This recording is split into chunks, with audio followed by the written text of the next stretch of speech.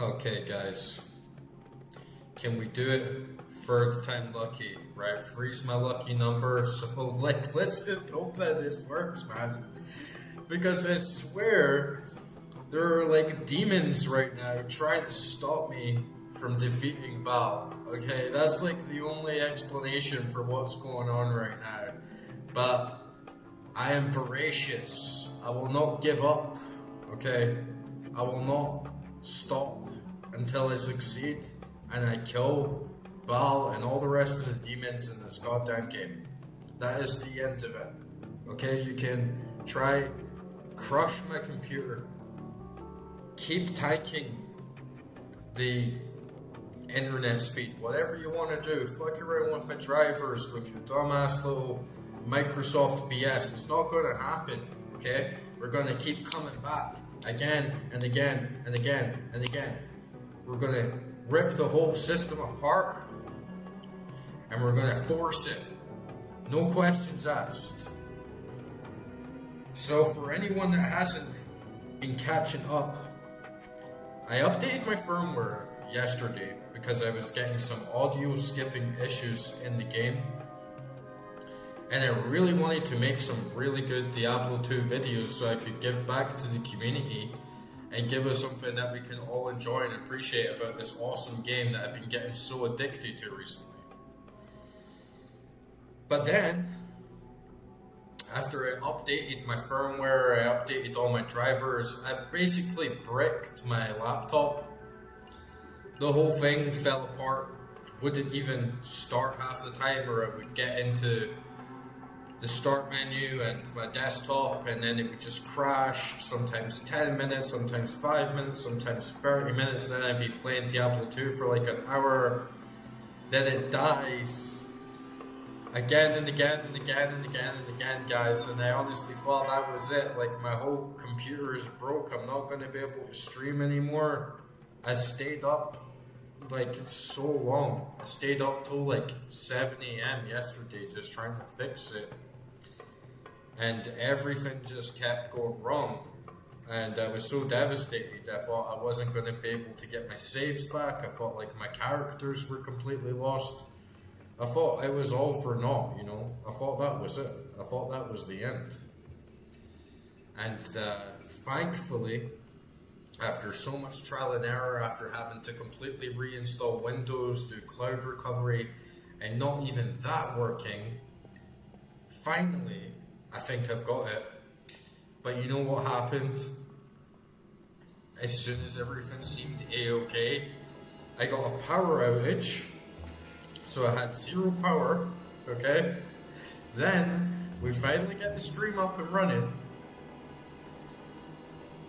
and then my internet starts tanking, I'm not getting upload speed, so I have to go back out again, reinstall my connectivity drivers, Wi-Fi drivers, do a reboot. I'm telling you guys, like, something's going on here. There's dark forces at work that don't want me to complete this game.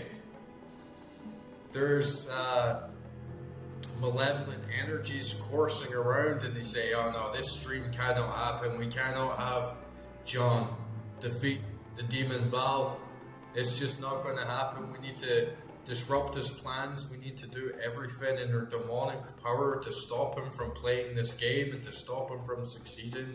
He cannot have the best drops, he cannot complete Nightmare, and it's not going to work, guys. It's not going to work. I'm voracious, I'm tenacious, I will keep coming back again and again and again because I love this game. I do not want to stop playing this game. All that was running through my head when all the stuff that was going on was, man, I just wish I could get back on and play Diablo 2 again. And look at this shit down in the corner. Microsoft Store giving me notifications. Oh, do you want to claim your free months of Game Pass? No, I don't want to claim a free months of Game Pass. I don't want OneDrive hogging up my RAM and tanking 60% of my upload speed, okay? So let's just get this over and done with. We're here now, we're going to do it. Upload speed looks good. if any of you guys notice any drops, you guys gotta help me, right? You're my party here. You gotta let me know if we get any connectivity issues, and just give a little prayer out that we don't get black screened again. And yeah, the past week throughout the stream, I have been playing this game a lot, and I've been really enjoying it. I've been playing a little sorceress, and such a good class. It's really opened my mind to a lot more different mechanics in the game, and comparing my build to the Druid, it's really opened my eyes to how different things can be.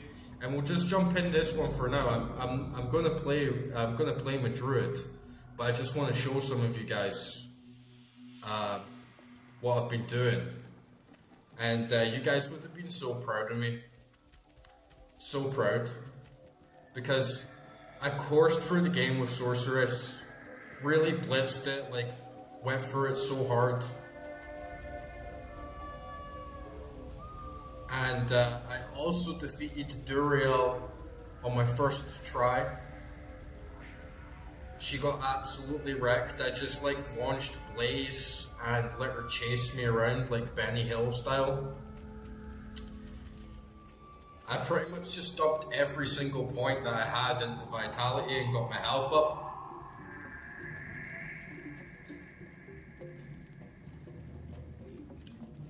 I got a little Blaze. I got Inferno, which worked out really well for the beginning of the game. And then it just dumped everything else in a fireball with like a little warmth. And it went really, really well. Plus, I got some really good drops early on in my Sorcerer's run. I got some really good rings. I got this unique belt, or this like belt of a set, and I got the shoes as well. That gives me some really good specs, but I really wanted to get the rest of the set for this to see what it does. And I got like into doing rune words as well, like some of you guys recommended. So I put Tur Rao on one of my wants and got like 6 to 30 fire damage. Plus I get 2 boosts to skills that aren't fire damage. That gives me a nice little variety instead of just relying on the fire damage for those immunity types. Half freeze duration, poison resist, and the sockets worked out really well. I put a perfect sapphire in my studied leather bloodhide. That gave me a nice decent variety of stats as well. Got like 60 defense on that. I put 2 runes, Nef and Tier runes, in my helm. 60% enhanced defense, plus 10 defense, and to get the plus 30 defense versus missiles, which was really good because that was really like hurting me bad as a sorceress. That was like my main weakness. I got amulet, 6% better chance of magical items, a ring, 6% chance of better items.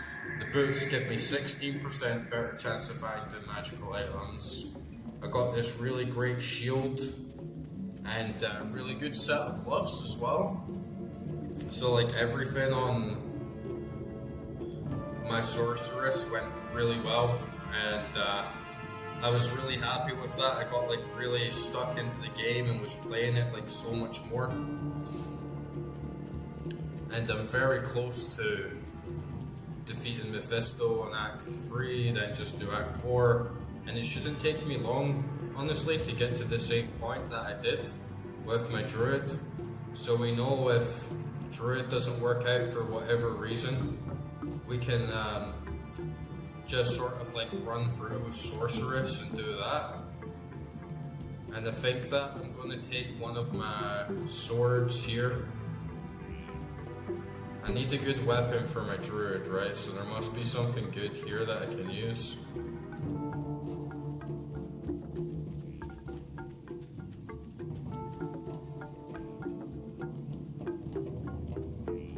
That could be good. Extra fire damage. There's a good flail there. Storm Saw, it's like a two-handed giant sword with like some really good stats, like some really good specs. But you know, I think that the shield was a good combination, so I'm gonna take this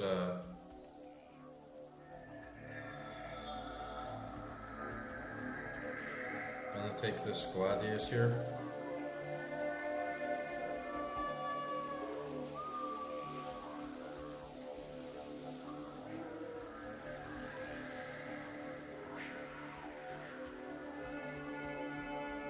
I'm just getting like an error message. Those goddamn demons are trying to.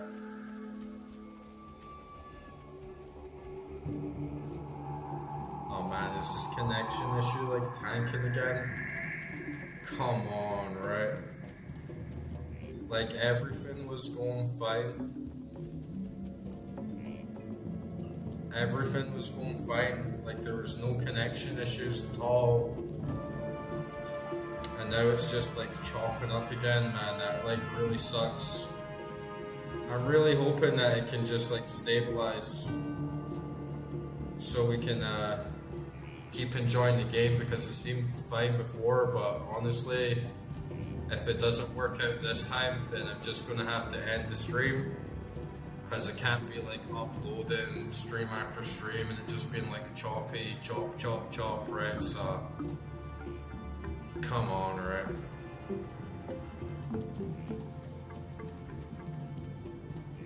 Let me just see if there's anything that's tanking the connection right now.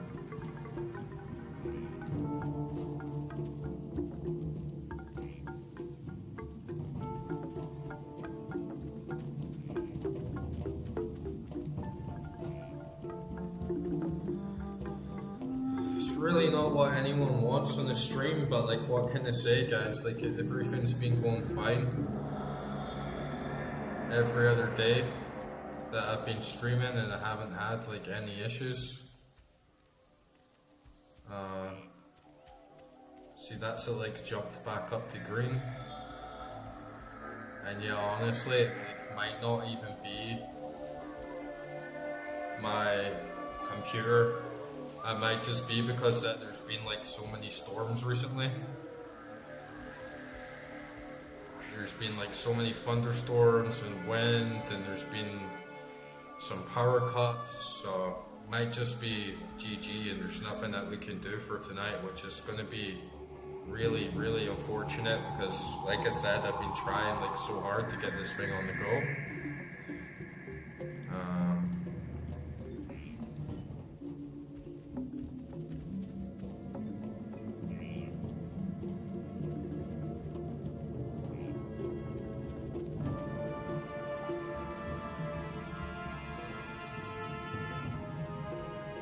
So, might be like a choppy one, but fuck it.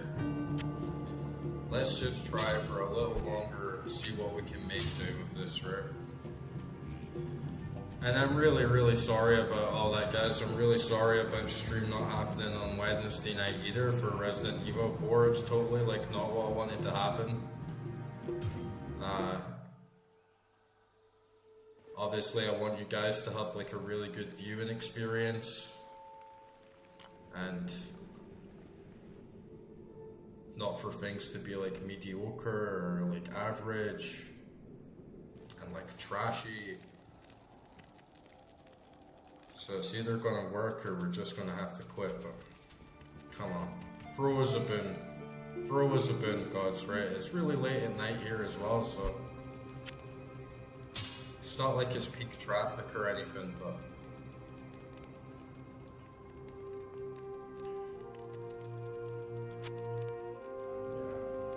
what do you think of this sword then? 9 to 39, 10% attack speed, 6 maximum damage, adds 1 to 8 lightning, though at the same time, this axe gives me 6 to 30 fire damage.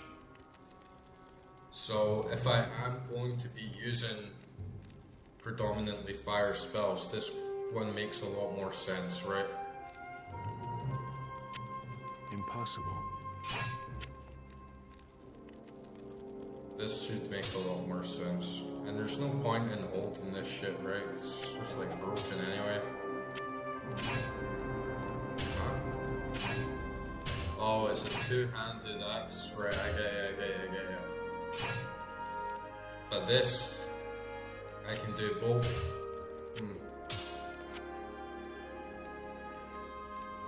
22 to 34, it's 10 to 18, right? But I'm not really going to be using my melee attack like that much.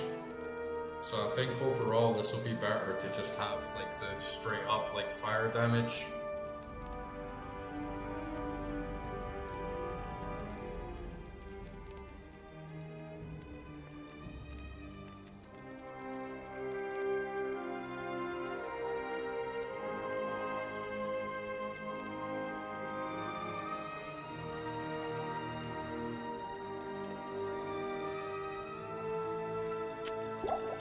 This game has set me on a real journey.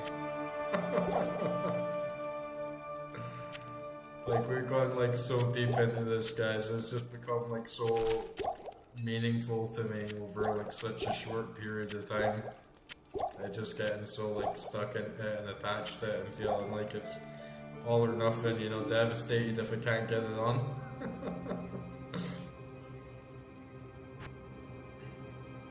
Like, come on, right? I told you at the start, like, we ain't gonna give up. Like, you're gonna have to do better than that game, right? We're here to stay, we're here for the long haul. Jimmy, Timmy, Vine, Direwolf, and my bitches. Come on, girls. Demons aren't gonna get us down tonight. We have evaded the black screens. We've made that progress, and now we're gonna do the rest.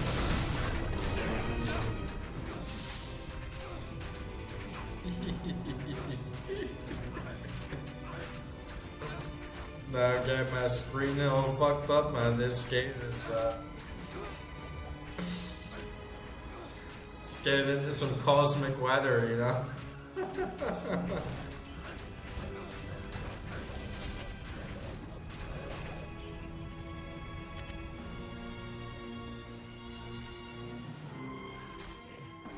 Sometimes it's like, what more can you do but laugh, right?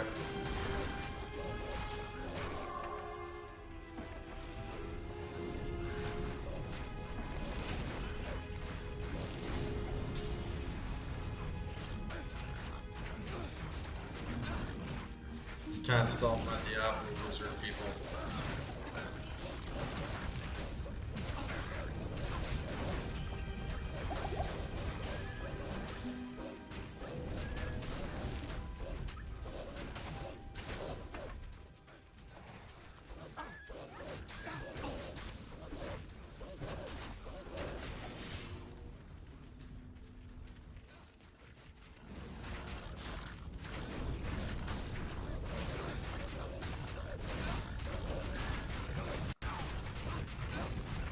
Sometimes you just gotta keep pushing on, guys, right? And on Wednesday, like, stream didn't go so good either, but you know, I'm learning and trying something new. And I gotta say as well, like, these streams have been so good for the channel. We're like so close to monetization, you just need like a few hundred more subs, just like keep things going the way they are, and like everything's gonna work out. So you can imagine how much more annoyed and frustrated it was that my laptop just suddenly like bricked. But yeah, such is life, right?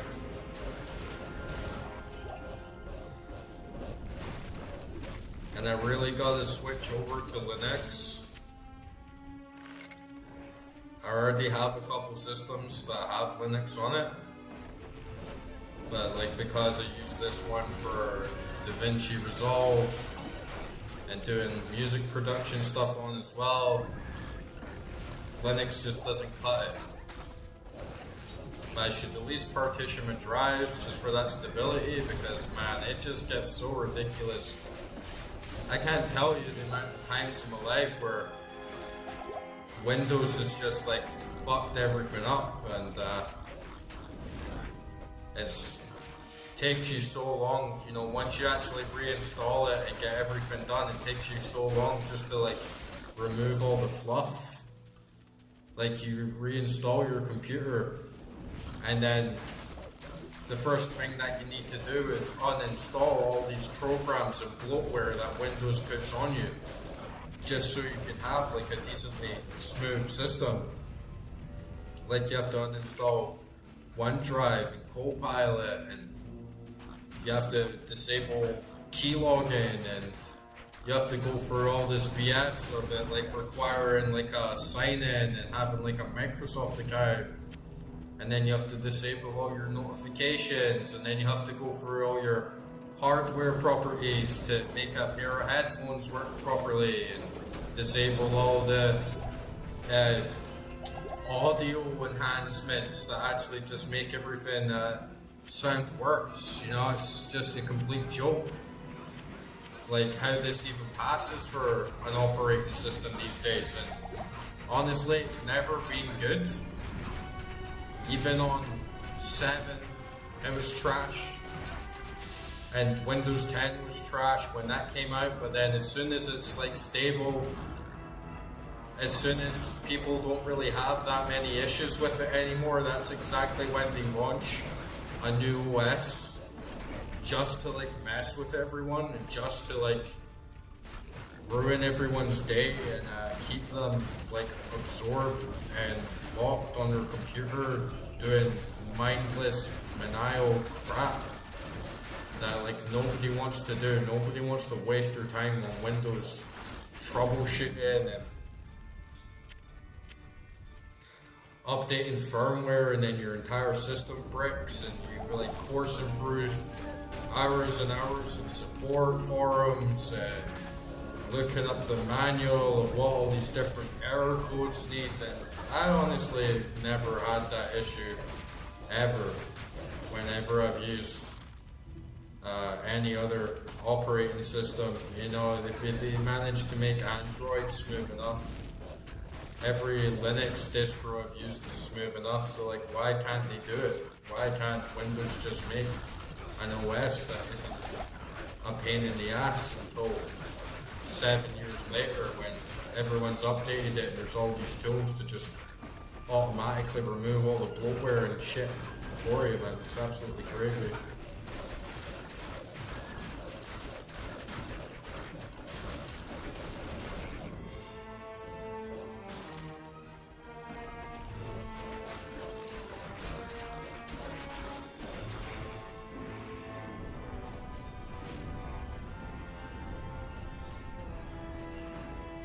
I thought those guys were enemies for a second. Just not used to having so much of a squad on screen, you know?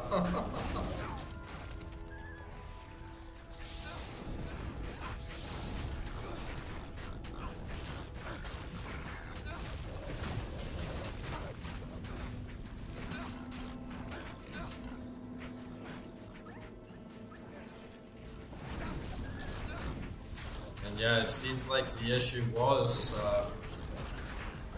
when I updated my firmware, all these drivers just got corrupted and just wouldn't load.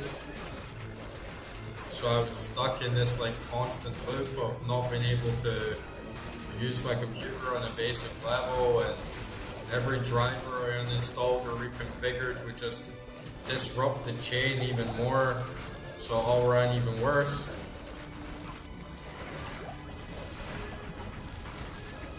That's a glorious pile right there. I'm really liking the Act 5's vibes, where it's much more of like an epic battle. You know, humanity is like rising up. It's good to not just be on your own with like useless Tyrael and everyone else at camp that's saying that they're such a badass and they know so much, but then they can't go out and even like kill a couple of demons. So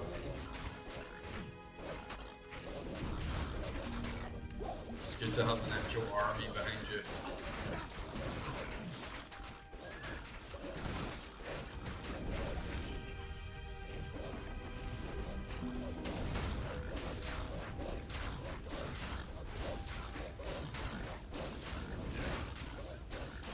And for me, it's like, I live really far away from civilization. You know, I live in like a little village. There isn't really much to do here. There isn't like any bars. I don't have any family. I arrived here with very, very little. I don't have any books. It's very hard to even get books in English here. And there's like nothing to do, really, if you don't have a computer. I use my computer to work and do all my tasks, watch TV, watch films, listen to music. It's all on my phone and all on my computer, so if it's broken, then you're just like screwed, you know, there's just like this sort of awkward silence everywhere.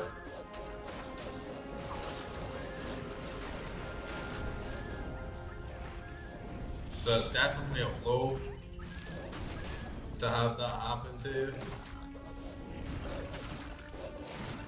And you can't go out, like there's no one to like hang out with, nothing going on, so it's like computer or nothing, right?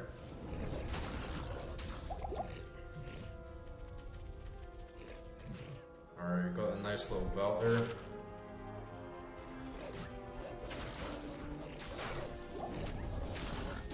What's this dagger?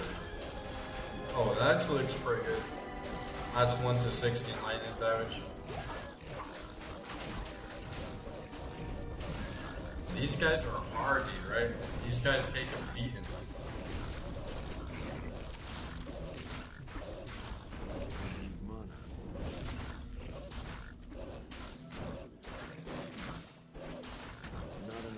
But I guess like you can't hold on to everything in this game. Sometimes you just gotta let go of like uniques and things that look good and might be good for another character. It's like, screw it, like you don't have the space or the time to be managing all of this shit, right? Like, yeah, that's pretty good, but you can get better, I guess. Belt's got 8 slots as well. 20 defense, 8 defense, but it's got 8 slots, like replenishes life, like a bit of poison resistance. Guess it is like pretty handy. I just put a crown on, right? Like, want to see what my dude looks like. There's like 0 difference. Looks pretty cool though. I like the shaders, I like the glints in this game. And I only just realized as well that you can like press F to like zoom in and see all that like gritty like pixel goodness. I did decide to change the resolution to be a bit bigger just so we got like a bit of a wider view. And I'm kind of just like running through the game, like running through the start of Act 5 here again, just to get better grips of the Druid since I've been playing a different class for a little while.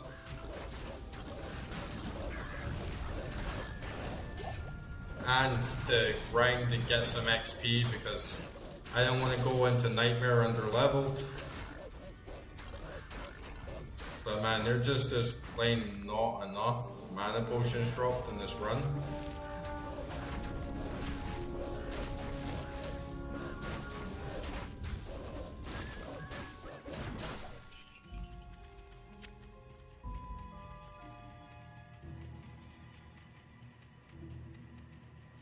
Let's go back to town and buy a bunch of mana potions. Because I feel if you do have mana and you just like stock up on mana, you really can just like unleash like so much fury. But look at this, there's just way too much health potions, right? I'm even gonna sell like a lot of these, right? Just like, get rid of these things, man. It's just far too much. I don't need all this. Because you drop them so much anyway. It's like every other enemy drops a health potion But mana is just like so scant. Yeah, sell this as well. I'm gonna keep that just in case I want an excellent belt.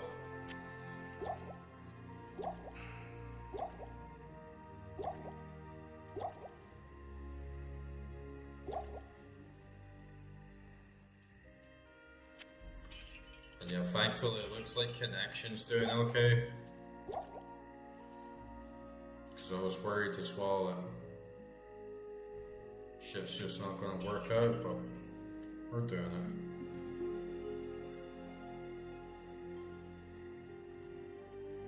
Let me just go into the Discord and drop a link and see if anyone's around.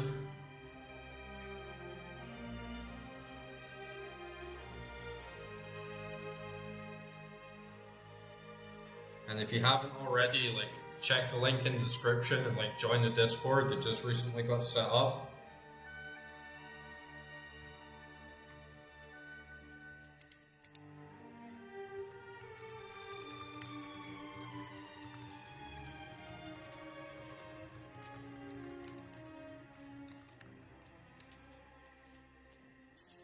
And yeah, it's good to chat with like a lot of you guys. I've had like a lot of really good comments. And Diablo 2's like brought a lot of people on to the channel, so like I'm really thankful for that, and it's been great hearing what you guys have to say and like your contributions, like your inputs.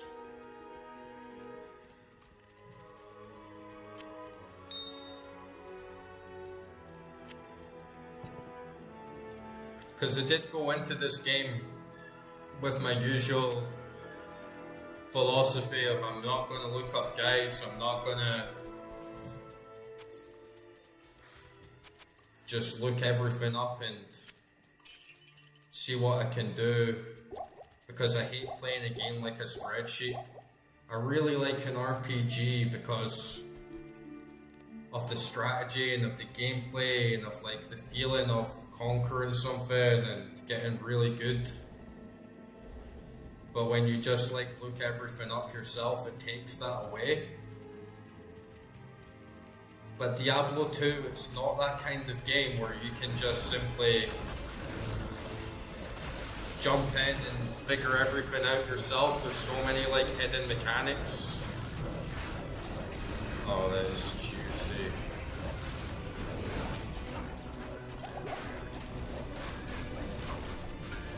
But at the same time, I still don't want to just look everything up on the Wikipedia, right? So that's why it's been really great to have an organic way, because I feel games back in the day, you would learn things from each other, you would learn things from your friends, word of mouth, and people talking to each other. And so I'm really glad that I got to play this ancient game and still get like a bit of that experience.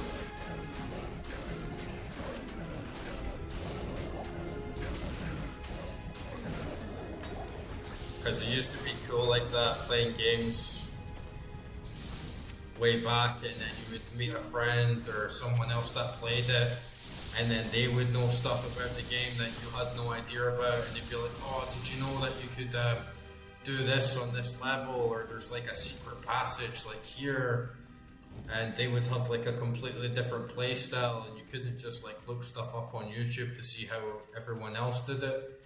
So I gave this really like organic feeling to the players and like what they did. And I don't mind playing the game that way, you know.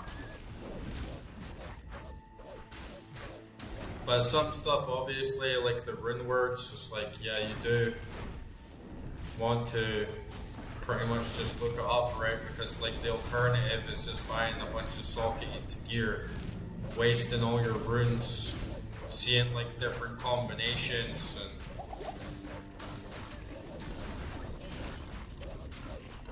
that just kind of takes too long these days. But I could see like back in the day as well that sitting down and really being some of the people that crunched it out and found out the limits of the gear, it would have been really satisfying, and it would have added like a lot of good like dopamine and like gambling, especially when you found the right connection. especially when you found the right combination, right? Okay. So gotta get through here. And these enemies are harder. So I really gotta step it up if I get a big combo of spells in there, it's good. Like you get a volcano, you get Fisher in there, spam fireballs. It's a lot more active playing Druid at this stage.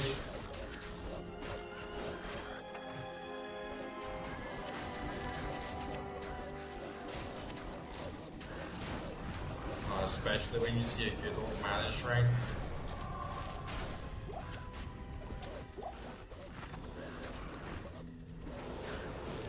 And when I was playing Sorceress, I noticed how like faster I was clearing zones, but Sorceress is kind of cheesy, right? Because for me, I was just like spamming Blaze and running through the map with a big trail of fire behind me and letting all the mobs chase me.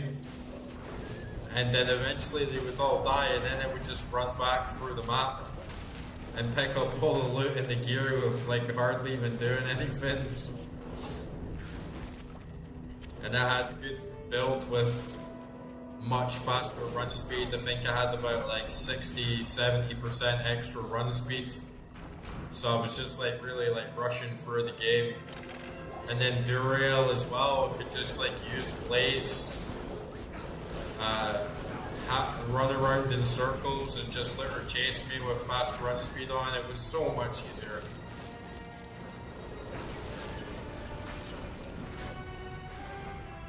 But I also feel that Druid in a lot of ways like teaches you how to play the game, because you have to be a little bit more methodical and like cautious. Whilst if you're playing Sorceress, you kind of can't just like run through everything without much consequences, and then maybe you get like a big skill check and a lot of things don't really click because you've just been too busy pushing through it.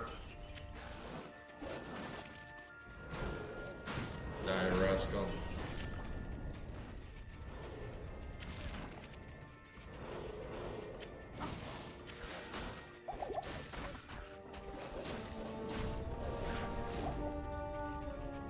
And I like how each class that I've played so far, at least, like feels really unique.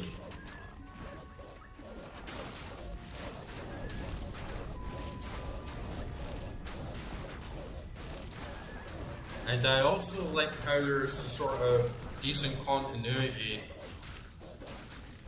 between playing the game as a whole, because say you're like running for the game and then you pick up some really good gear for a different class, like you find some really badass two-handed swords or like big axes, and then you can use that on a barbarian, and then it motivates you to actually try the other things out, and then vice versa. You can be playing your sorceress, find good items for the druid, so it all kind of has like a good like positive feedback loop of each time you play you find more and more stuff for each character, and managing your game file as a whole instead of one character. I like that, and I think it's worked out pretty well in this game.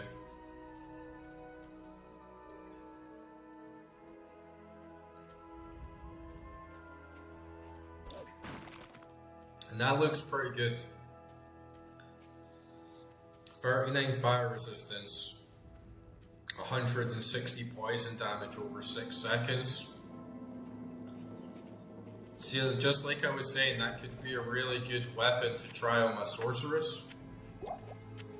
So it's, for me at least, it's one that I'm going to keep hold of. I'll put it in the shared stash and then take it back. And also just hold in items on the side for the resistances.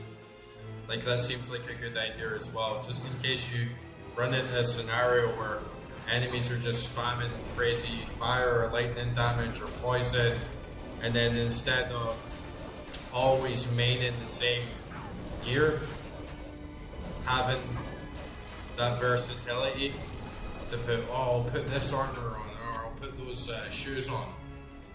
And I like that in an RPG. It makes you feel more creative, and it makes the items feel more traditional. Like, oh, I used the sword of light in this part, instead of just standard, like this is a level 1 sword, this is a level 5 sword, and everything just scales up in a unilateral perspective without much difference. It's nice to have weapons and armor that has purpose beyond just doing more damage or taking more hits. So it's like the weapons are more contextual, you know? I like that.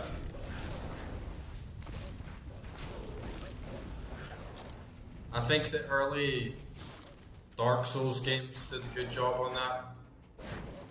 And I think RPGs used to be more like that, you know, like Dungeons and Dragons sort of style. A weapon wasn't simply a weapon, it had more practical purposes depending on the environment or what situation or what the enemies were like.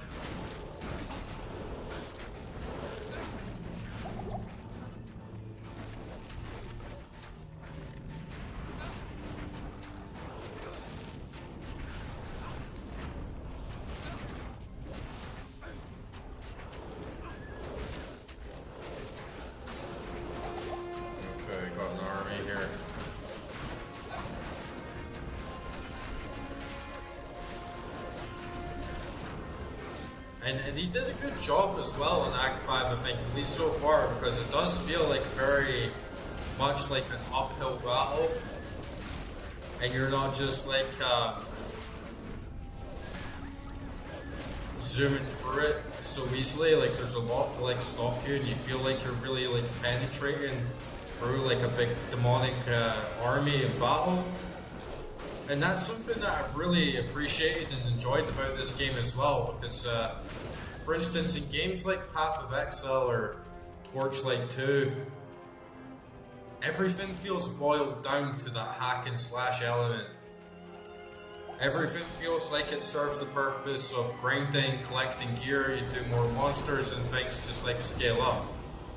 But in Diablo 2, each area and each dungeon has its own like unique sets of challenges, and it really bounces off that like isometric style. Like it plays with mechanics, it plays what's tricky.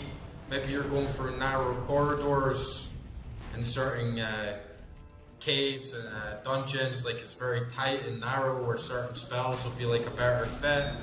Maybe it's like the swamp where things are very windy, very like mazy, or it's like Act 2 where things are more open on the main hub world.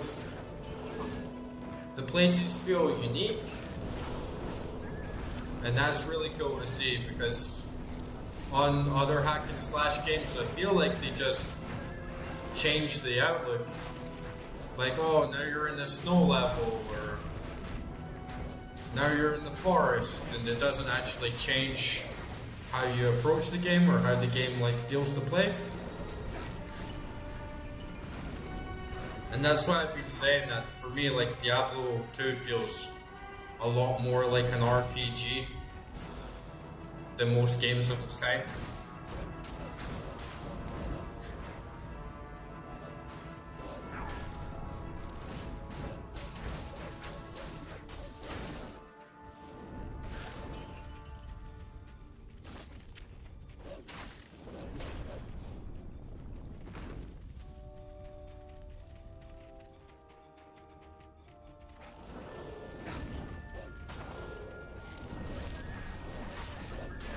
And I feel that you can have the opposite side of the spectrum of those sorts of things, where you have games like Skyrim, and they're just kind of like a cop-out, right? Because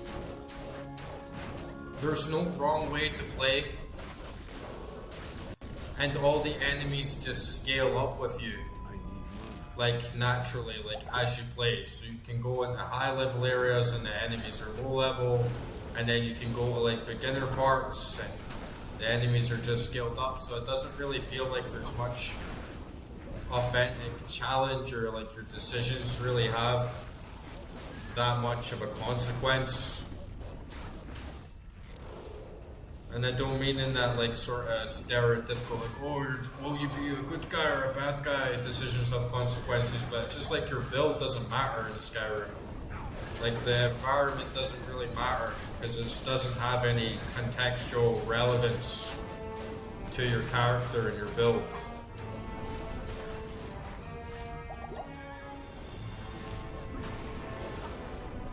Like there's no point in Skyrim where you're like, oh, this area is really bad for my character because my character specializes in long range and so this is really difficult for me.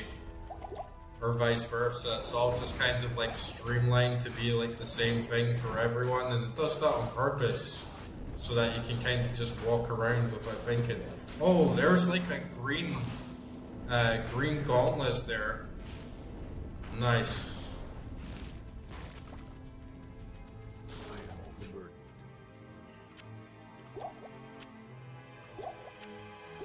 Stock up on these health potions, on these mana potions. At least I finally got a lot of them. Okay, nice. Let's hope for a good one, right? Come on, RNG gods. We've been unlucky for the past day with all this bullshit on the computer and all the technical difficulties, right? So I feel like the least the gods can give us right now is a glorious drop, so let's do it. Cold resist 30, half freeze duration. Man, that's kind of trash, right? I mean, it's probably going to come in handy, like I said, later on, if I need cold resistance for someone, or I'm doing Durail, Nightmare, it could come in handy situationally, but I don't think it really beats what I've got now. You get a little bit more defense.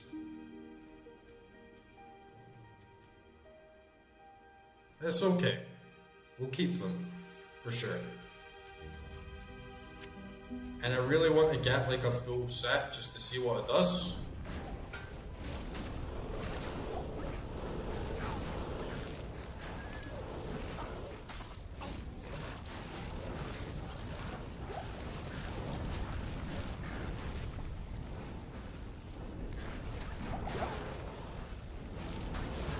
Oh, my wolves are dead. Kind of gross.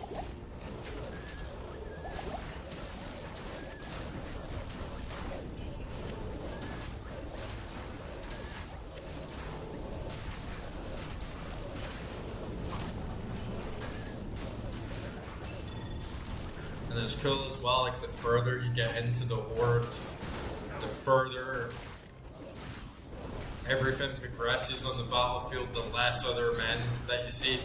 It's like you're sort of like the one guy that's like still standing and that's like still strong enough to like push through it all. And yeah, it's got a really epic feel to Act 5. I like it.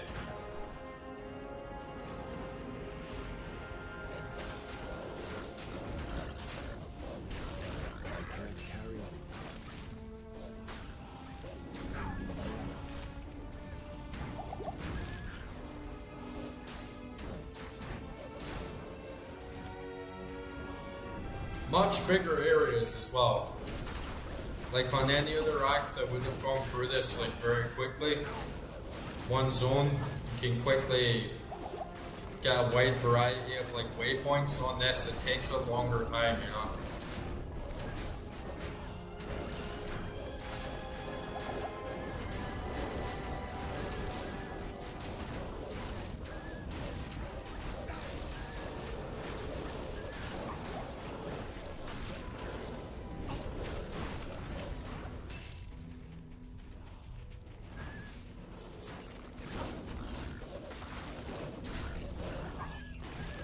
Oh, big screen shake there.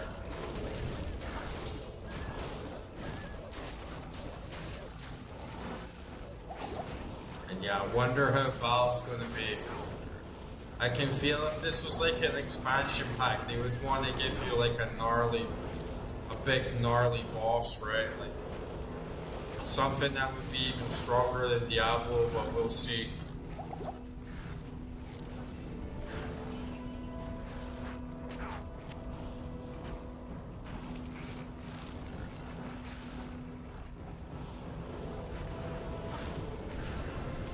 minions are getting smashed right now.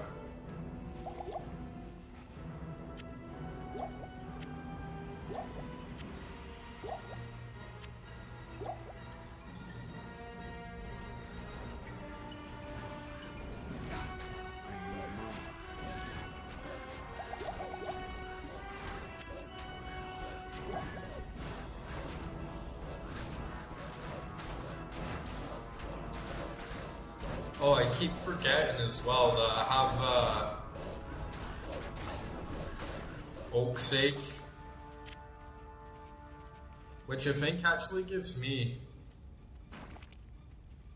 a damage and health boost as well, so it's definitely worth having. Yeah, for sure.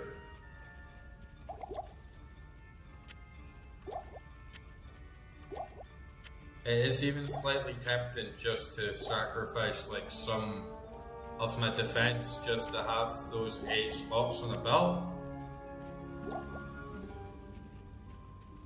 Because it would definitely save me a lot of time on potion management.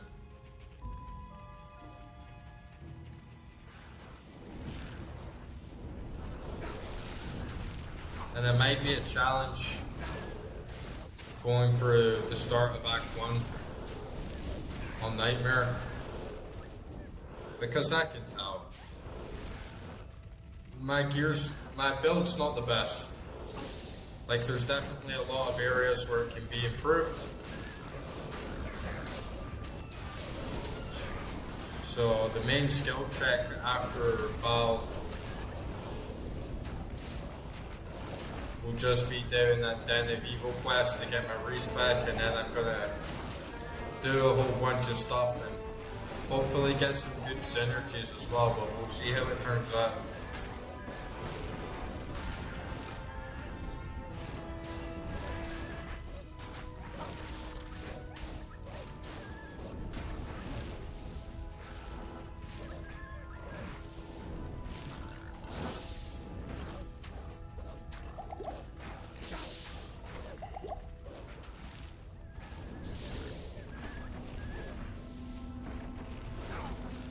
That like Oak Sage died like so fast. That's the sucky thing about having the minions when you're getting like much further into like high level fights like this, is that they just die off too fast, and then you have to spend so much mana resummoning them.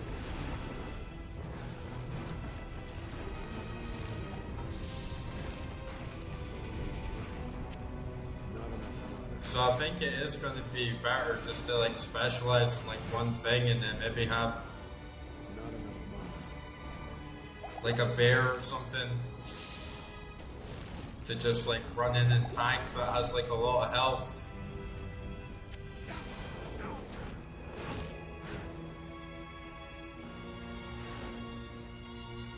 But I picked Druid just because, you know, when I first launched the game, I had no idea what class was good, what class was bad. I just like Druids. Druids are cool, you know, badass. It's like my home legends. Like being in Scotland and the Druids and being in tune with like nature and like animals. It just seemed like a good vibe.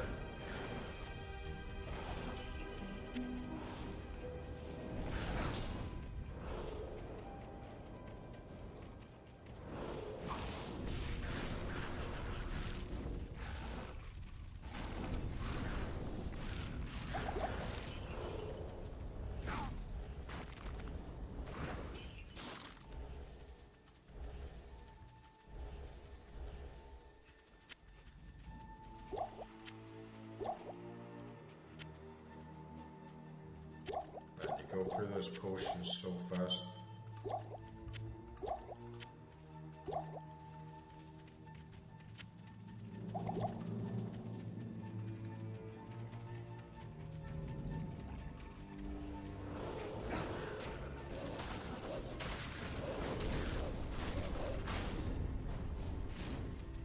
Sucks how you can't even use them like when you open your inventory. Like, if at least if we could use them before I put them in my belt, that would be kind of useful.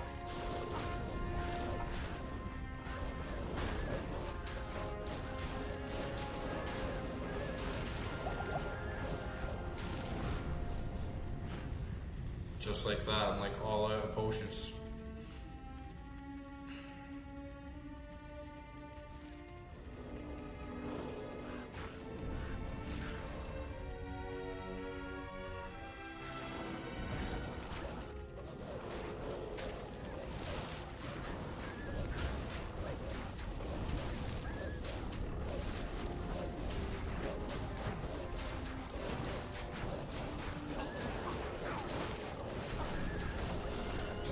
Oh, he got smashed. What's that? A quahab? What the hell is a quahab? Quahab. Boom.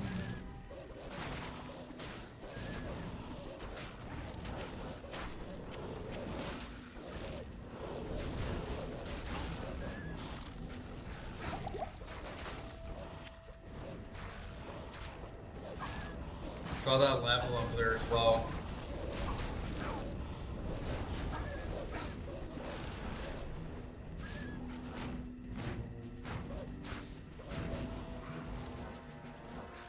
I'm kinda like not even sure what I'm doing with my build at this point, honestly.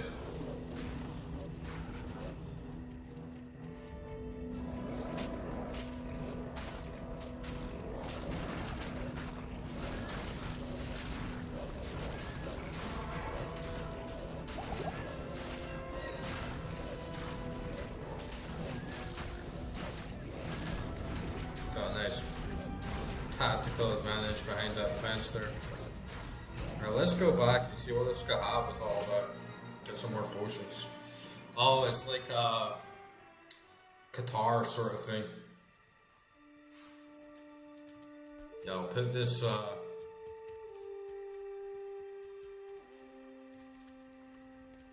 put these gloves in the stash, which is getting so filled up right now.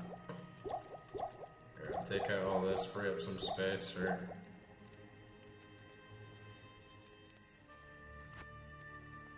Yeah, should I go for that belt just for the slots? 22 defense plus 20, that gives me 8 defense. That gives me replenish life, lightning resist, poison resist, and 8 slots.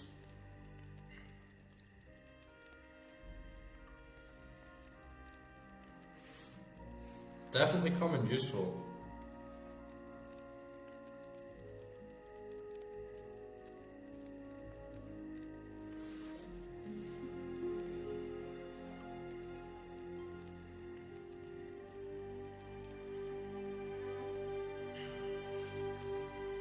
And this, guess I'll identify it. Hit causes monsters to flee. Could be okay for assassin, I guess, but it's like nothing spectacular. What I'm really looking for is items with sockets. But this one, that'll definitely come in handy for my sorceress to try.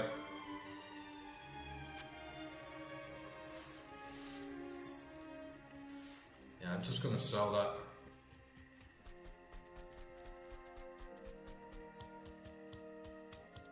Good evening.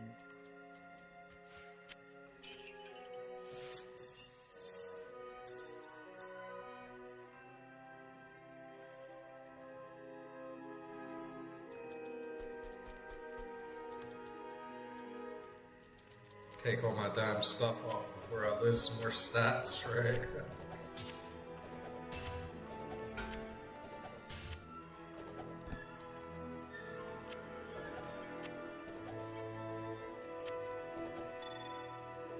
Okay, yeah, just put everything in vitality.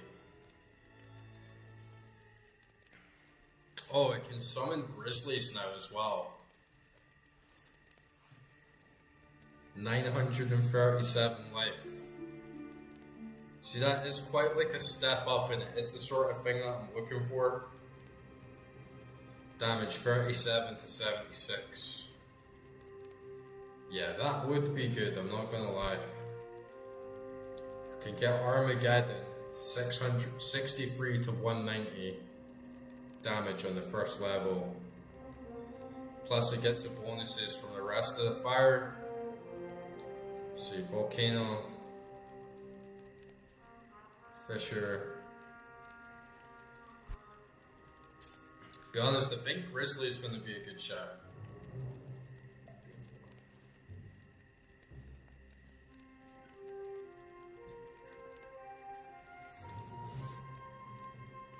My build's like too diversified though, right? Like I should have stuck to one thing, but I just didn't know what was going to be useful. But yeah, I'd rather just get like a big tanky summon. Yeah, I don't need to worry so much. But my minions dying constantly and it'll maybe save me like a bit more mana. Fuck it, let's get the bear. Right, let's see what it's like.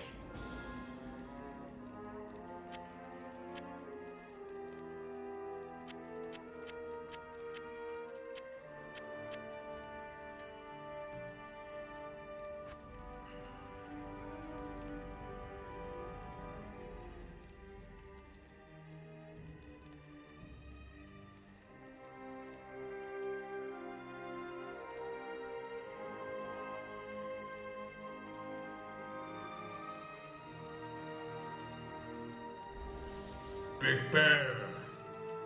What would we call the bear? It's a pretty big bear.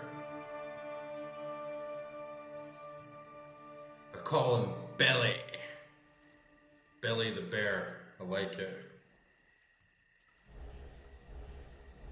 What say you, Billy? Are you ready to fight? Are you ready to crush the demon scum with thou mighty paws? Is thou ready to defeat the demon lord Baal?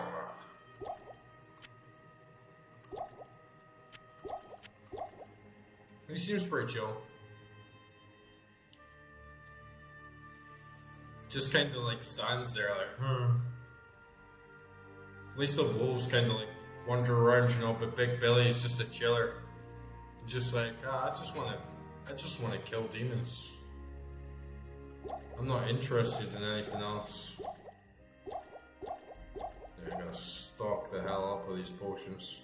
Come on, Billy, let's see what you got, boy. Brrr. Go, Billy, go. What the hell are you doing? You're just standing there. What the hell is he doing? Come on, Billy. You gotta fight for your rights, man.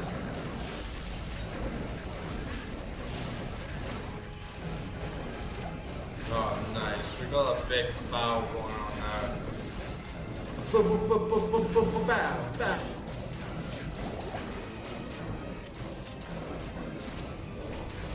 Big Billy the bastard bear. Go on, son. Kill him.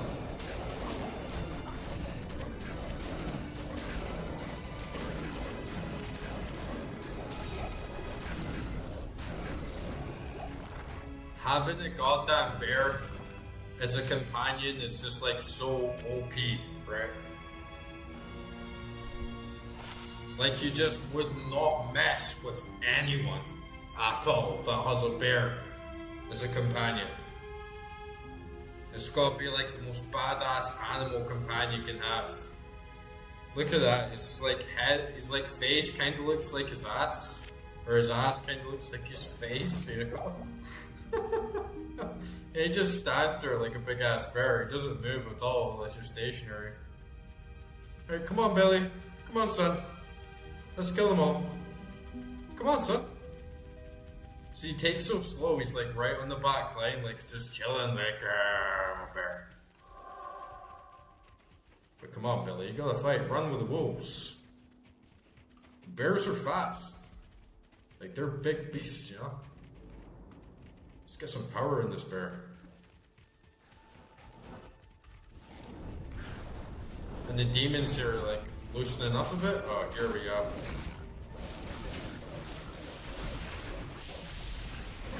See, I'm noticing like my strategy. with a Druid, if we want to get that fast like clear speed, it has a lot of like lingering AoEs, right? So it's good to sort of like run in the horde of them, get a volcano down there, get a fissure in there, then run back to the front line with your minions, start launching fireballs. I think that's like the most efficient way to kind of take them down and actually start getting some decent efficiency. Thing with minions as well though is like if you leave them behind, they'll just spend quite a while like attacking like one or two mobs that are stuck in the back that you just kind of want to ignore. Oh, look at this big block. Those things are nasty. Oh, big energy whips. Whipping my bear. Get him, Billy. Get him. That's my boy. Yeah, Billy's pretty good. Like, he's surviving his own. He's holding his own in this fight. The direwolf's like 50 HP. And one of the wolves is dead, but Billy is a good boy. You're a good boy, Billy. Jimmy and Timmy. The Crow Bros. Jimmy and Timmy. Come on, squad. Unite! We must fight this horde. Come on. Get buffed. Breaking the doors down.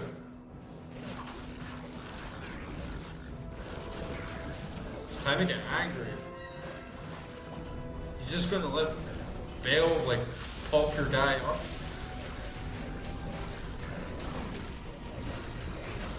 Oh hey Ishio dude, how are you doing? Thanks for popping in. Hope you're having a good night, man.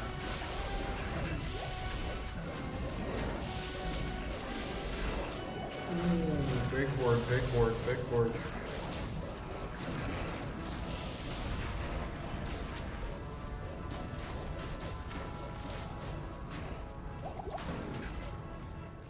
I just got my bear here, Billy.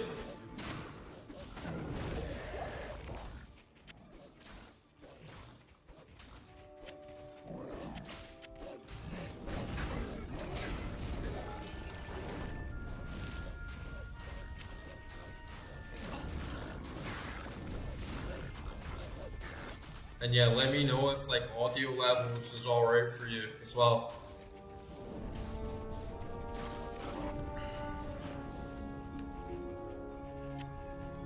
Finally got there in the end, right? Like after such a bunch of bullshit today with like potentially getting my entire system bricked, and then got on.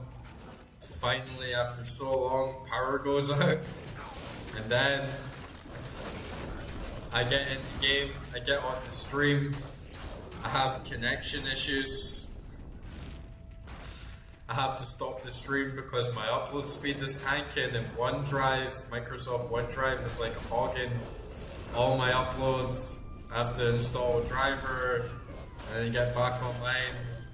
It's like finally. It was such an endless mission just to play Diablo 2 again, and I'm so glad I have my saves. Oh, nice. Yeah, sometimes it's hard to tell with audio issues when you go from act to act, because sometimes it feels like the music can be so much louder and vibrant compared to like ambient vibes. Yeah, it did pay off. I've been playing for maybe like an hour and like 15 minutes now. So I think we're clear. Like, I don't think we're black screening anymore. And I'm gonna be like so careful with this system now. I'm pretty much just gonna run OBS and Diablo 2 and not take any risks again. The one thing that's kind of annoying me though, right, is that I had the audio skip issue happen again a couple times.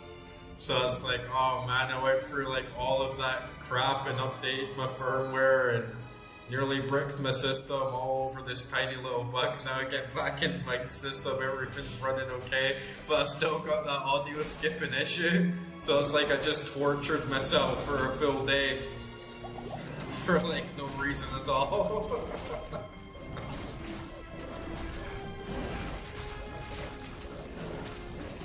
These guys are so gnarly, like these big green whip guys. Yeah.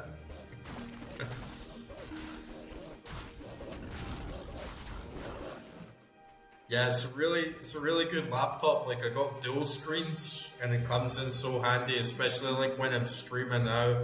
I can have a game in full screen up top and then I look down and I can like see chat and like stream and like monitor like OBS and like my connection and stuff, so it's really handy. But I just love legacy graphics. Like, it just looks so much better to me. And I like retro gaming a lot, but I also just wanted to get that pure Diablo 2 experience. I didn't want to be this like new Diablo player and it's like, I never played Diablo, I just played Resurrected, I just played the updated version. Like I wouldn't know what it's like to be like a vet or a veteran's like perspective, so I wanted to get like real Diablo 2, you know. And a remastered, it looks pretty good, but the main thing that appeals to me is the sound design. Like you have that extra layer of ambience. When you're next to fireplaces, it sounds more vibrant. You get the chip icy winds and dripping caves, and there's more layers on the sound channels. But I prefer the graphics of a legacy for sure.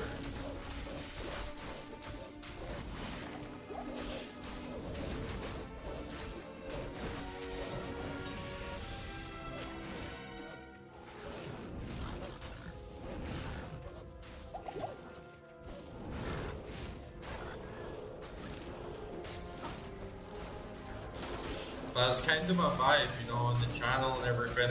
I always play old games. Ah, that's true. Like, if you played it for like 25 years, right? Like, a coat of fresh paint feels like pretty cool to see, and you can see all the other animations. And yeah, I can appreciate that. So maybe I'll try remastered in 25 years or so, you know.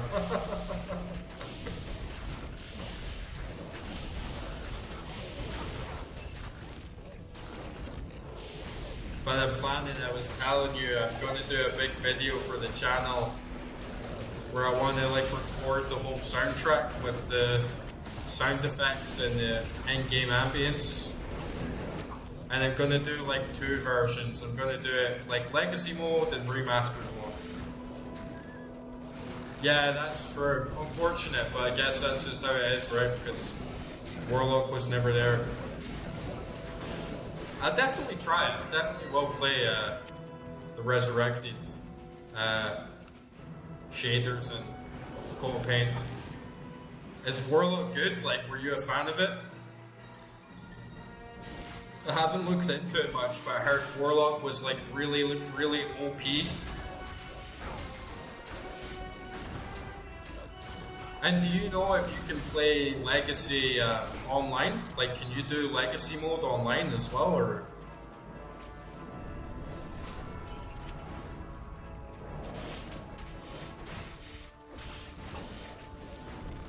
I'm sure if Blizzard doesn't add Warlock sprites for Legacy, then it could easily be implemented in a mod, right? I'm sure someone will do that.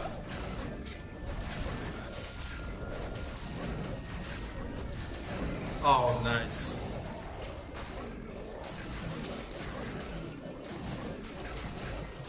Yeah, I still haven't gotten into online much at all either yet.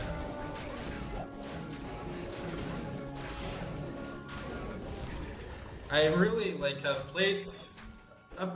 played a decent amount of hack and slash, but never anything like super hardcore like a lot of people do.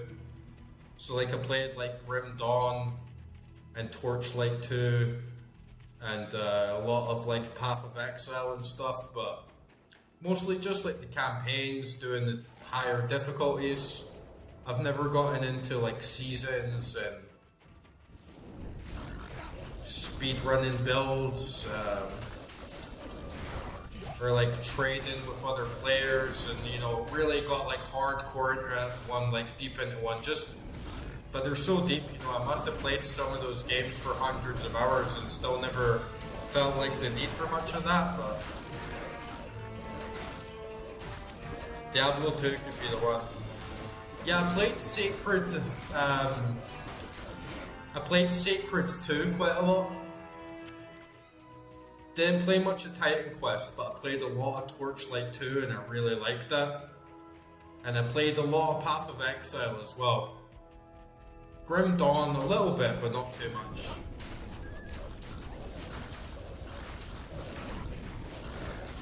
You must have been really into those games back in the day though, if you played a lot of Diablo 2 for like 25 years, plus you played like Titan Quest as well.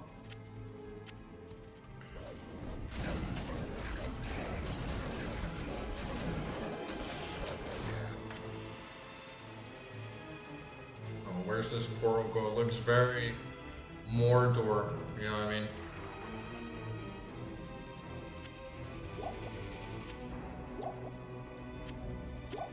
But I was saying earlier that Diablo 2 feels a lot more like an RPG to me compared to those other games. Like there's something about Diablo 2 that feels a lot more, it's very hack and slash, but it also feels very grounded in the environments, the level design, the role-playing aspects. So it's got a different feel.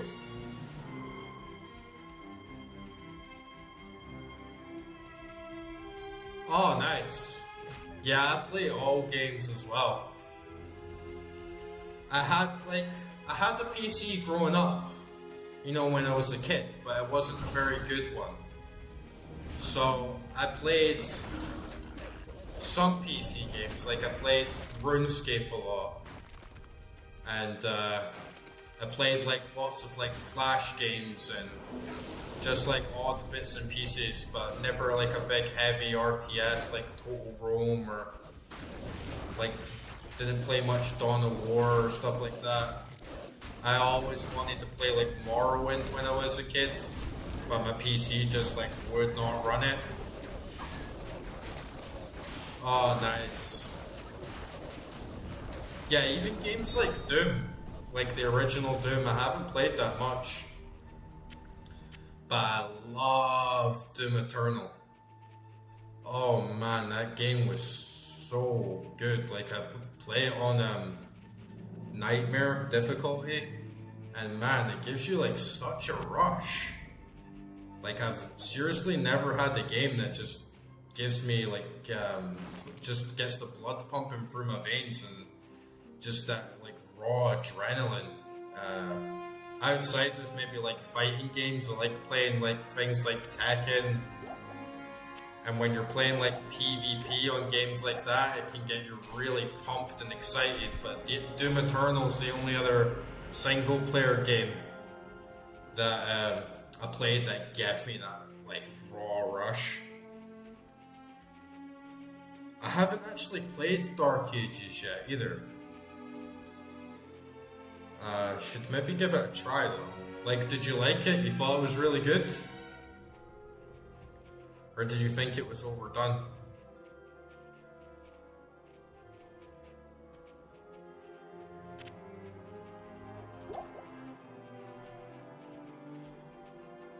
This is kind of trash.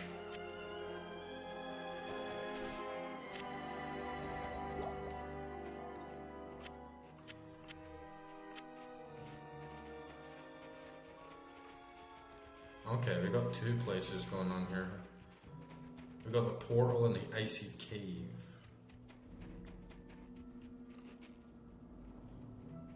Yeah, it looked good. Maybe like, here's another thing. Once I had gone through all that bullshit with all the install, finally getting the thing up running, uninstalling OneDrive, blah blah blah, uninstalling all the Windows keyloggers and trackers.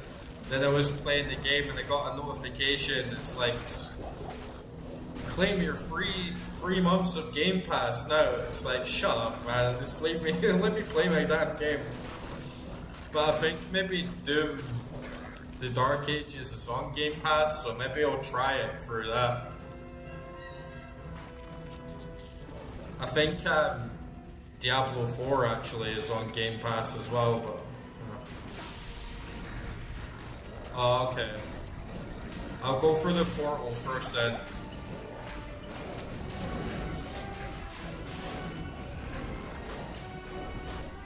Yeah, Act 5 is beefy. You definitely get a lot more gameplay. I love this bear as well. I was so close to like not getting him and just like bulking into fire, but the bears completely changed the dynamic of my entire squad of minions, because he just tanks so much damage and it makes them all survive, so I'm using like way less mana to like keep myself afloat.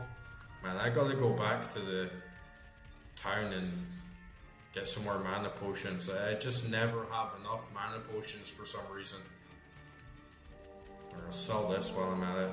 I can't carry any. Oh, there's a ring there, so that is.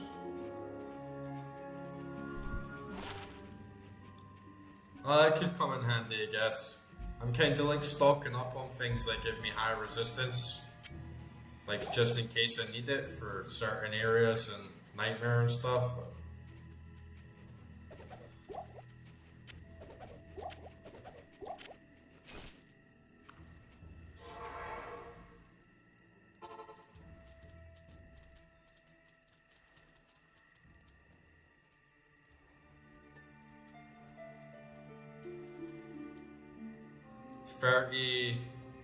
Oh, okay, yeah, level 30 is pretty high, you think, for like this point in the game? I thought it was a little under leveled. Salutations. That's actually really good for a level 16 though, right? I might put that in my stash.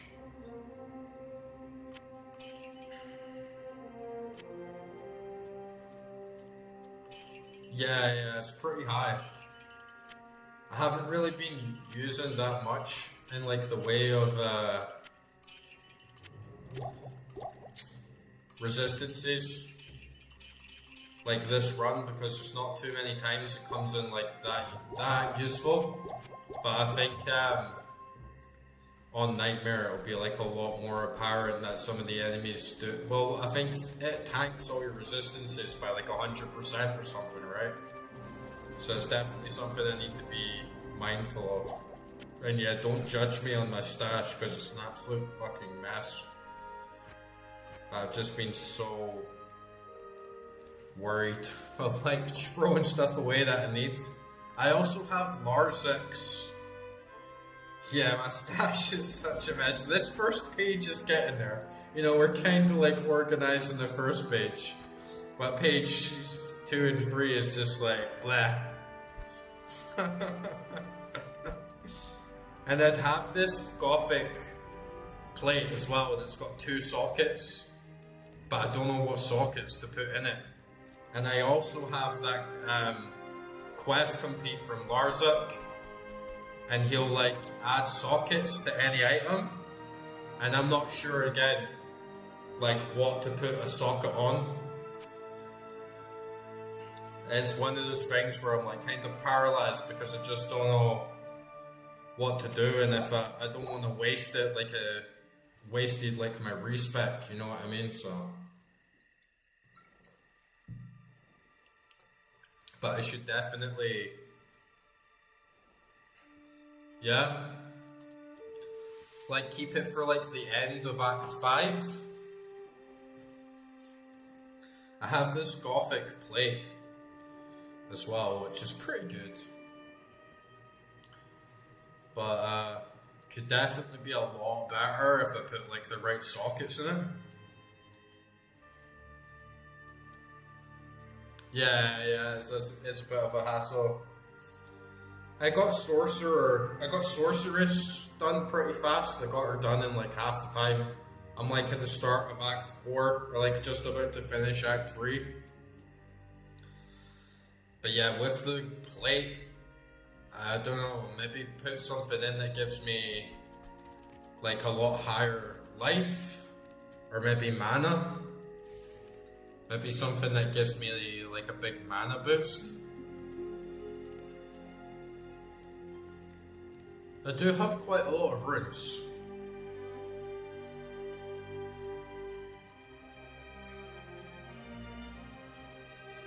But again, in terms of like min-maxing, I'm just like not really sure.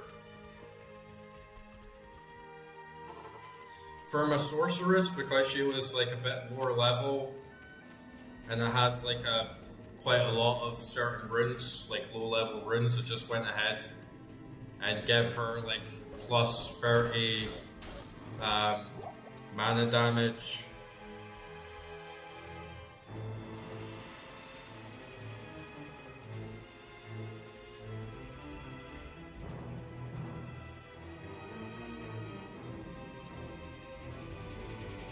Oh, okay. Can't get in this pit either. I must need to like do something else before I can get in there. But yeah, on my Sorceress, I gave her like plus 30 fire damage, and then on something else I gave her like a big mana boost. And she's like really strong. Oh, right. Thanks for letting me know. Yeah, the game's not perfect, some things are a bit janky, and I had this ridiculous issue. I've been mentioning it every episode, I've been ranting about it, so anyone else that's watching is probably like, oh no, he's ranting about this stat bug again. But yeah, I lost about 40 points stacking things in, and then just reset my counter back to like 70. I would get to like 80 strength and it goes back to 70. I'm like, what the hell is going on? And yeah, I lost so many stats, like not realizing what was happening to my character. It was really, really annoying, and I can't believe that they still allowed that in a game. Like they remastered it. It's like, did you not think about changing this like game-breaking stat bug, guys? Like, it seems kind of bizarre.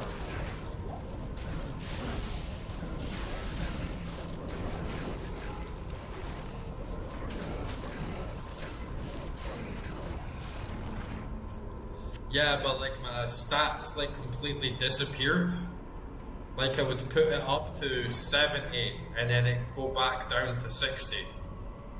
And it did that like so many times. And then I was like, okay, like strength doesn't work, strength's like broken, so I'll put in vitality. And then it did the same thing. Yeah, I understand it now, but I had to like look it up. It was like really frustrating. And then I won't get the points back until I respec. So even though I'm like level 30 right now, I'm kind of like level 26.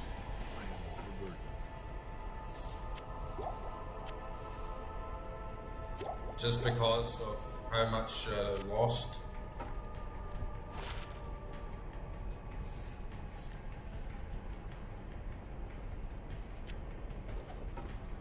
Yeah, I get the stats now, I understand how it works, it's just...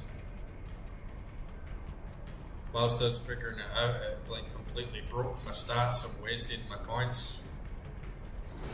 And now whenever I level up, I have to take like all my gear off, so that nothing's boosted and I won't get any stat bugs. It's kinda... It's unheard of, you know, I've been gaming for like the majority of my life, and I just never seen something like that happen at all.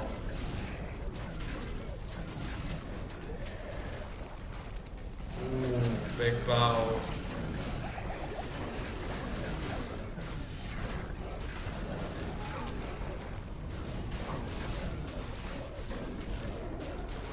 Oh yeah, that bear is so good, man. I'm so glad I got the bear. I was kind of like regretting parts of my summoner build because the wolves were just getting tanked so easily, but like since I got that bear, he's annihilated. Belly the beast.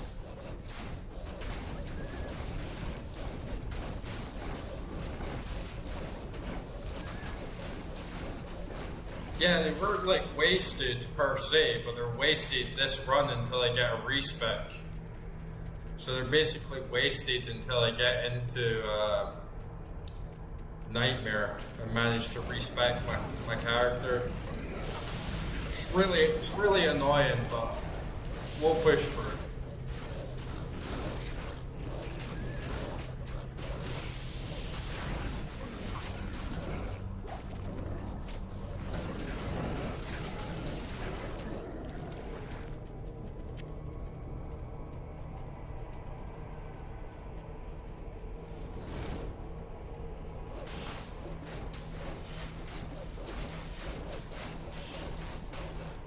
And I think that in terms of a build for a Nightmare, there's parts of my Druid that'll work out okay because if I get a lot of enemies with immunities, at least with this I have like a decent variety of like damage dealing. Like Volcano does physical damage as well as fire damage, plus I have like my minions. So it won't be as stressful as just like running pure fire build on Sorceress and then you can't damage anything when you get to Nightmare.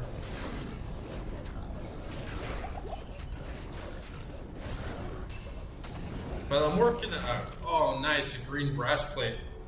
I've been getting pretty good loot the past like week since I've been playing this game. Like on all my characters, just like quite good consistency of drops. 146 defense.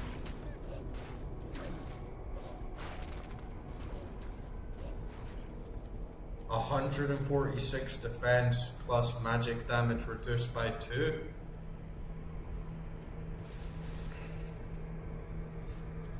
Well, that's quite good, but there's like no socket, so still though, I'll definitely keep a hold of that.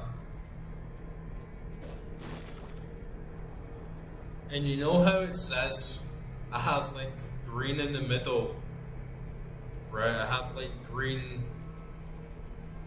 on the case, and then armory is like sort of gold gray. Does that mean I already have that, like a mustache or something?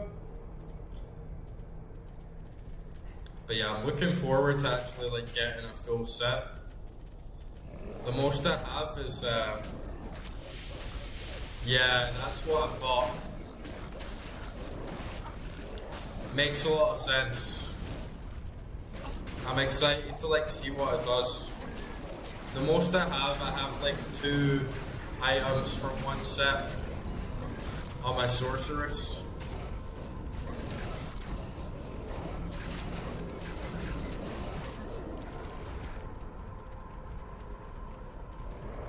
Oh, okay.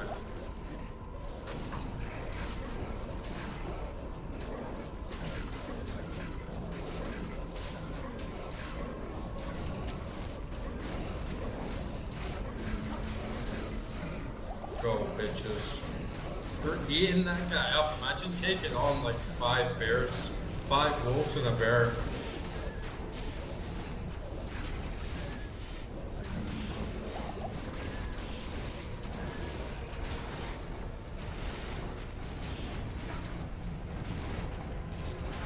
Oh, those guys are buffed. No, Billy! Leave Billy alone. Oh shit. Man, those guys are buffed.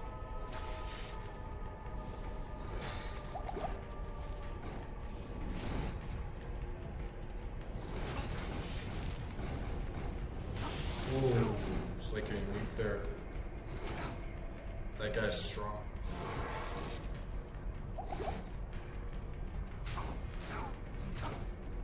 Close one.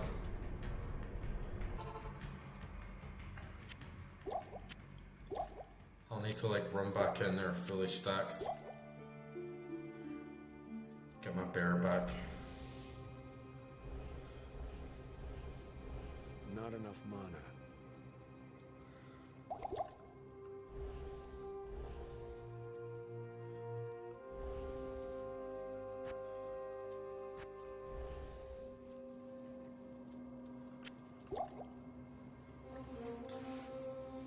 And yeah, do you know if like it's just me or do mana potions drop at like 125% less percent than a goddamn health potion? Ah, I see. Yeah, nearly got them.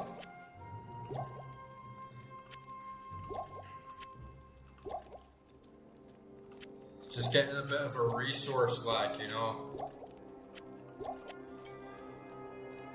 I do have a belt.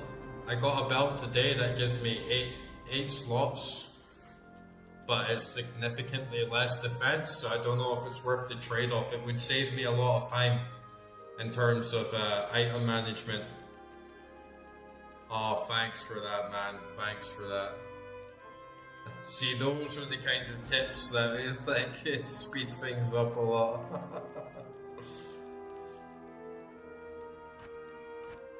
Yeah, this stash is messy. I'm definitely gonna need to come back. I'm not gonna do it on stream, but you know, once I finish up tonight's session in my own time, I'll come back and just like clean this shit up. At least put these in here for now.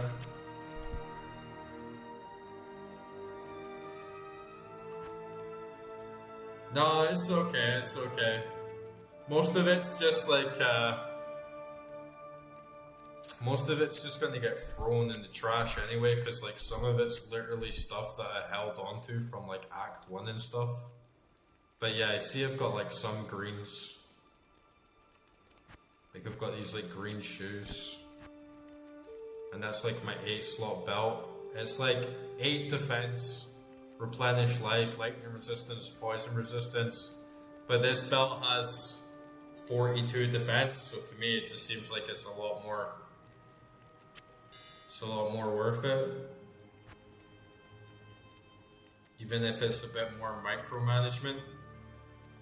But at least now I can shift click and I'll get them done like really fast.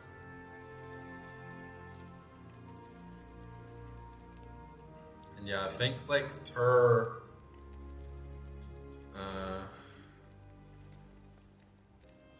F, I think it is, will give me like a big mana boost on my armor. 16% damage goes to mana.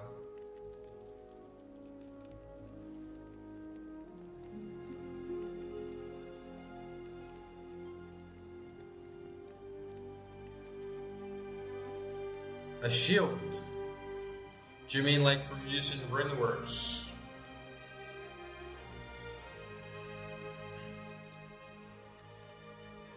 Like buying a common shield from the shop that has like some slots and then putting the runes on it? And is that what you mean?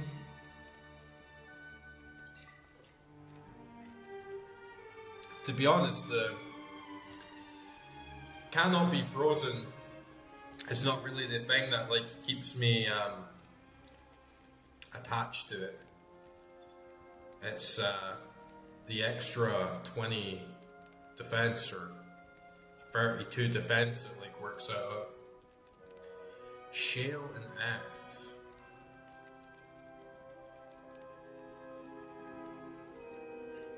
I don't have any shale runes, unfortunately, so I'll need to keep grinding for those.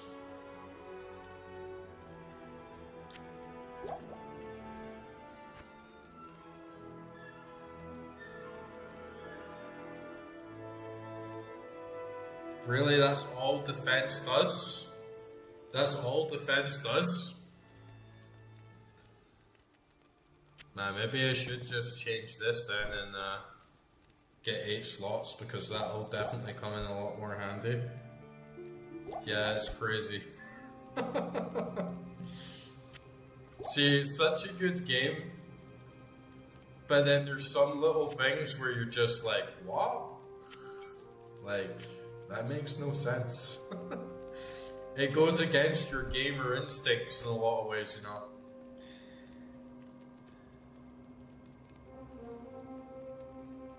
Yeah, it saved me a lot already, honestly.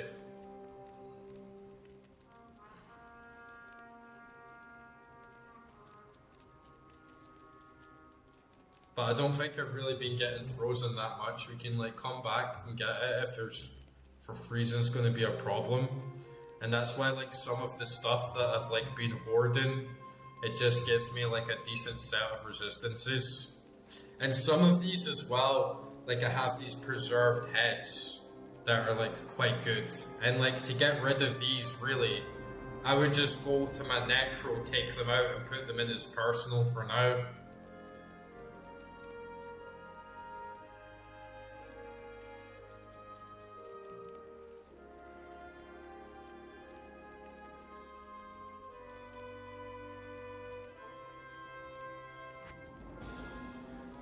And I'm also hoarding things that have crappy defense. Like, look at this, I have this small shield with a socket in it. It's like I could just like buy one of those again. Yeah, exactly.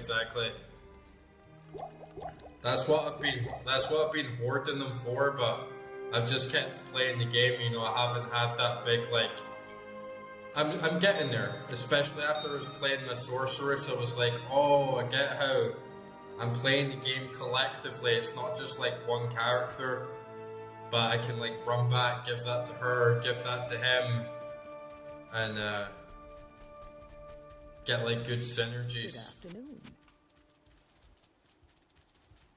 afternoon. My Hereditary Cube's in my personal stash.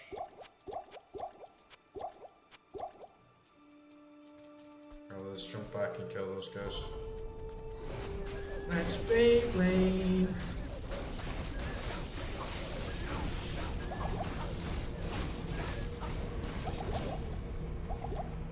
Oh, they just got smacked. Smackdown!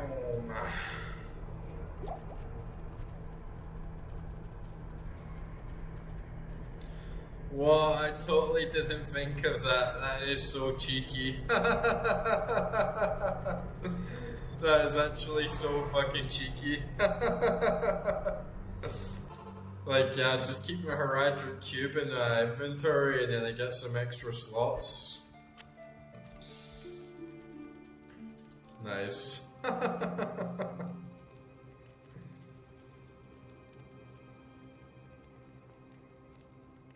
Oh, nice, getting the recipes. Free magic rings equals that, okay. I'll try it. You try and gamble.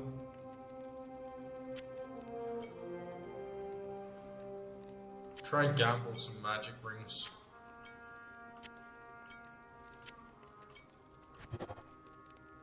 $22 mana? Based on character level. What does that mean? So I mean I get like more depending on how I am. So that's that 148 to like 129.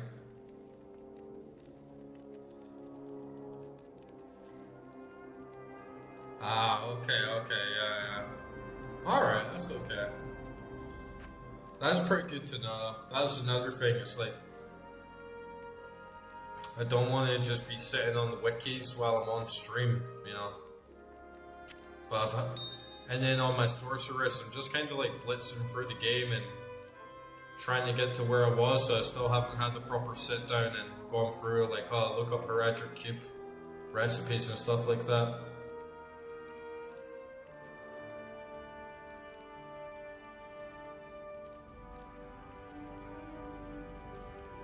Oh yeah, well I think they have to be the same type if I remember right. So I could like fuse these diamonds. Okay, that has to be the same type. Okay, and then they can like put like 3 flawed diamonds and then get like a better one of those. Oh, okay, that's pretty good to know actually. Yeah, that's really good to know.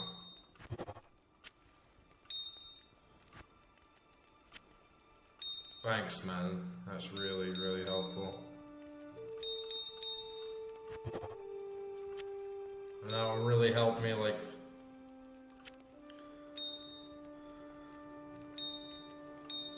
clean up this stash as well.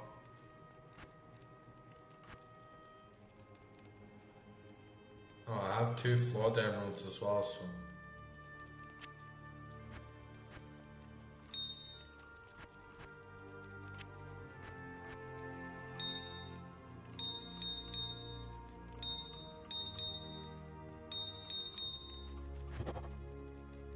Nice.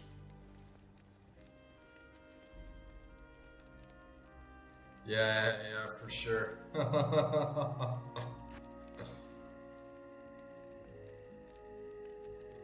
Yes, sort of game, you do definitely need to look stuff up, and it's not the sort of thing I like to do. I don't like having my handheld, I like to figure stuff out.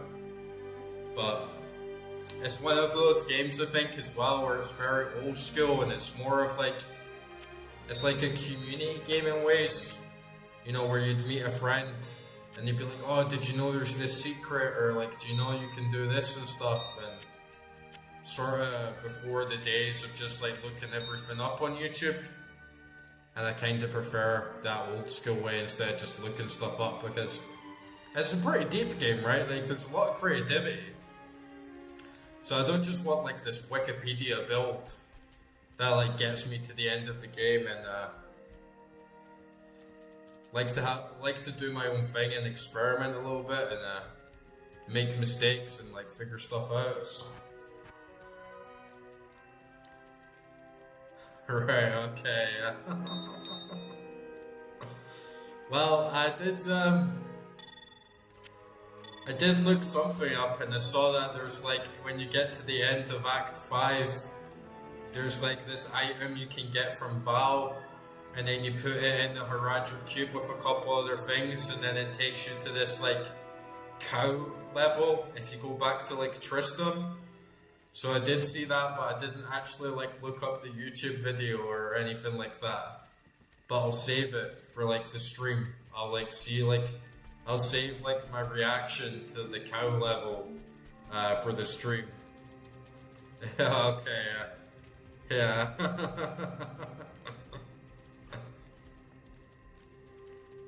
But yeah, I'm gonna save page 1 and just have like this really all my gems and like runes and stuff there. That's like my first step to like organizing all my shit.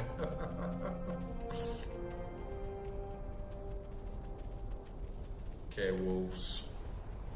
Bitches! Move out.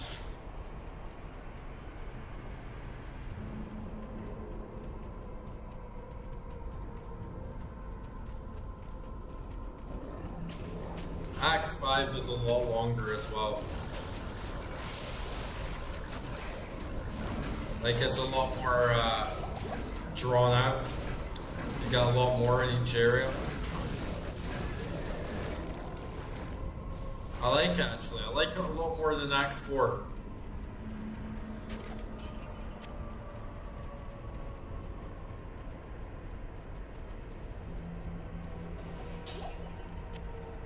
Yeah, I think I heard about that actually, because I was just looking at, when I was looking at the differences of the game compared to the original, I wasn't sure if I should just like install the original Diablo 2, because I definitely wanted to play with the old school graphics. So I noticed that they did add a private stash, and I saw people mentioning like, oh, that's going to come in so handy so I don't have to like mule my items around. But like, how did that even work? Like, how could you drop items for another character? Because you don't like share the same map, right? So like, did you open up like an online server or something and drop them there? I don't know how that works. Yeah, Act 4 was just like, Like it was a bit too easy at first, like the open plains, and there wasn't really like much going on. And then there was like the big dungeon at the end, which was good. But it just felt like a little bit like half cooked. Whilst like Act 5, it feels like they added a lot more. There's a decent, like this, you know, now I'm in like an ice cave, like there's a decent variety of like biomes and like environments to see.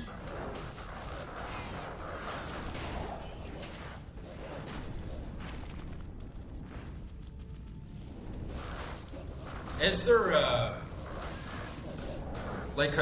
is there like Act 6 on like Reign of the Warlock?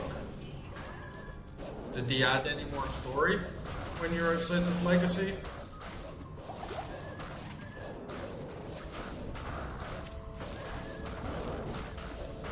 This might actually be where like cannot be frozen comes in handy, ironically.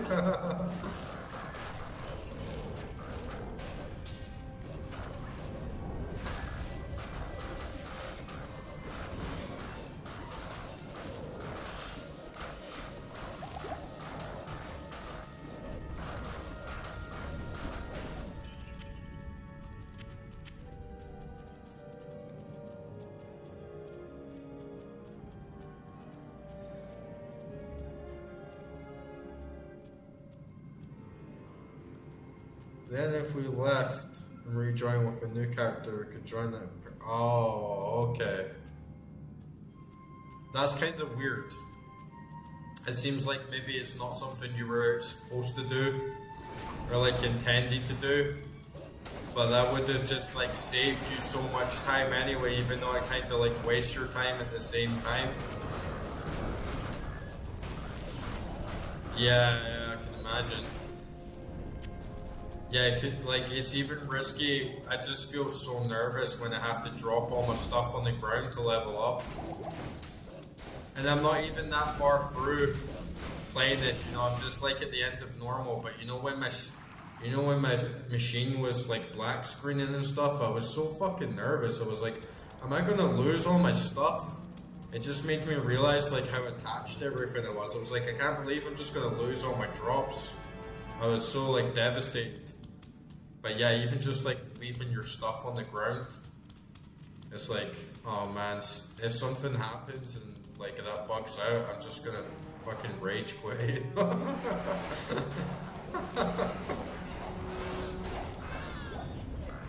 And when you say end game content, do you mean like end of normal, or do you mean like end of hell sort of thing?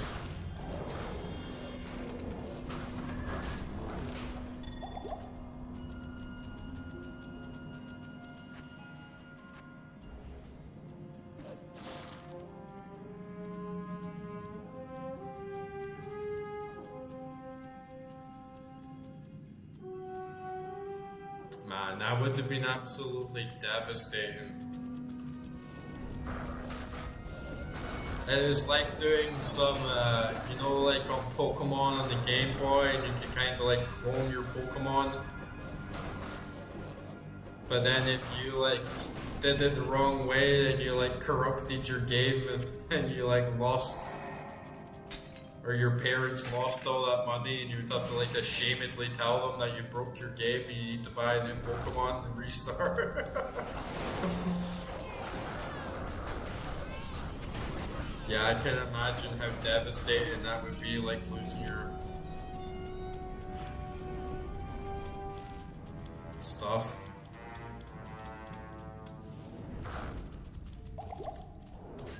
And I remember one time at school back in the day, this kid wanted to have his Pokemon cloned and didn't know how to do it. So he like asked my friend how you clone Pokemon and begged him to like do it. And then he tried to like show him, but then it like corrupted his game file, and he had to go like home and like tell his mom that like Pokemon doesn't work anymore, and he was like fucking crying and shit. It was like such a memorable moment from childhood. It's like, no, my Pokemon. It's like, yeah, you wanted to clone your Charizard. It's like, now you got no Pokemon, bro. He fuck around with the game.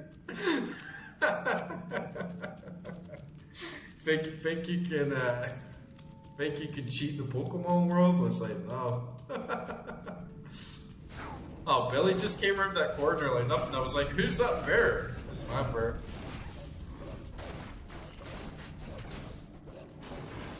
Oh yeah, right, so you're a Pokemon fan as well, are you? Harder than hell difficulty. Oh, the M glitch, is that the one where it's like the trolley? You like run up and down while you're like swimming on the side of the island, and then it's like this weird miscellaneous like Pokemon appears. When I saw that for the first time, I was like freaked the fuck out. Yeah. Yeah. Man, the first time when I saw that crazy Pokemon appear, I was actually freaked out. I thought the game was like possessed or alive. Like it was like some paranormal moment, you know, it was like seeing a ghost inside the game. And yeah, I remember just feeling so eerie and like unnerved by this glitch. I was like, what the hell is up with that? It's like the game is like alive. The game's like producing Pokemon of its own will, you know?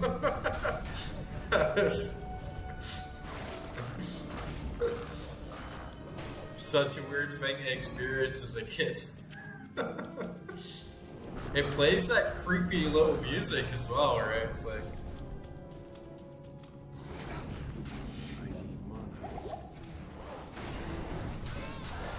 And yeah, I think that the kid's mom as well, she was like raging.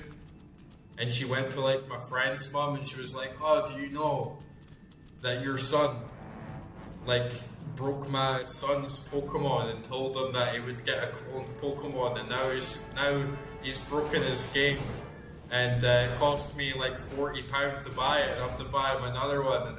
And I remember being in school the next day of him like telling me, and we're like, what a fucking little bitch. You know, like, we're trying to, like, legit help him and say, like, oh, you can, like, clone your Pokemon. But we had, like, no idea that it could, like, break your game. So then it became, like, totally taboo, because for some reason, when he did it on his Game Boy, it worked fine. But if you do it on some Game Boys and some Pokemon cartridges, it just, like, fries your game. Yeah, it's so strange, right? It's such a weird glitch. Especially when you're a kid, you're just like, what? Like, is this real? Like, is this reality? Have I just, like, entered the Matrix or something?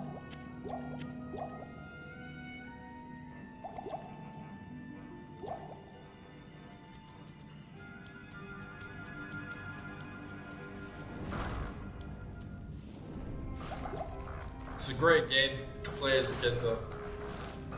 I didn't play much of them after Ruby and Sapphire. I think that's where I like hopped off. Just call me nostalgic or just like an old head or whatever, but there's just something about the original 151. And then I just feel like all the Pokemon's designs just like fell off slowly but surely the more it progressed. Just like wasn't like feeling them or like vibing with any of the Pokemon after Ruby and Sapphire. It's also just getting older, right? But it just felt like it was getting a bit like oversaturated.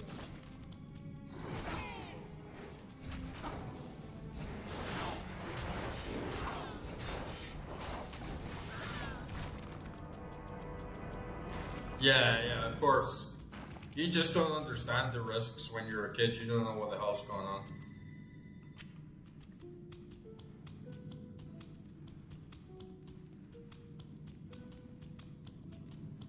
Yeah, that's good to hear, man. Gold and silver is good. Like, I think the ones after... I think gold and silver was still, like, really good. And I like all the Pokemon from Gold and Silver, most of them, like, anyway. And then Ruby and Sapphire was like, meh. added like a lot of decent mechanics. It was still like a really fun game that made it worthwhile, but the Pokemon is like nowhere near as like memorable. And it's like Pikachu, you know, it's such an iconic character. Like people still know Pikachu like today. Like nobody knows who the hell these like Pokemon X and Y Pokemon are, except like the people that played them. But even like my grandma, even some random Indian dude or like some guy in like Afghanistan, like everyone knows who Pikachu is, right? Like fucking Eskimos probably know who Pikachu is, right? It's like there's something to that.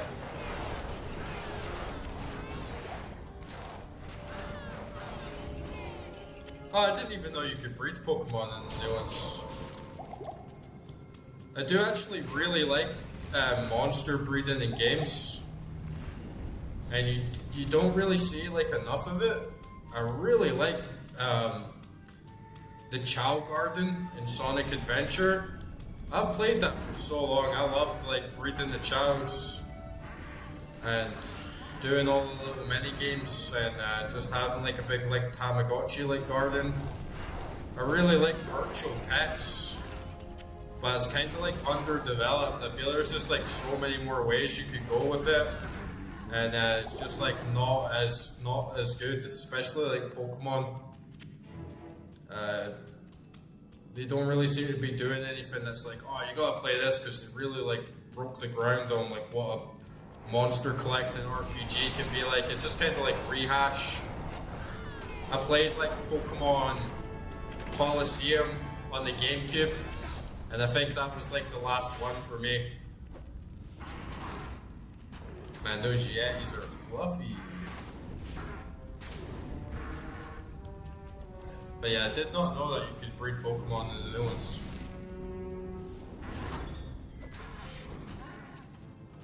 I played Monster Rancher a lot.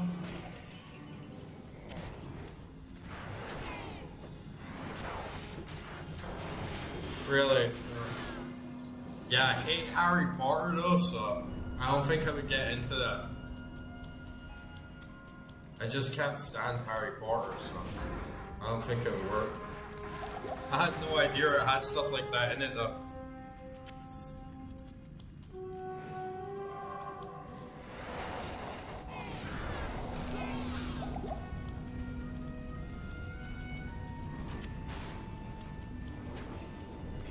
I mean, I heard it was quite a good game. A lot of people were playing it. It's just not for me. They really need to bring Chow Garden back in Sonic, like so bad. It's like every Sonic game they bring out, I'm instantly looking up, is there Chow Gardens or Chow Garden? It's like, nope. It's like, come on, like you need to remake Chow Garden. It's like, there's such a demand for it.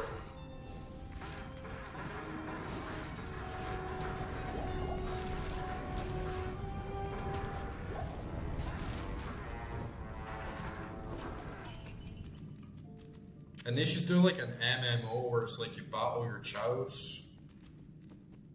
You can create like your own monsters and like breed them and then like battle them like online. That would be sick.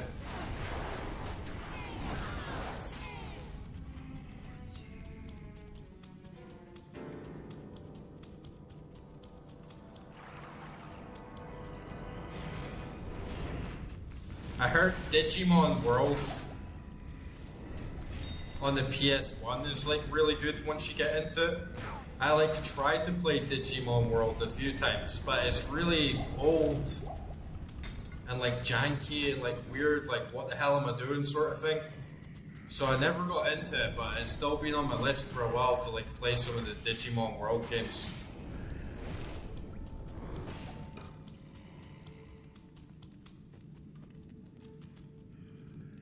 Yeah, I really liked the Chow Garden. It was kind of like a bit of a pain in the ass, honestly, when you wanted to play just Chow Garden and you'd already like completed the game. You'd already completed the Sonic game. like a bunch of times, and then you just kind of had to like grind the levels to keep getting animals and like leveling them up. But if you install mods, you can like bypass that. If it was like more integrated into a game, like a sort of standalone game, where you could like, I don't know, you could do like farming. Yeah, do like a farming sim sort of thing where you can like grow your own food and then get like the chows to like help you and have like this sort of ecosystem where you can keep like upgrading them and like training them. That would be really fun.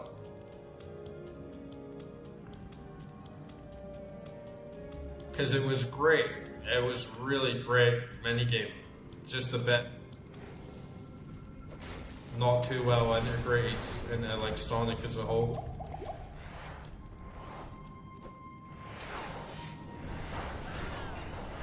There's a Chow Garden in one of the Game Boy Advance games as well, it's quite good.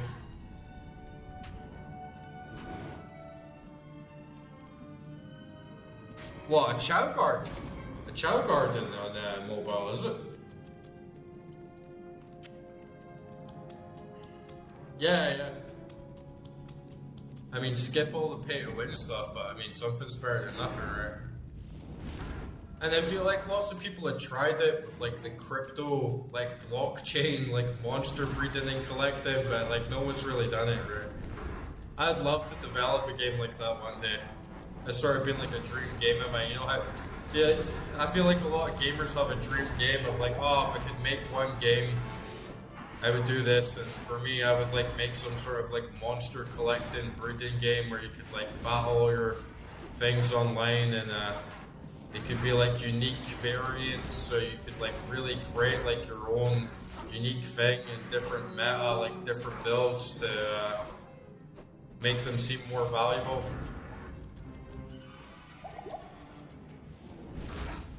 Oh, this guy's big.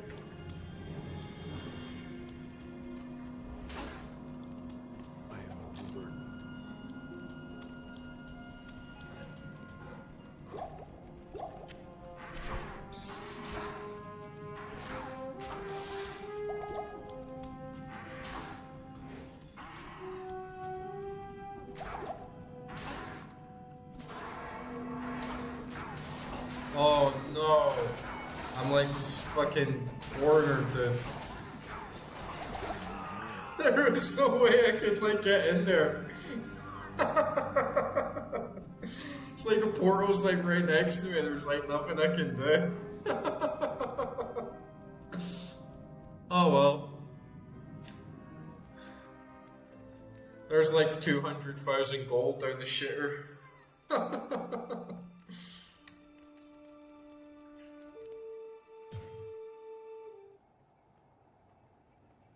Yeah. He's like, you're not getting into the club, bro.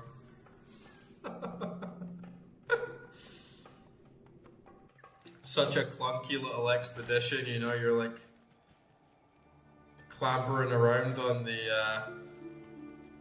items and the belts, like, oh, I need another potion. Oh, like accidentally clicked my tomes and moved them, and yeah. Somehow put a bow in the Heraldric Cube.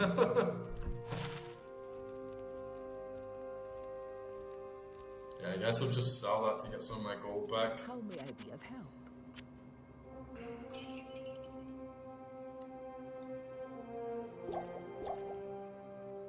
Yeah, I'm actually, I'm gonna take a piss as well. Might go for a quick smoke as well. But yeah, I'll be back in like 5 minutes. See you in a bit.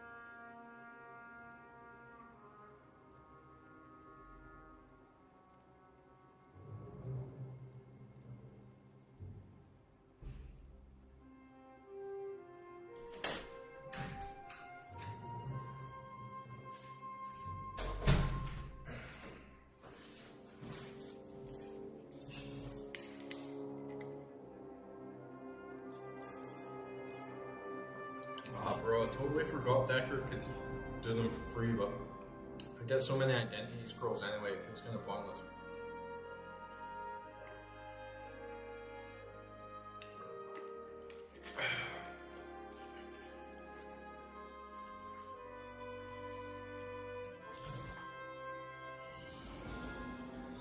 I guess there's no harm in like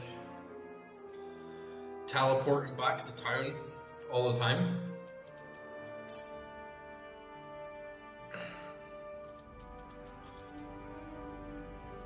But yeah, definitely want to like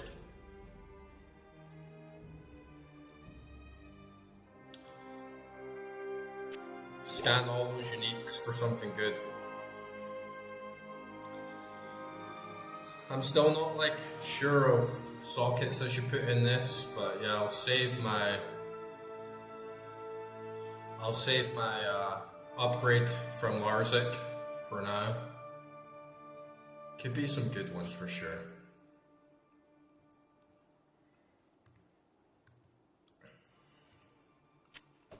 I'll take all this stuff off.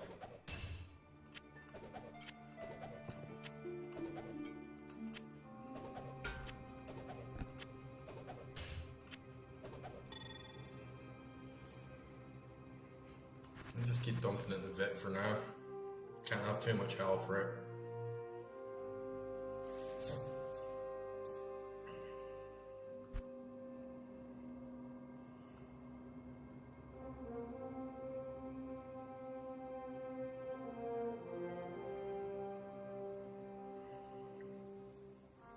And yeah, for the skills, I feel my bear is like holding up right now pretty well. Might put another one in Fisher.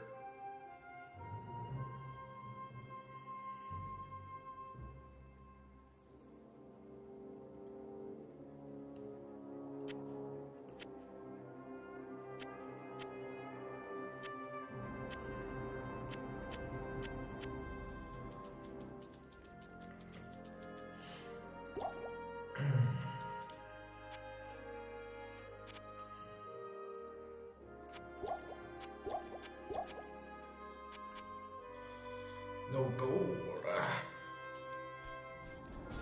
That's another good reason to like hoard stuff in the stash as well, as you can always sell some of it if you die and have to like run out of gold. I very, very rarely use my gold. I suppose I don't need these Druid items.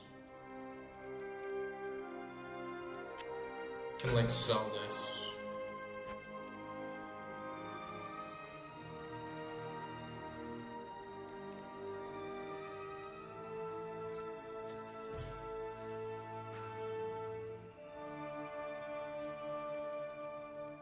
Some characters I'm not even sure if I'll use much. I mean, I'll definitely go through Sorceress and Druid. That'll take up a lot of my time, so even just those two classes alone, I'm not sure if there's much point in like hoarding items for like every class.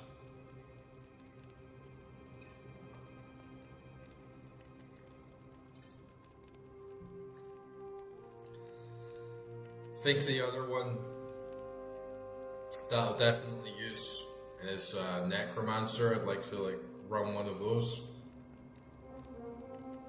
But in terms of the rest, like not so much.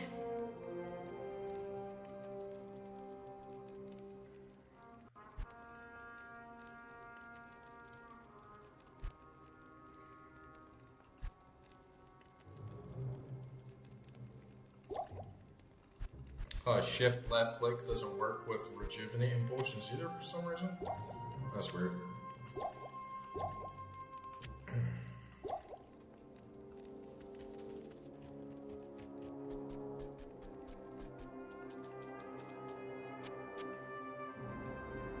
I only got 193 for that anyway.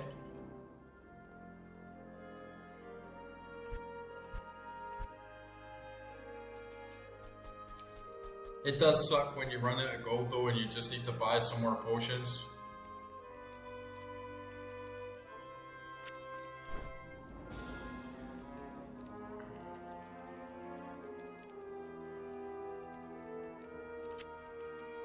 I suppose I can save the rings.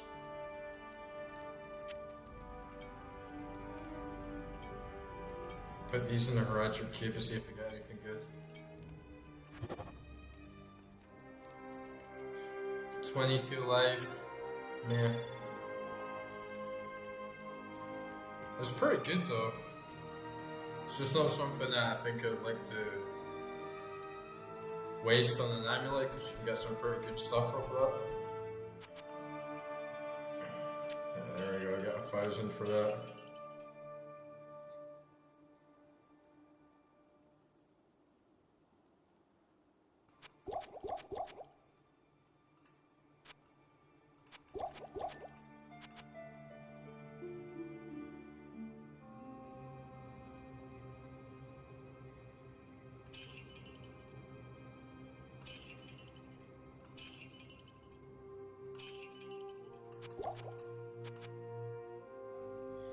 Let's see how we do with this.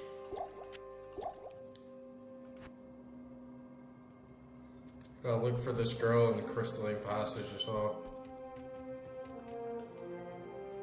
Man, it sets me back quite a bit now. It's definitely a bigger penalty for dying if you reset your game, because now I have to go back all the way to there and do all the enemies again. So you definitely do get a lot more gameplay time out of Act 5 for sure.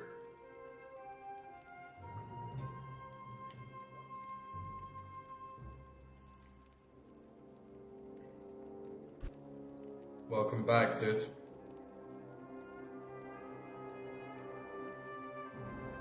I don't know if I should put one more into Bear or upgrade Fisher. Bear's pretty good already though. It's definitely a good addition to the squad.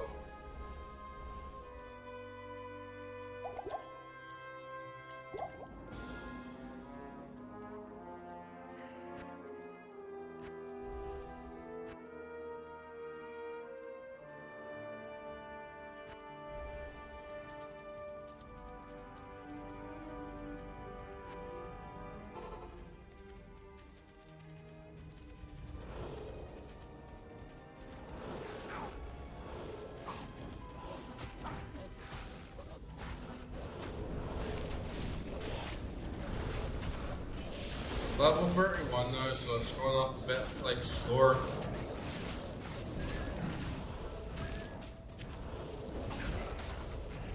It's definitely not like my run with like Sorceress. I was leveling up like so fast. I got to level 25 like so fast. Now it's like a climb.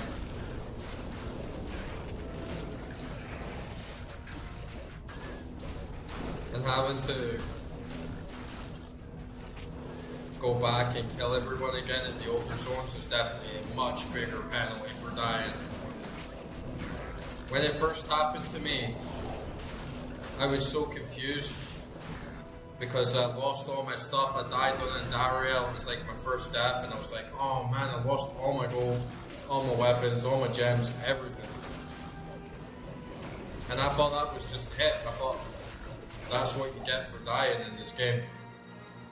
But then I realized you can just exit out and your corpse will be spawned back next to you. The first time it happened, I thought there was like some weird glitch that happened. I was like, oh, the Diablo gods have granted me a boon and let me keep my gear. But then I realized, oh, this is actually part of the game. But it didn't really feel like much of a penalty at all because it doesn't take long to like clear everyone out in Act 1. But once you get to this point, it's like, it's quite like a setback, like I do have to repeat this whole level again. Yeah.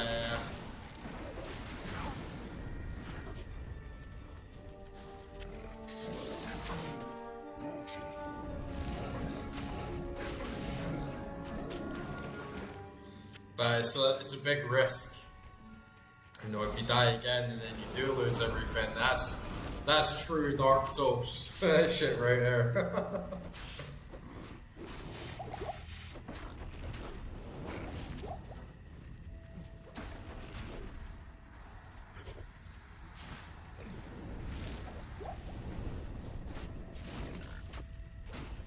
Yeah.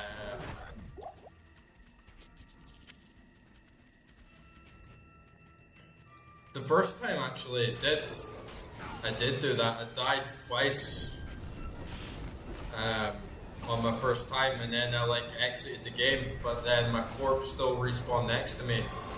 Like the first corpse. It was really strange when it first happened.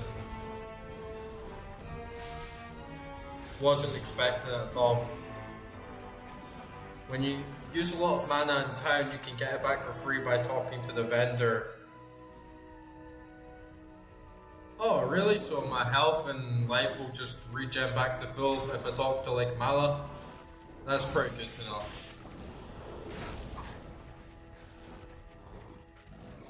Yeah, I think you do lose your stuff from doing that.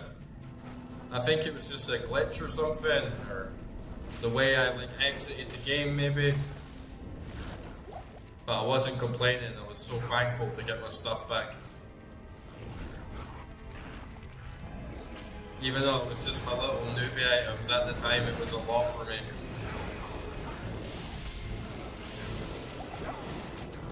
And I thought it was quite a significant blow.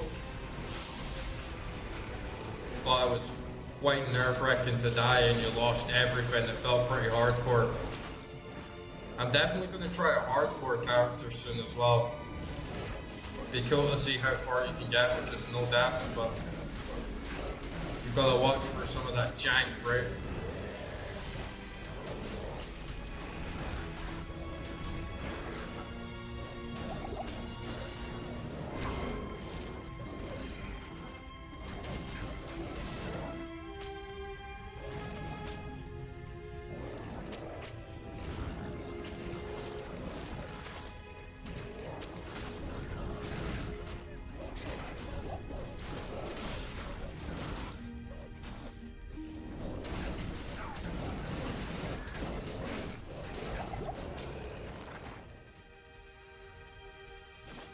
Do you know if like it makes a difference if your weapon is in your right or your left hand?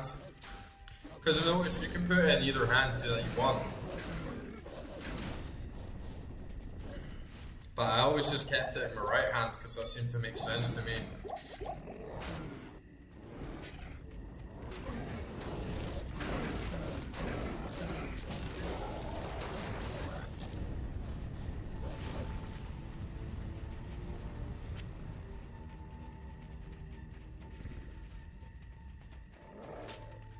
Yeah, hardcore would be fun. It definitely add that extra layer of like I'm not messing around at all here, and I can't take any risks. But at the same time, I feel like you could die to like some janky bullshit sometimes, and it would be very like soul crushing, you know.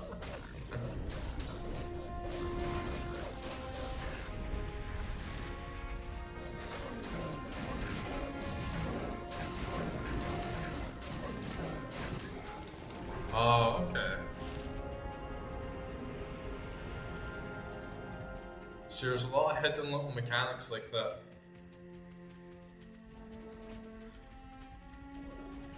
I'm like out of mana potions already.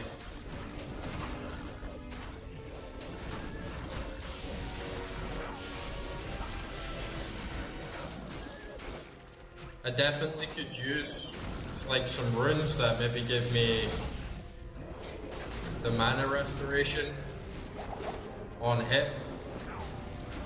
I think maybe I should go for that on my socketed armor.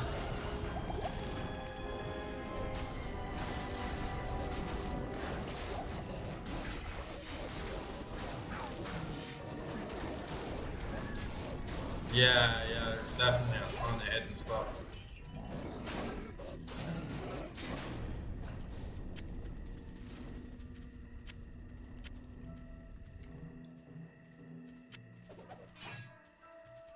Guess I can sell some of this as well though.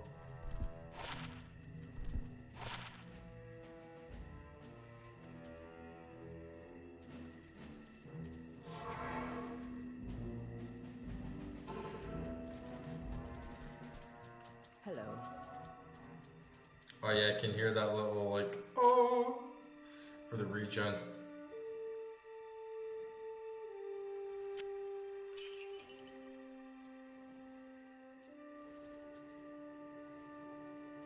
That's pretty good as well, though, especially if you have like a fire build, right? 26 to 46. Extra fire damage.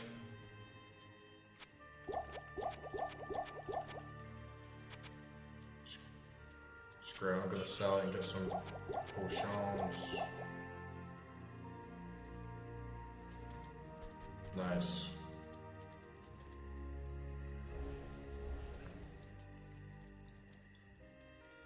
Yeah, even just like the hotkey stuff, it's a bit of a hidden mechanic.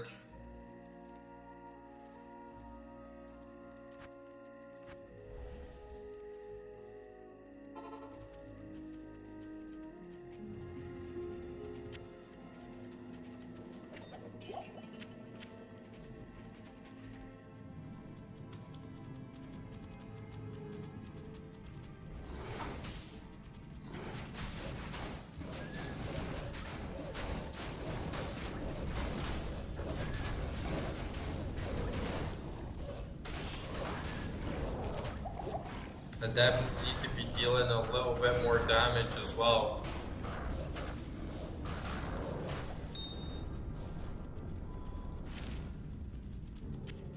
So you know what, I'm gonna upgrade the Fisher, I think. 60 to 79 next level.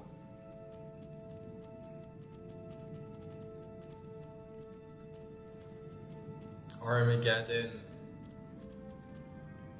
It's quite good, and you get like a lot of plus from your previous skills. Yeah. I feel the bear is worth it though. Like the bear definitely helping me a lot.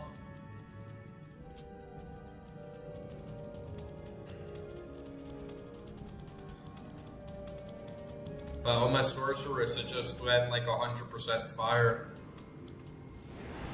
I got like Blaze, Inferno for like early game, and then got them to like a certain level, and then just dumped everything else into Fireball.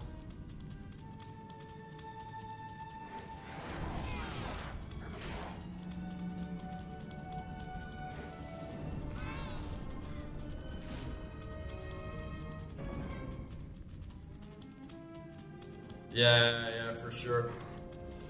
I'm mostly just using him as a tank. And he keeps like the rest of my squad alive quite well.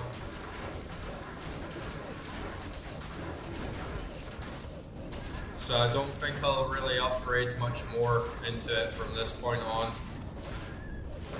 I'll just keep like focusing on my elemental tree.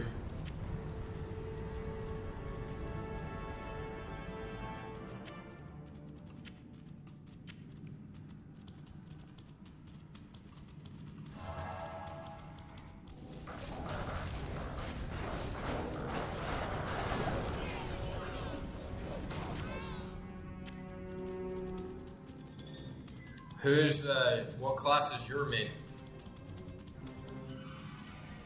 You like playing the Sorceress, Barb, Druid, what? Guess it's fun to try them all.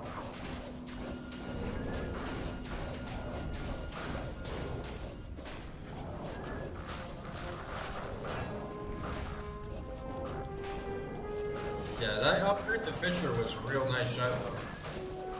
The main thing is just clearing them out and getting that balance now, so that I'm tanking with my bear, but I'm still managing to do like a decent amount of damage, so I can clear them out fast and they're not taking too much hits.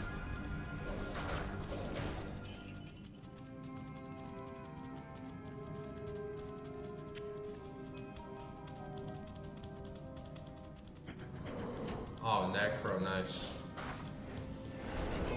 Yeah, I played a little bit of Necro, but only up to like level 9 so far. Seems fun though.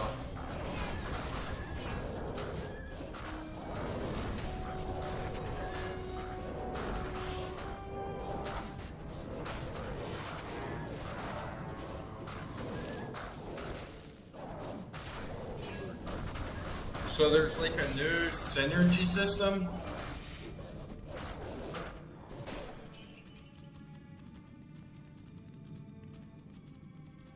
it forces you to focus your points in the new version.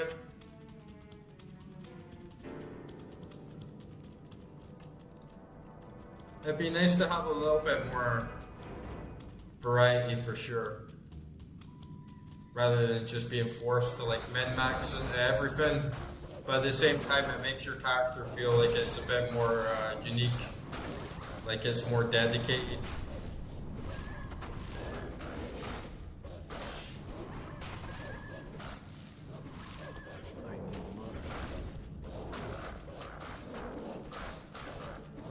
I guess if you can, I guess it really does like scale up if you use everything in the same tree, and then it gives you scaled up versions. You know, if you have so many skills up in the one tree, and then your next skill takes even more damage because you have an upgrade in the last one, it does make a lot more sense to just dump everything in.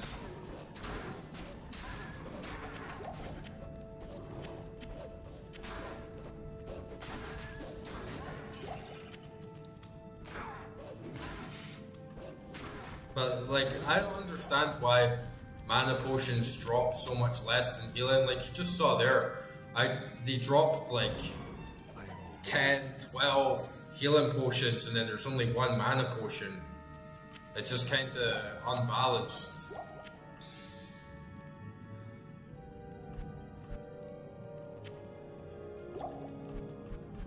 Shift clicks.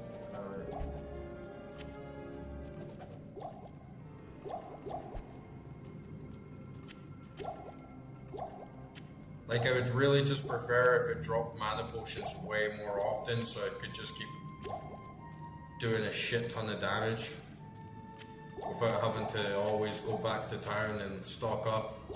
It's a big reliance on them. I haven't put anything in energy though. And Sorcerer, she has that warmth passive, so it kind of evens out since your mana regenerates at a much higher rate.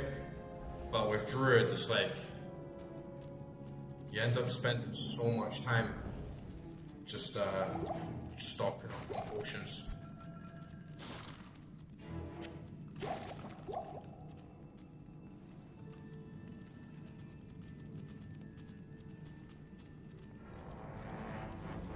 Okay, yeah, I've been feeling that the more I've played it, that going back to town constantly gets more and more useful.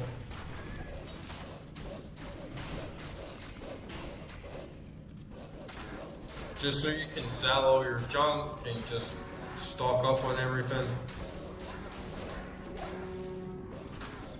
I guess it makes you faster though. The more you play it, the more faster you get. Just, you know, get in there, attack a bunch of stuff, pick everything up, jump back, restock, get back in there.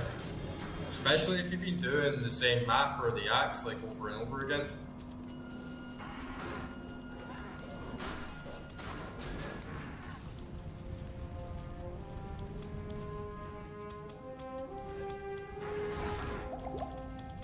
And hopefully I don't get like rammed into that corner this time and just like smooshed.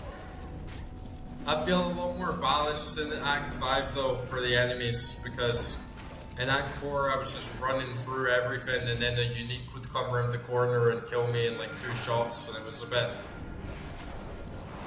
just like shock factor, you know, because you're just like playing the game, and then unique comes, it's like, oh, you're dead. And you're like, what the hell happened?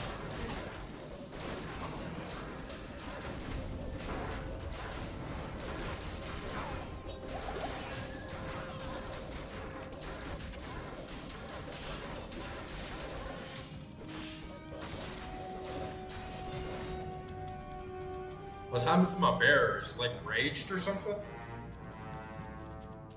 Come on, Billy. Let's get you some food.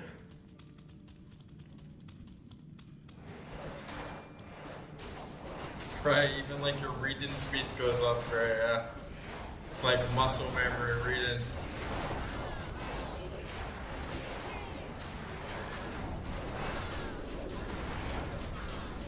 I saw people have like done a speed run of the game in like 30 minutes. It's like, that's crazy, man.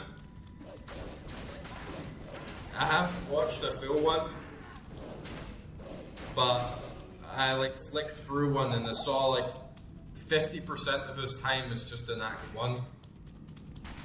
And then once it's past Act 1, it just like rams it like right to the end. So I guess something happens that just makes you like really strong. But there must be a lot of RNG involved as well, right? Like getting the right item at the right time.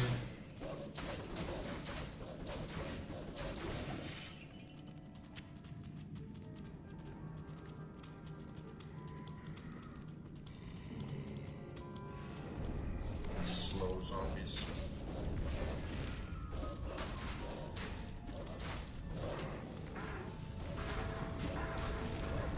I'm getting more in the rhythm though for Druid, definitely. At first I was just spamming Molten Boulder, but now I'm getting like more of a variety in the spells and better positioning.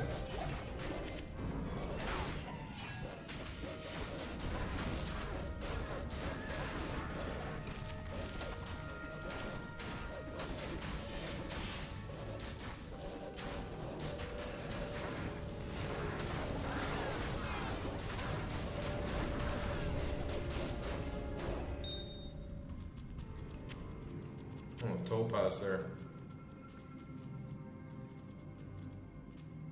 Yeah, I got Diablo stuck.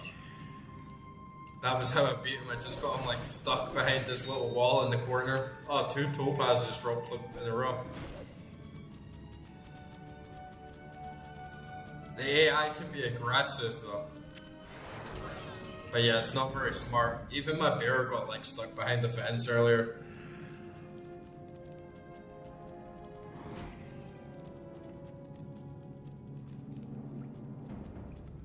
That would be fun playing with 8 players. Is there, like, do people get picky for loot? Is there like a loot system where the loot's like shared, or do you have to be like fast as hell?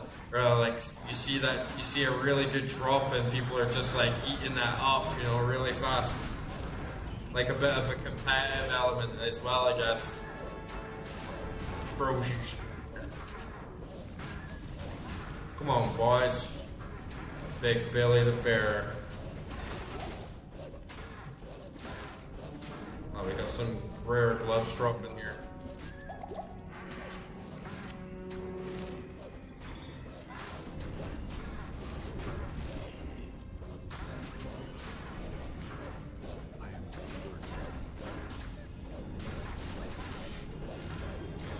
But yeah, my normal attacks are so weak with Druid.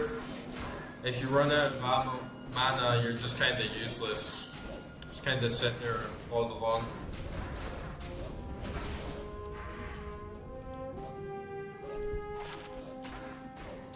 Poison resist level 1 weaken. Let's see what this gauntlets do. 10% chance to cast Frost Nova. Poison resist 11. Half restoration. Poison life reduced by 26. That's pretty good. Situational though. For me at the moment, it feels like I just want to find those items that have those sockets that I can upgrade and put good runes in.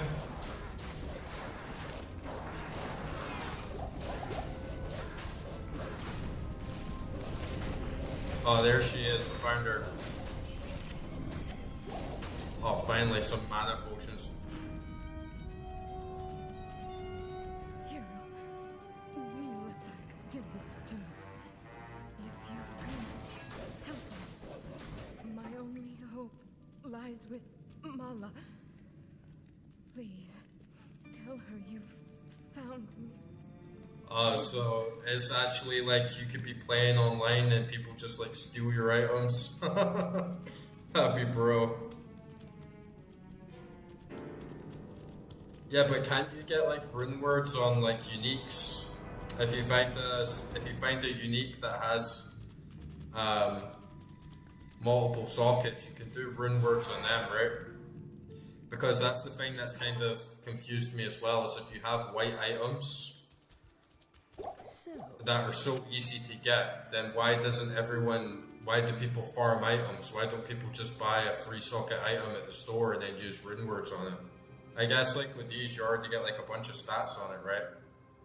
But yeah, like this plate with like 2 sockets, that seems like super valuable to me. Just because I can put like whatever I want on it. But you could put a rune word on this, right? You could put like 2 runes and make like a small rune word. Or will it not even activate?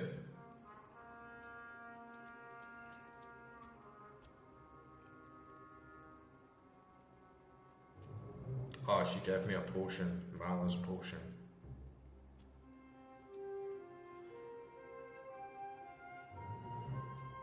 I'll just run and put these topazes in my stash.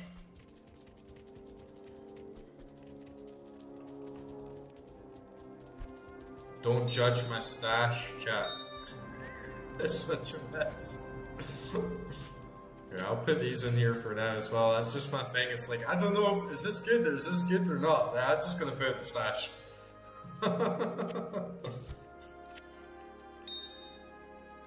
And yeah, that's not really that good. I'll sell that.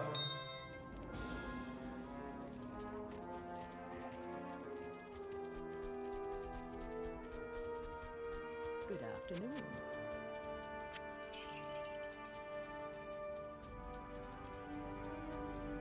Yeah, I can't have magic stats to have a rune word on it.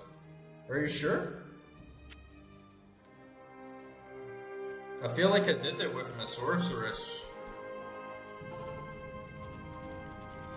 So what happens if I put 2 runes on my socketed unique? It's just not gonna, it's only gonna give me the base rate. It's only gonna give me enough for like 1 rune each, is that right?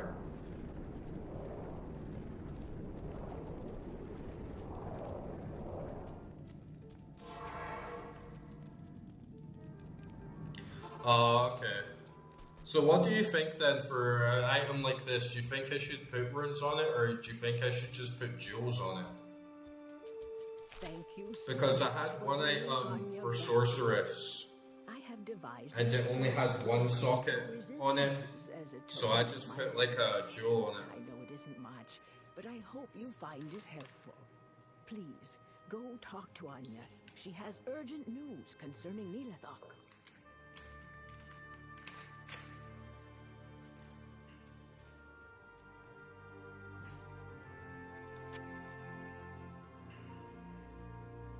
Oh, okay. Yeah, I should maybe put some jewels on it now then.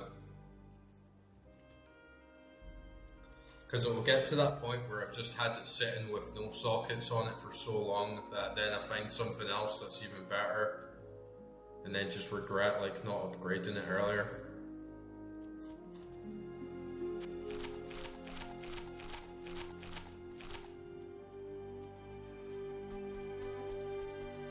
See what jewels I've got. I might have some good ones for Druid or my build. Flawless Sapphire for the extra mana. That could be good. Got some topazes, 16% chance of getting magic items. What if I put 2 topazes on it? And then I could get like 32% extra chance when I have 11% on that. I'll have 14% on that, so I could get like a really good item farming set from that, right?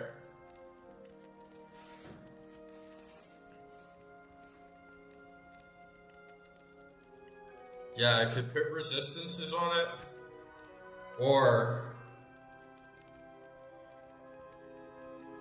Okay, resistances are always worth it, right, okay. But what do you guys think about putting topazes on it and getting that like big boost to item magic find? Because I would have a lot, right? I would have like nearly 70% better chance. Or sorry, I'd have like...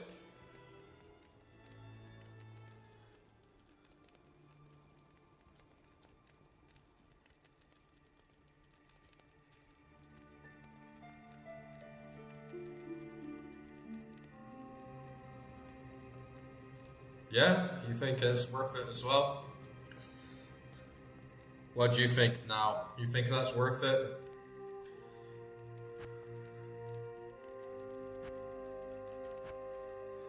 I mean, for resistances, I don't have the best jewels. I've got 9% damage goes to mana there.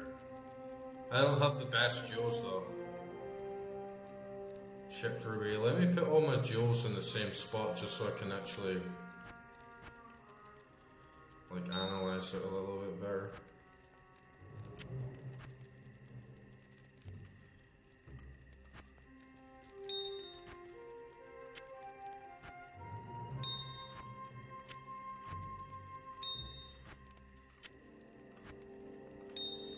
I don't think I have many good jewels for resistances, you know what I mean?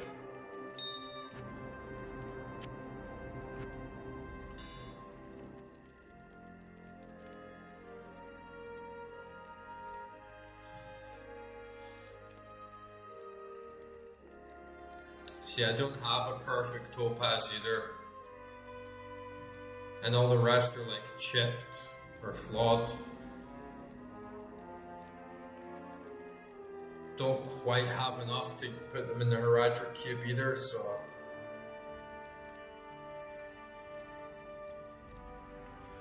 You know what? I think I'm gonna put the topazes in it. Because like you're saying as well, how long will it take for me to even get another topaz or a bunch of chipped or like flawed ones to actually make another one, so... And then at least that way I know I've got a much bigger chance of getting those good items. Hopefully get something good to put in for Larzak.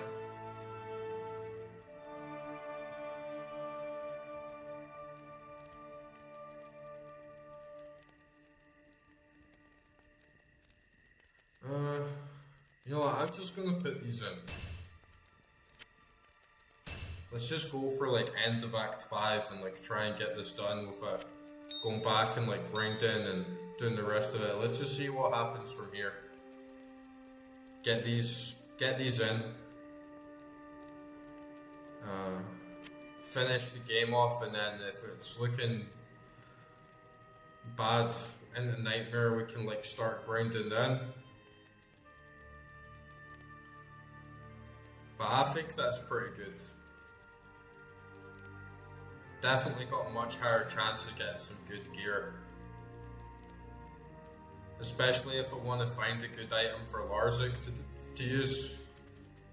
And also just potentially grind to the end of Act 5 before I jump into Nightmare.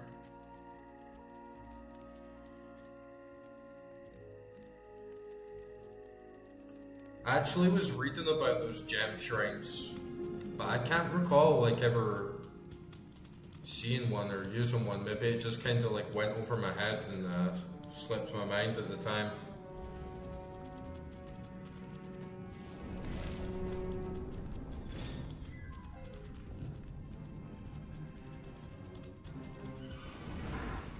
But yeah, I do want to like min-max and get the best gear I can, but at the same time, right now I don't know like how committed I'm going to be to my Druid, and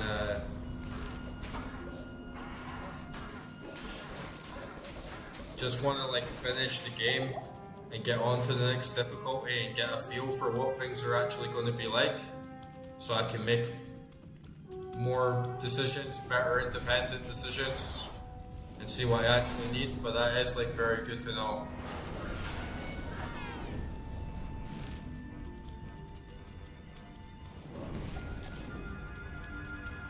Yeah.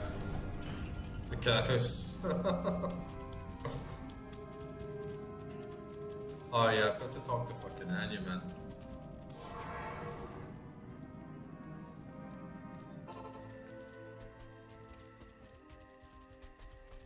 I thought I would run to Act 5. Run through Act 5, sorry, I'm getting tongue twisted here tonight, guys. These are dark times. But it's actually taken a little bit longer than I thought. Bring an end to Baal's reign of destruction. Our Council of Elders is gone. Hopefully we get to him tonight. The one thing that keeps us, but if not, definitely tomorrow. The promise of vengeance against Baal. Thank you, hero, for rescuing me. Oh, she got a nice helm there. Personal gratitude, I give you this. I had it custom made for you by Larzak. Nilathak told me he struck a deal with Baal to protect Haraga. In exchange for the demon's mercy, the misguided fool plans to give Baal the relic of the ancients, our most holy totem. Doing so will allow Baal to enter Mount Ariat unchallenged by the ancients. I tried to stop Neolithok, but he imprisoned me in that icy tomb. Neolithok must be stopped before he dooms the whole world. As much as I would love to strangle the life out of him, I'm afraid I haven't the strength. You must go to his lair through this portal I've opened. I'll do it all. I get to experience the game. You know what I mean? Stop Neolithok from destroying what we have striven for eons First run. to protect. See everything the game's got to offer, and then I'll be able to decide better in the future. And this will give me better resistances on everything, I guess. Should they use that now?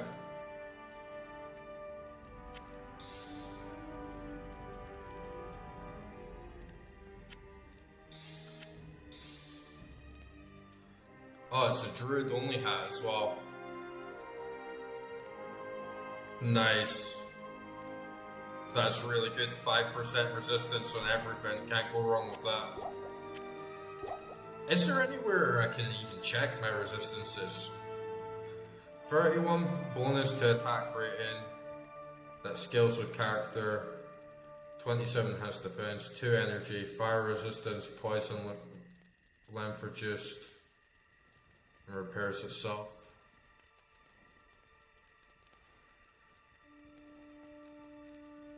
Kinda close.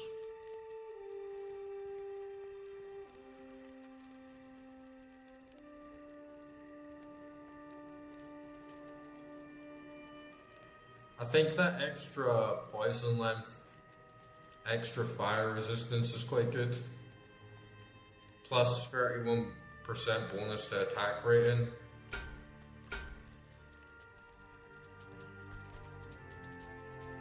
Oh, right, yeah, I didn't even see that. So I've got 76 fire, 21 cold, 46 lightning, and 23 poison. Man, I'm learning so much tonight.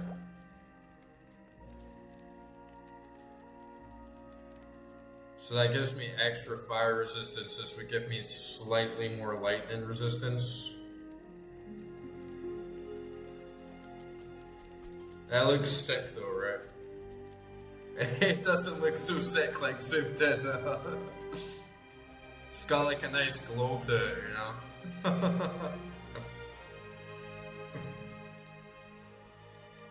Ah, okay, so you got Exit Legacy mode to see like an enhanced stats sheet.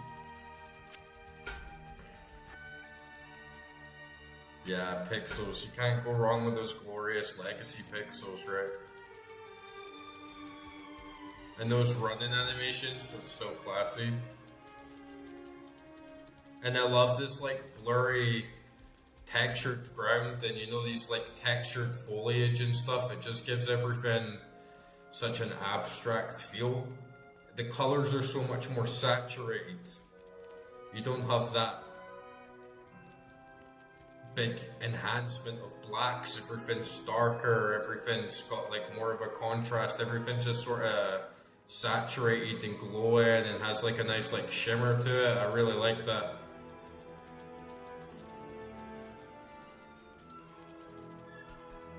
Okay, we got enough.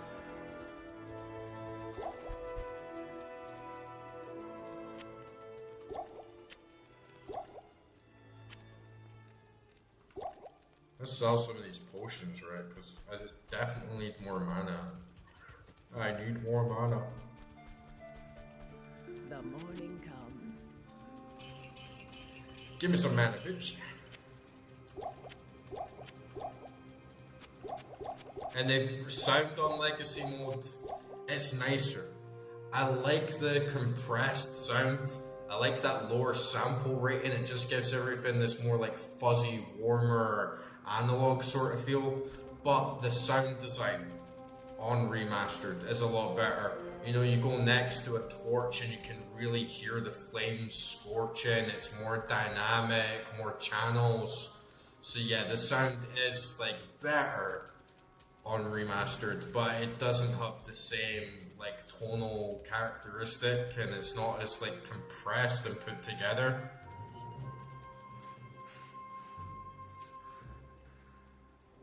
Can't you press shift to compare an item on your inventory? Let's see if you can. I am actually playing Diablo Resurrected, but it's on legacy mode, and no, it doesn't look like you can actually.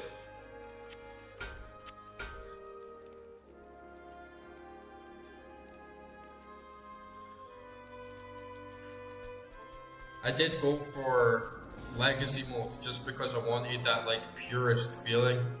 I wanted to experience Diablo 2 like the way it was back in the day.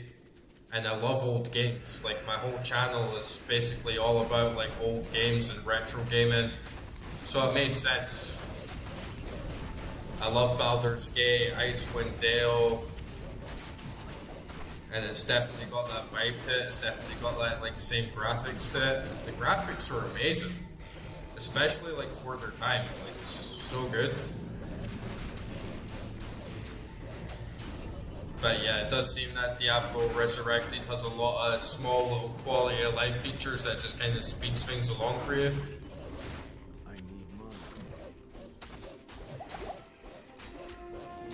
But yeah, when I play an old game, I really like to feel the old school, how it really was. Oh, green tower shield there. That magic fight's coming in useful already.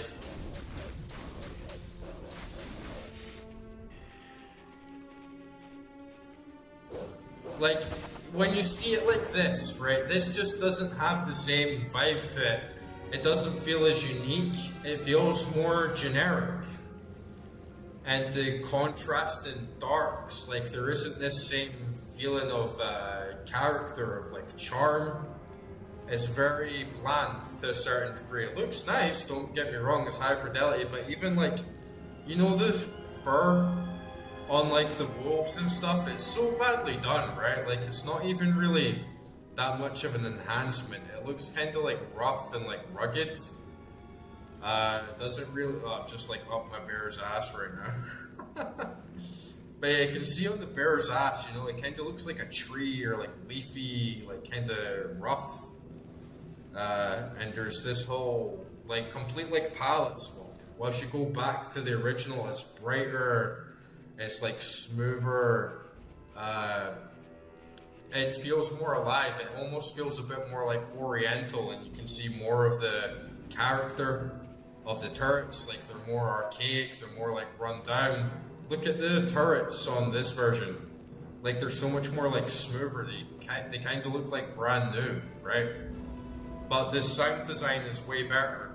Like you can hear the fullness, you can hear almost like that surround sound, like Dolby sort of style shit. Whilst on the normal, it's more like compressed and like narrow, and it just feels like a bit more like homely and like comfortable. It feels like a bit more like cozy and warm. Alright, let's see what the shield does.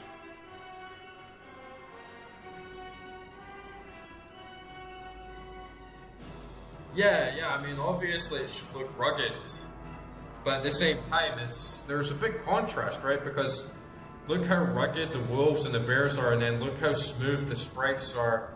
Look how smooth, like, the lanterns are, and, like, the gate. It doesn't look as gnarly. So it's rougher in some areas and smoother in others. Okay, can we get a little prayer, guys? Can we get a little prayer to the RNG gods here? And just like channel some like gamer energy into getting like an amazing tower shield. Oh great RNG gods, we have proven our devotion to the game. We have transcended the black screens of death, the driver issues, the hardware corruption, the OS. Nothing can stop us from proceeding, but only you have the gift to give us the most glorious drops in the game. So please, bestow us a boon, grant us this privilege tonight, reverse our fortunes, and let this be the beginning of a blessed, blessed run. Amen. Let's go. +1 to all skills. That's pretty good though, right? +1 to all skills. Defense is only 22 compared to 83, and chance to block 63. But then you have that 20% increased chance of blocking. That has like 103. 113 defense. So it's quite a lot, but apparently that's useless. So that +1 to all skills, I think that's really good.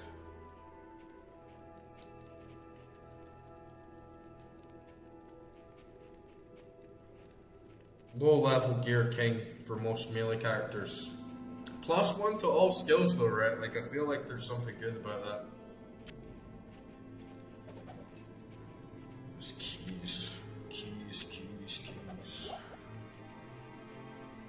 I guess I can put it in there for now. But yeah, +1 to all skills. That seems pretty good.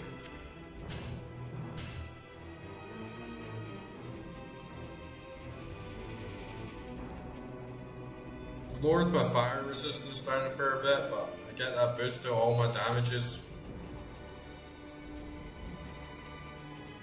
Let me get this Oak Sage back up. Okay, let's go in and crush this clan. Let's crush this clan! And yeah, the textures here are kind of pukey.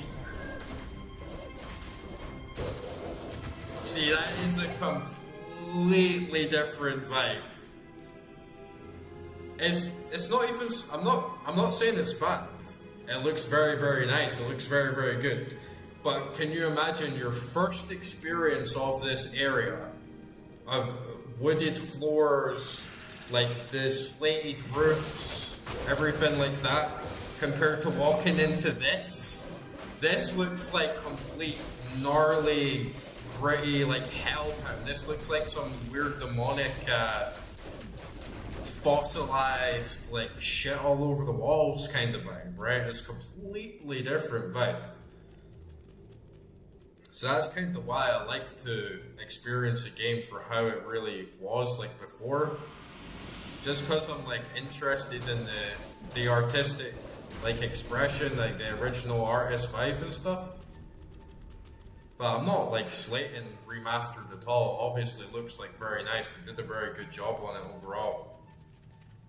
And you probably get a bit more of a tactical advantage with remastered, right? Because you have widescreen, you can see a lot more of what's going on. So I think in terms of like optimization for your play, remastered is probably better just because you can see so much more with like the enhanced field of vision.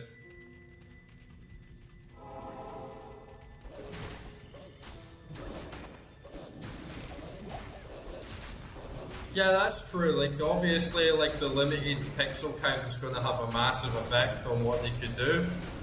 But that also, like, limitations promotes creativity, right? Like, limitations is a tool for an artist to be more creative in the capacity that they have to build something. So I don't think it's less. And anyway, I think it, like, adds to it, and, yeah, it's the OG, right? It's like, what's this? What, you got like fogginess, much darker as well, right? But yeah, I like it. I like it. I like them both.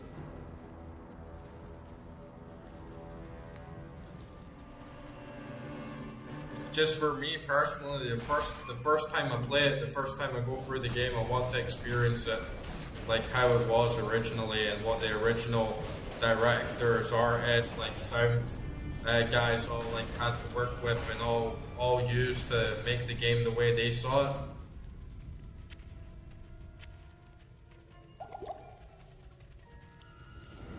It is very different, especially in areas like this. It's a very different vibe. It's almost like a whole new area.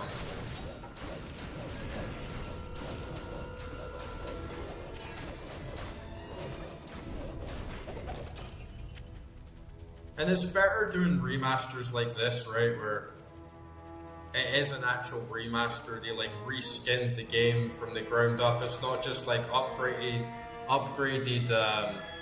textures. They really like reimagined the game, but they didn't change much either. It's not like a remake, if that makes sense. It's still very faithful to the core premise, but the aesthetics are like highly reimagined.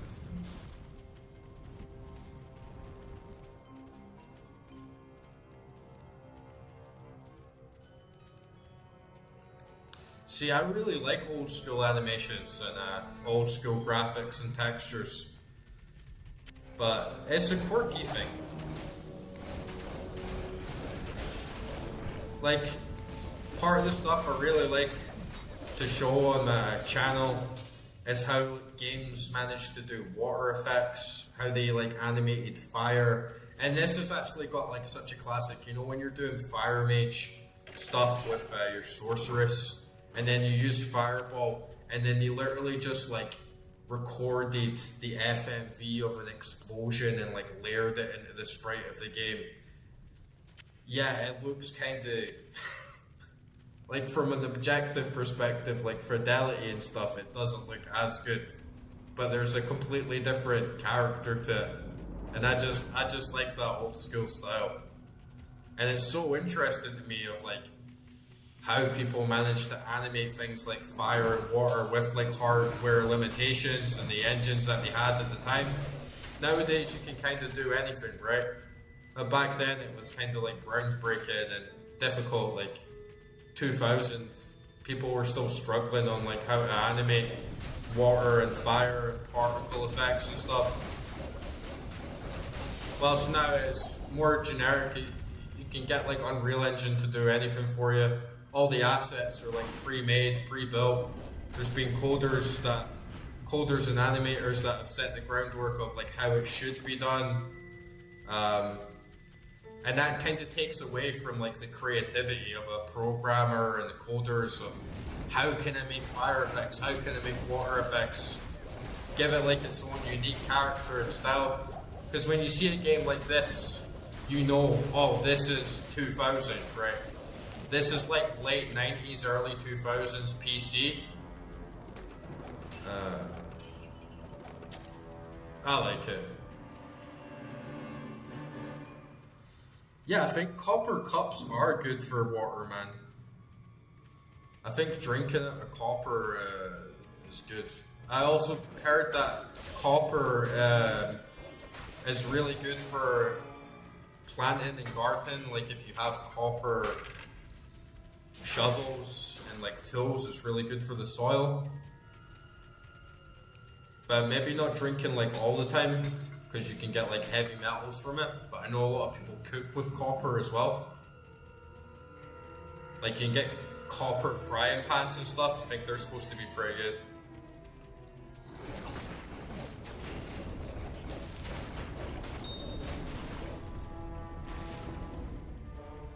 Yeah, and like the animations on stuff like Icewind Dale, it looks so cool, man.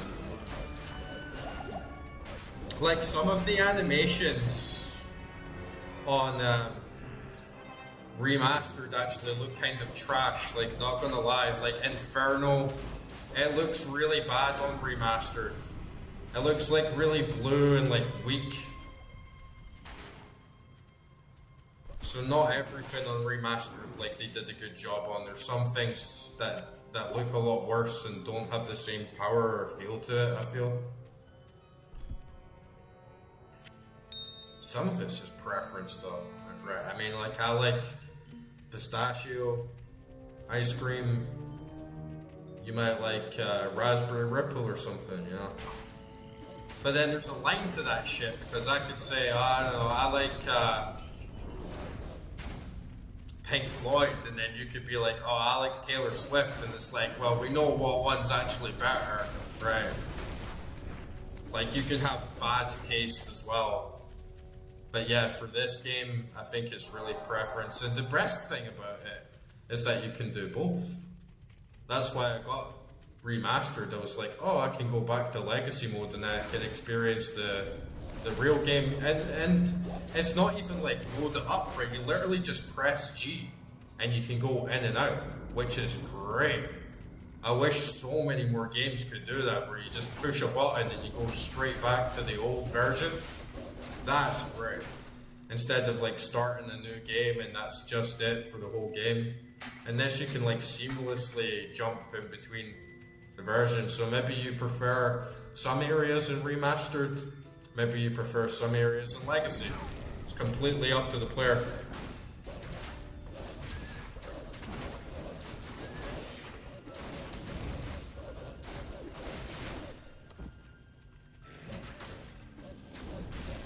The old school is more colorful though, right? It's a lot more like vibing.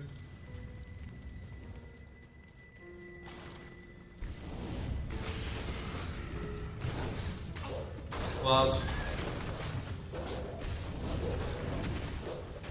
I feel like so much of modern graphics and higher resolutions is really just a contrast between light and dark. That's really what you're getting. And in the process, there's like an expense of like losing some of that color, because like, look at this really, right? Like, there's not really much color here. Even with this extra like bloody part on the ground, there really isn't that much color. What you're basically seeing is a contrast between light and dark ranges. Whilst in classic games, you just didn't have that. It was like fire is red, blood is splotchy blood red. You know, you've got this like weird blue and like cracked mosaic style on the wall. Whilst like, look at this, it's sort of like grey, dusty. It doesn't stand out as much. So it's very, very different. Very, very different indeed.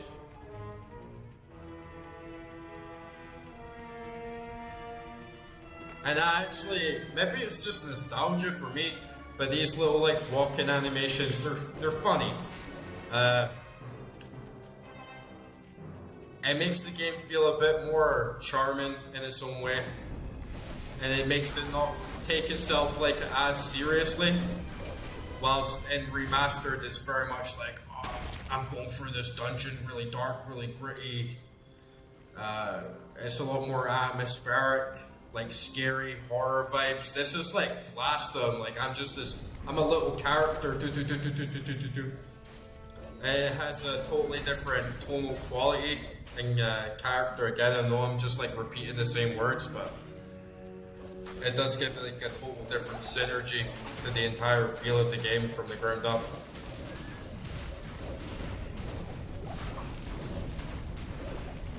There must be like good shaders, right? So I catch up on the chat.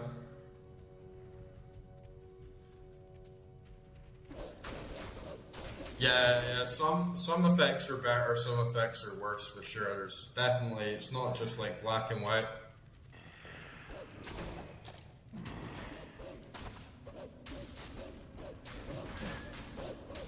They dropped the Terror Zones update and now the new class DLC. So what's up with that? They planned new content for the game.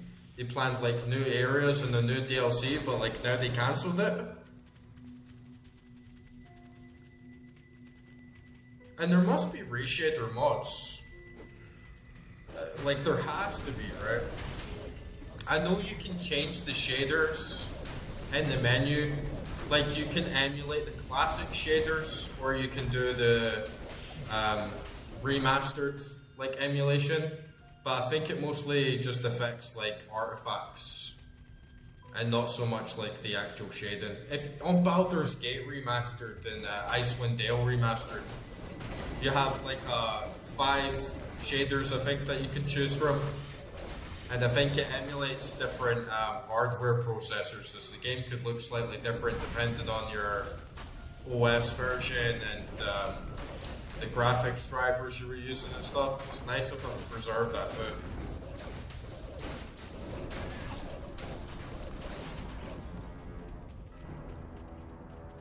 By the way, Drifter, it's good to see you, bro. I hope you're doing alright. That's nice that you got a new cup, man.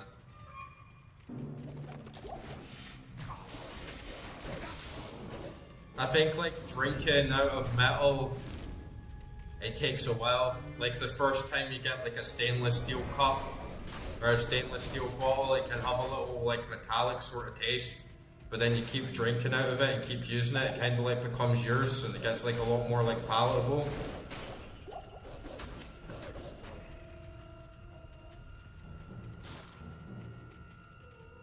But yeah, I agree as well. Glass is good.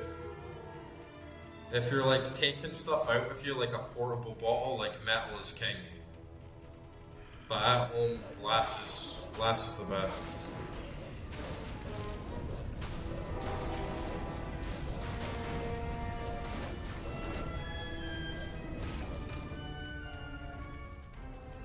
Alright, let me get a level.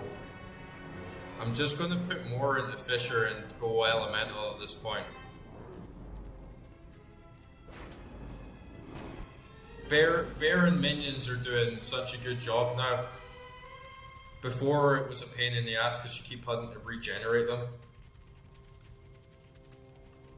And they just like sap your mana, you'd go for like 2 mana potions just like bringing them back, but now that the bear is here, they're pulling their own.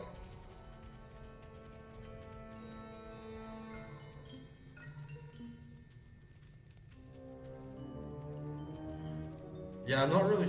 They released the terror zones after the release of the remaster, and a month or 2 ago came the DLC. Oh, okay.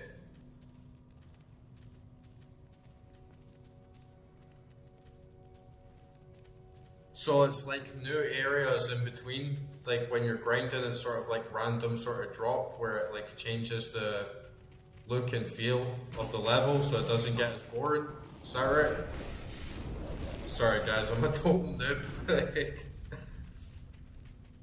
And I haven't been keeping up with like what they've been doing either. It's nice of them to add that DLC though. I heard the Warlock class is kind of broken, but it's still really good for them to add that.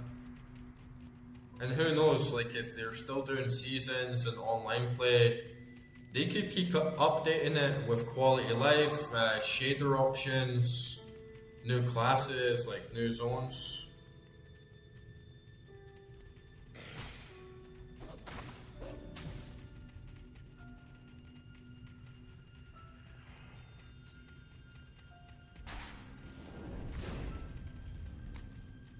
Man, where is this?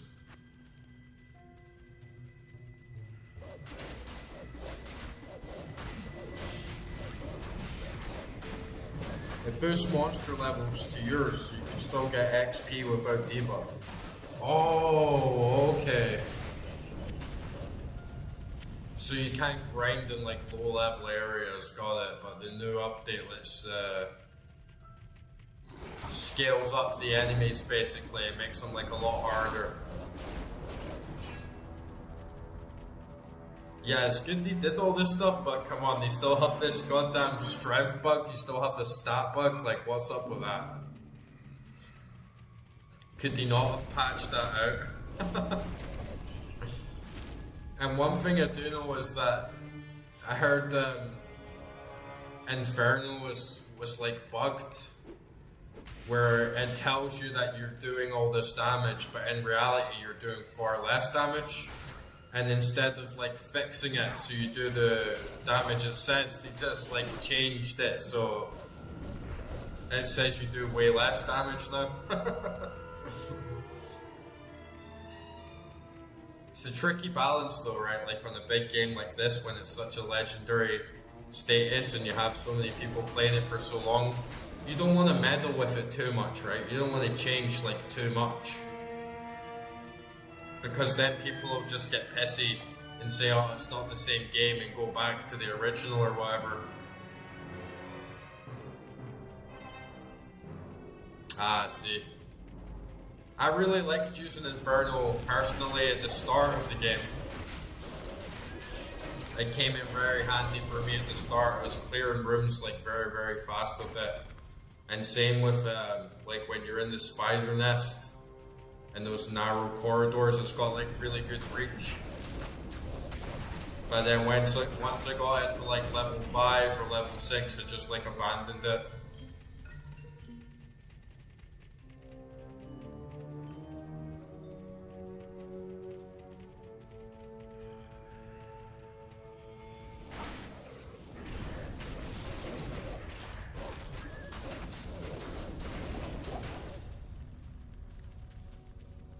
We're doing really good here as well. Like, characters feeling pretty strong, squad's feeling pretty strong.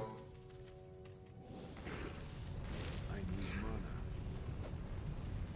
And that little shield is maybe not the best like meta if you like know what you're doing, but for me, for like someone that really kind of messed up their skill tree early on and didn't specialize enough, that +1 to everything, I think it's actually going quite a long way.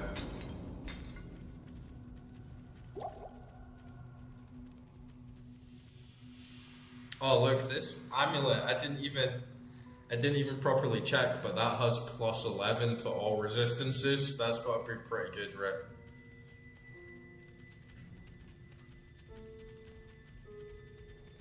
Yeah, exactly. See, I'd done Act 1 when I first started playing, and then after that I was like, I'm going to respec my character once, now that I have like a bit of a feel for the game. And then I realised that I can only do it once, so even though I thought I had like a decent feel for the game, I still wasn't really too attuned to how it was going to carry out in the long term. So like kind of messed it up, but like you said, I can just like respec. And normal's not too hard. Like normal is passable with even a nerfed or like slightly weak build. And definitely like once I get into Nightmare, I'm going to be doing a respec and changing a bunch of stuff up. Especially to finally get those points back from the stat book. I have about 40 attribute points just like sitting in the program and somewhere not being used because of that damn stat book that I wasn't aware of. So even just that alone, getting 40 extra stats will be a big boost.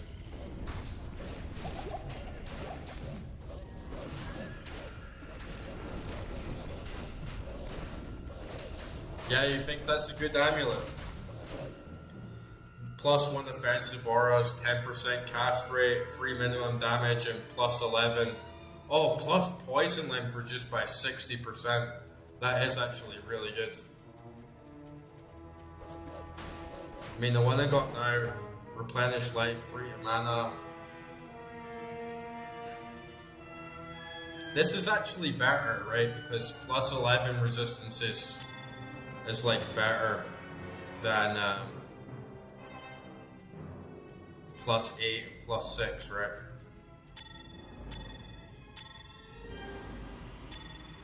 Yeah, that is better.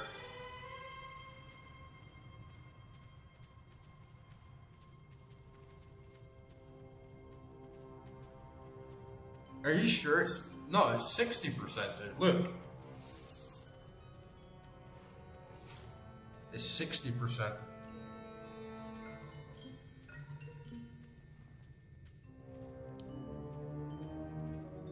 See if I find a 5 anywhere.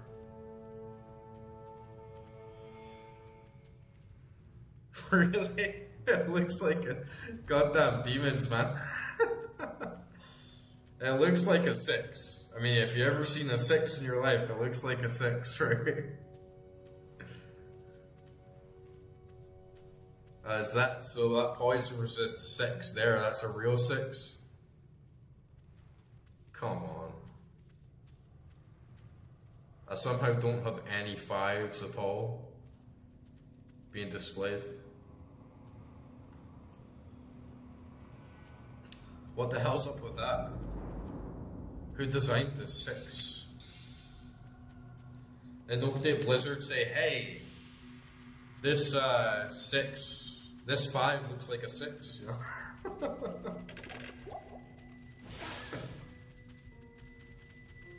There's so many quirky little things like that in this game.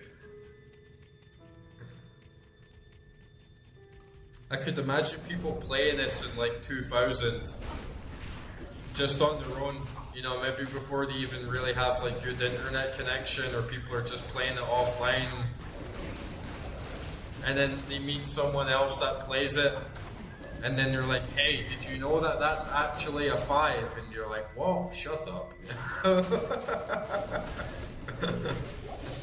And there's no wiki, there's no Google to be like, is a 5 a 6 in Diablo 2? You know, it'd be like this big debate. I'll take your word for it. I'll take your word for it. It's clearly a 6, but okay.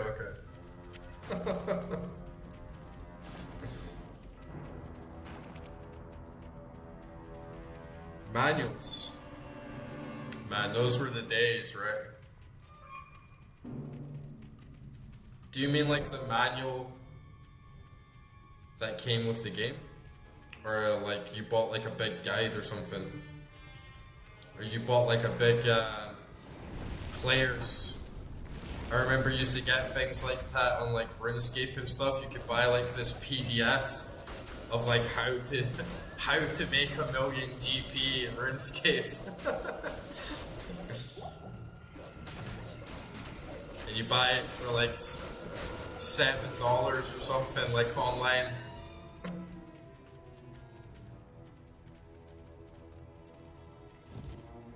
Well, that just makes it even worse that there's like a specific dev manual. There's a dev manual. Oh, flawless diamond there. Yeah, somehow there's a dev manual that says, oh, the 5 is actually a 6. Or the 6 is actually a 5, you know. Wouldn't the devs be like, hey, that's actually dumb as fuck, and we should change it? Or like, how did this 6 that looks like a 5 come into the game? Or the 5 that looks like a 6, man, I'm getting so confused and mixed up.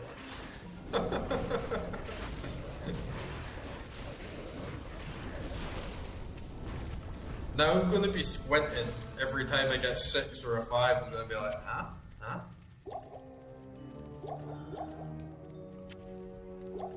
So you're telling me 2 plus 2 equals 5?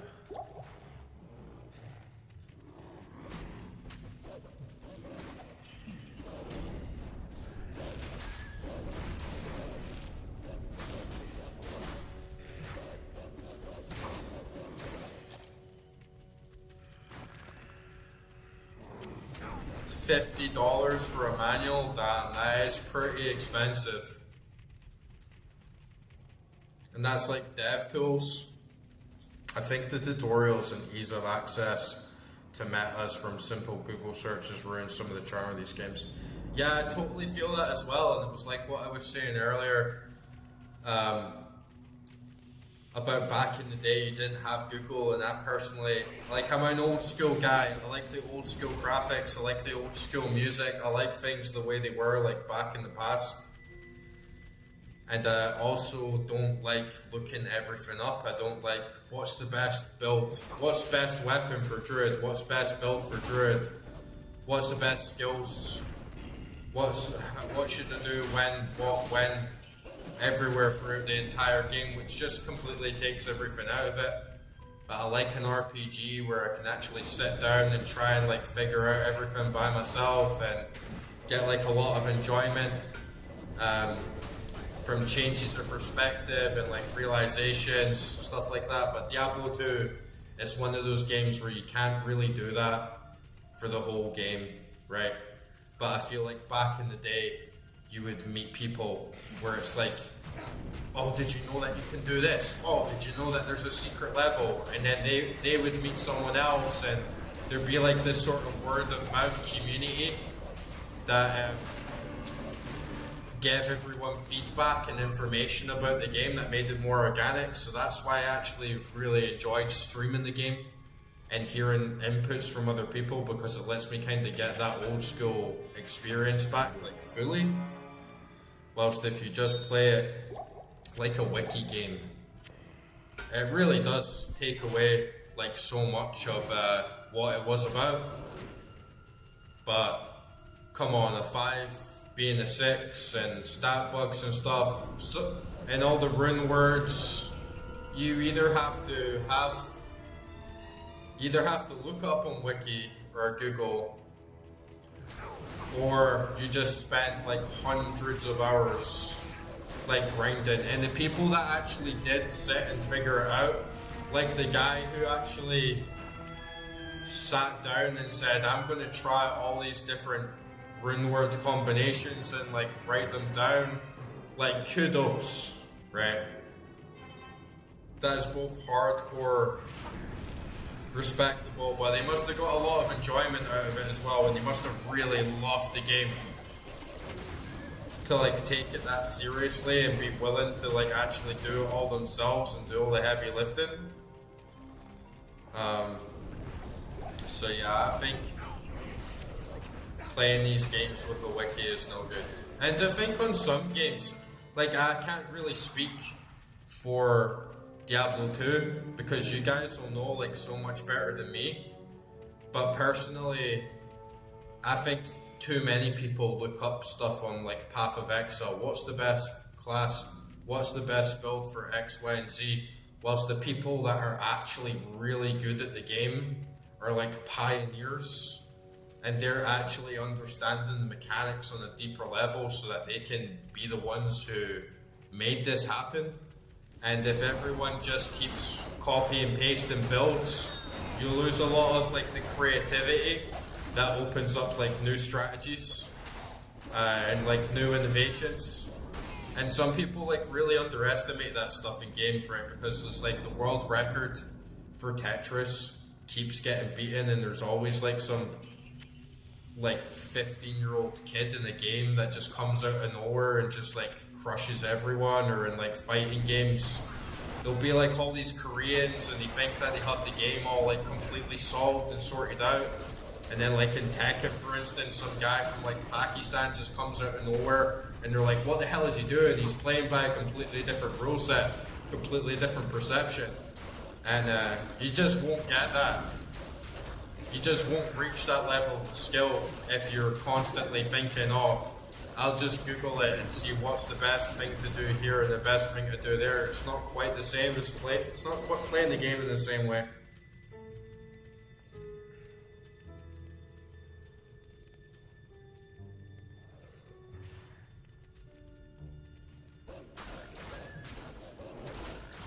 Yeah, I think Diablo 2 is an exception for the bro. Yeah. It's cool, it's very cool. And I actually feel in this day and age, you could imagine if Path of Exile did something like that. The community and fan base is big enough to collectively come together and like, let's solve this out, let's do it. And it's a totally different experience. It brings people together. It has an air of depth to it and mystery to it. Like, oh wow, and like legacy, like legend. Oh, this was the day that people figured out you could do this, and this completely revolutionized like people's playing styles. Like those little histories in the game give it this fourth dimensional, like fourth wall break into real life, which is the difference between like a masterpiece and just like a cultural icon, right?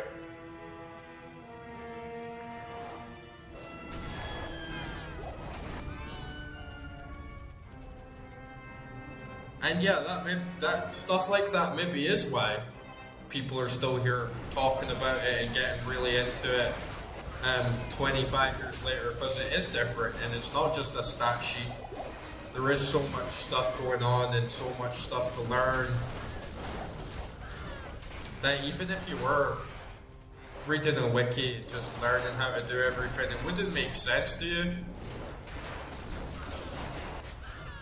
You still need a lot of experience, I feel, to like really get into it and appreciate it.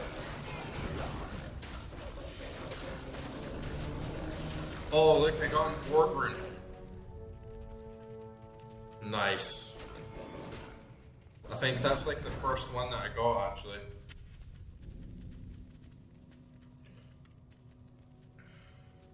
Lightning resist 30. Okay, nice. Yeah, cube recipes. That was the moment when I got the Haragic cube. I was like, you definitely just can't play this game grinding and just slamming stuff in the cube, because I already tried it. I was just like, oh, I'll put this in. Nope, I'll put this in. Nope, I'll put this in. Nope, I'll put this in. Nope. It's like, well, fuck that. I'm not just gonna stand clicking on a fucking cube all day. Try to figure out recipes just like hard. Like it's a password or something, you know what I mean?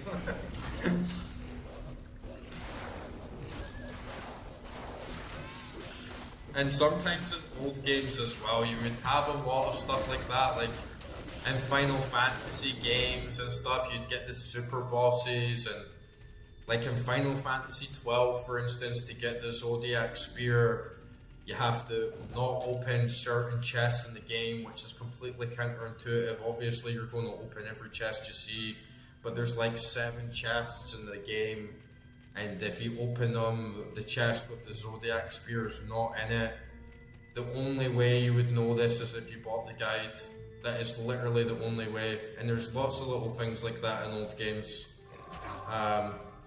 Which I guess there's no point in having them anymore, because you can't just like look them up, or there'll be a YouTube video telling you like right away.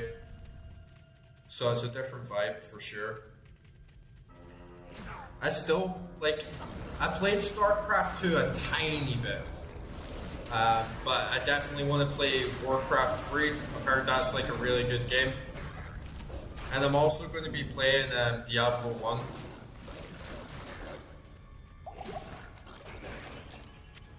Just so I can get more into the lore and stuff. I don't know if I'll bother with Diablo 4. I feel like now is probably, if you were going to play it, now is probably the time to play it. But I just feel like, what's the point? I could probably play Diablo 2 for the rest of my life, right? So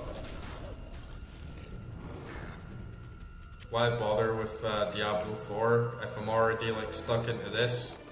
It just sort of like distracts you.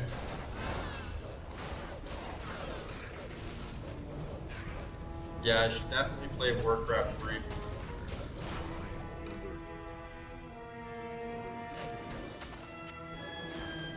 Can you do PvP in Diablo 2?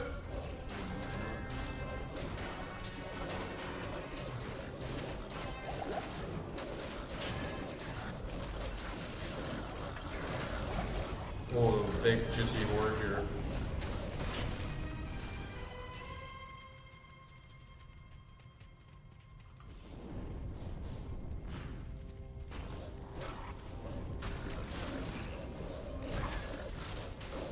Yeah, Warcraft 3, Diablo 2, those 2 games are probably enough to last you so long.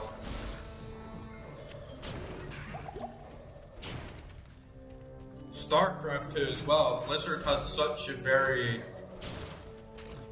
good way of creating games that you could literally play for the rest of your life, whether it's StarCraft 2, Diablo 2, World of Warcraft. Like, all these games have such a dedicated fan base. I guess you could say a little bit for like Hearthstone and stuff as well. That's not as like big as it used to be. But they had a very good like design philosophy of, let's create a game where you could literally just sit and play this and like nothing else forever, basically.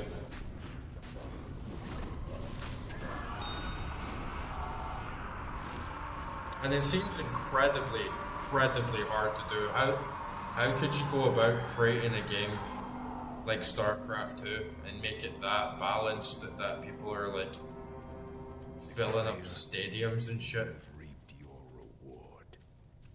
He was pretty easy. Shitty drops as well. Yeah, imagine I would get absolutely thrashed in PvP. Like the meta must be like so developed these days.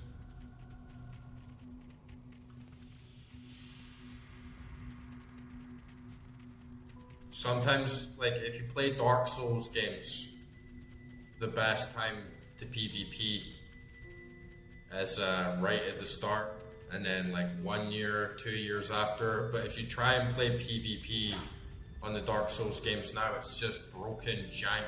Everyone's figured out the best meta to just like stun lock people or like break the game, you know. So you get in that sweet spot of people are still figuring it out. There's a lot of creativity, there's a lot of innovation. People are not sure how things work. That's always the best time to play PvP in a game like that.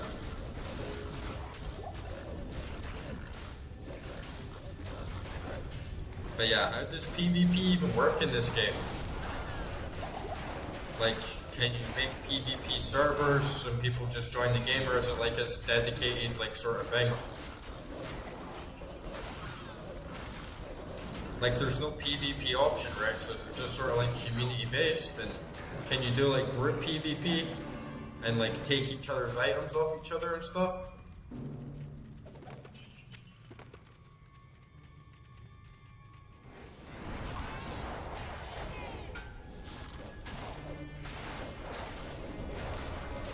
It'd be interesting to see.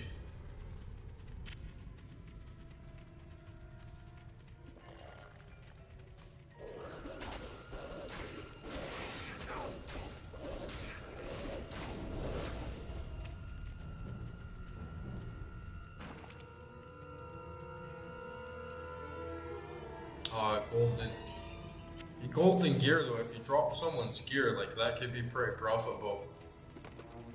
But yeah, I have no idea how that works. Or do you mean in Blade and Soul? Ah, wagers. Yeah. So you got that stuff in you had the arena in old school RuneScape, and man, that was so clutch. And you used to get like massive stories of this guy's just lost like absolute millions of gold on a bet. Good evening. And it just got like so steamy and spicy that Jagex came in. It's like, now we're like nerfing the arena, so like max you can bet is like set limit, and then it's like, it just like takes all the thrill out of it. But he didn't have the relic. He must have already given it to Baal. Now Baal will. Which sucks as well when a dev comes in and it's like, oh, you guys are having too much fun. Damn. Or we've been getting like too many I do thank you for trying. emails of people like crying and saying that they're gonna throw themselves out the window, that we need to stop this. It's the least I can do. I see, yeah. What's this personalize? Choose the item that you wish to personalize with your name. Oh, so I can name my own item? I can like name an item. Interesting.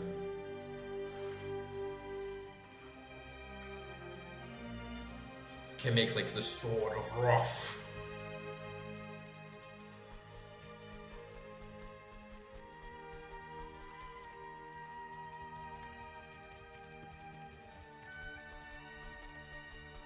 Ah, okay. Good evening.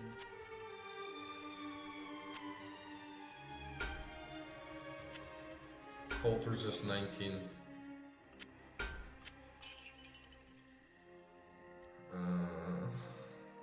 Got some good jewels there. Got flawless diamond and another topaz, which is unfortunate, right? Because I just used my 2 topazes on that. I could have like fused them together to get like a perfect one, but like, oh well, shit happens. That's just like the name of the game, right?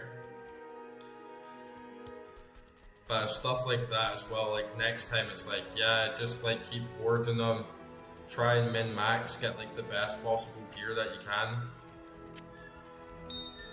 That's like the cycle of it, right? You start realizing, oh, imagine if I did that, wow, I could have got so much bigger stats. Then you'll start planning, oh, if I've got like perfect topazes 2 and a unique, I could get like scale it up massively, and then you start grinding for those specific items. I'm definitely starting to get it. I'm definitely starting to get it now. I actually had 2 orc runes, so I've got 1 am rune.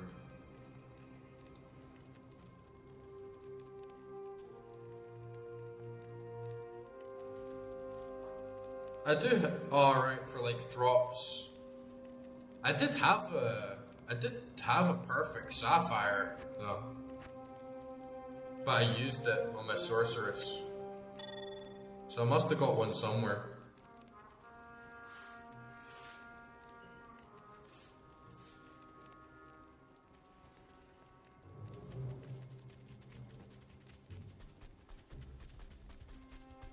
But yeah, I can see how it can expand. It's like the more you learn, the more you start like understanding, oh, if I did this, I did that, I could get much better gear. And it just keeps like chaining you in with the addiction.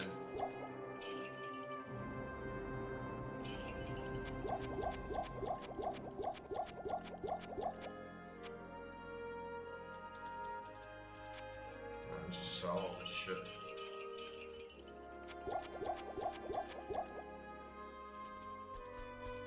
Right, I'll get my stats up as well.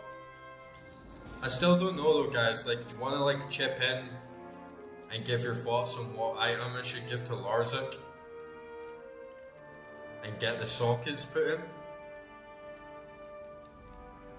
Let me take all this stuff off and upgrade my stats.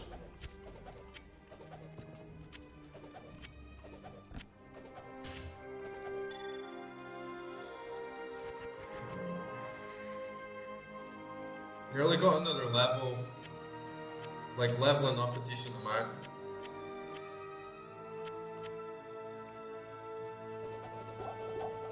Oops, went to shift.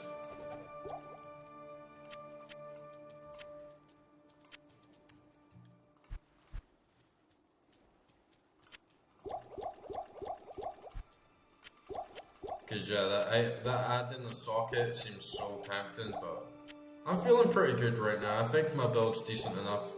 We'll see how we do with Baal. Sell the keys.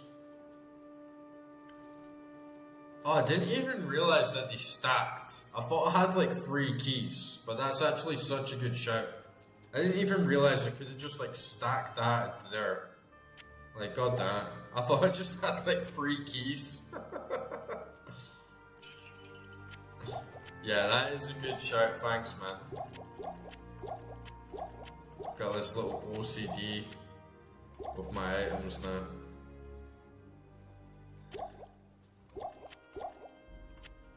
Boom, boom. Boom, boom. Boom, boom.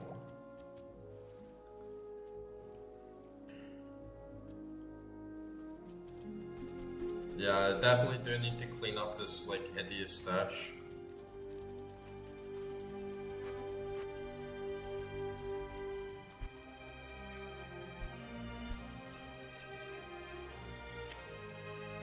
And then clean up all my gems. Well, I won't do that on stream now, it's just like boring to watch. But yeah, I'll sell these keys.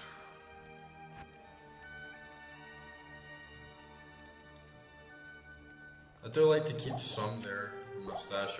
I'll go through them quite fast on another character. If I roll another character, I'll just take out some health potions quickly and then they'll be gone.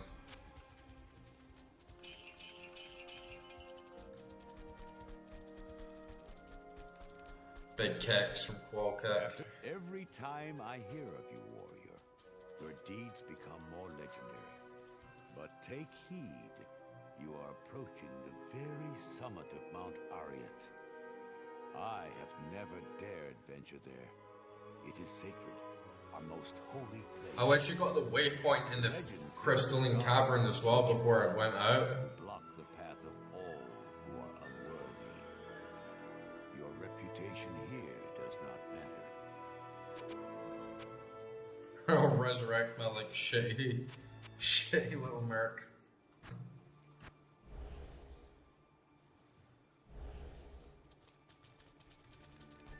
But yeah, it's so annoying that I didn't get the waypoint in the cavern.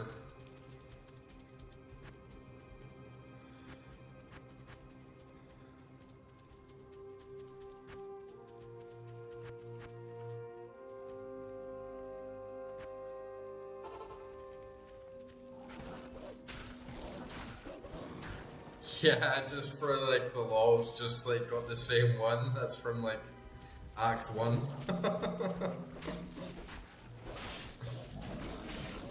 Die anyway. I noticed like Ashira in Act 3, she says that she will give me some free mercenaries, or that the mercenaries have got like such big rep for me now that some of them are gonna fight for free, but then you don't get any like free mercs. I didn't know if it was missing something there, or if it was just like junk quest text.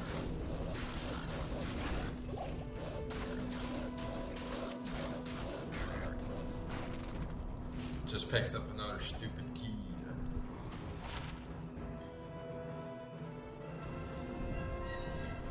And you know when you like do the rings, how you get like 3 rings, gives you a magic amulet? Is it give you a chance for even like a really, really good amulet? So you should just keep like hoarding your rings so you have this chance for a really good one. You know what, I'm just gonna quickly run back and repair my shit. I totally forgot about that. That's exactly why I went to Qualkek in the first place.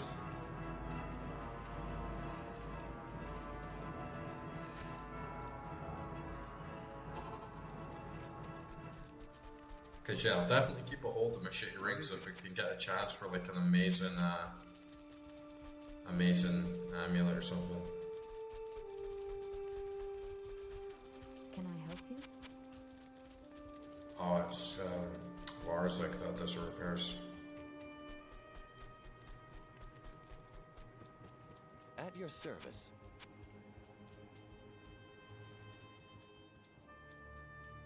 Nice. Yeah, I'll definitely keep fusing. Oh, that like repair of my armor just like took all my gold. Oh well, we'll get some back. Thankfully I just stocked up, so.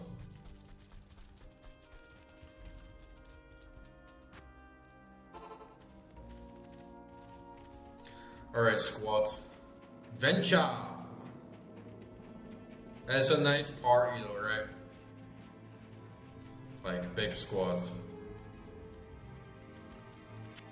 Gang.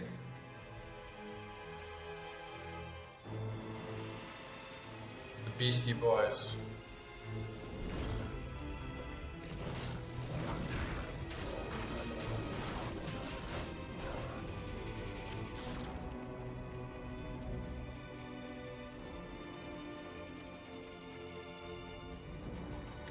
It is pretty badass as well, of like ripping up the ground and sending like fire and flames like through the ground, whilst your vine also comes out the ground and starts attacking everyone. Plus you got a bunch of wolves and a bear. It is rather vicious.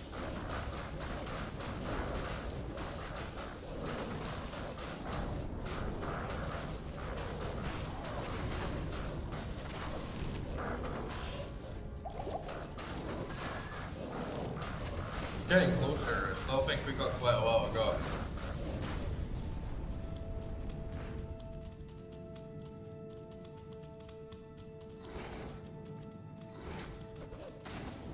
How do I know which items are the most valuable to sell? Like this? This gonna be valuable? Doesn't look it, but it could cost more than I think, you know? Should have dumped that shield back. We'll just wait till we get to the next waypoint.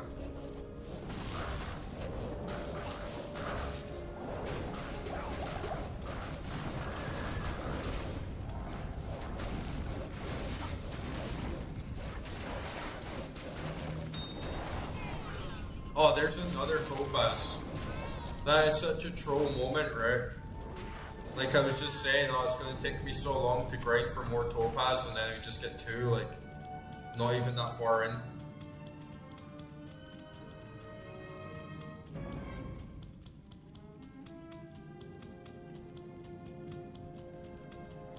Billy the bear just like lunges forward as well, just like walking around the corner. It's like, who the fuck is that? It's like, oh, it's Billy.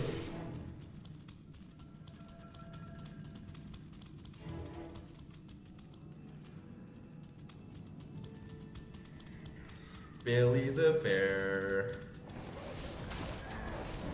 Get him, boy. Eat some of that demon meat.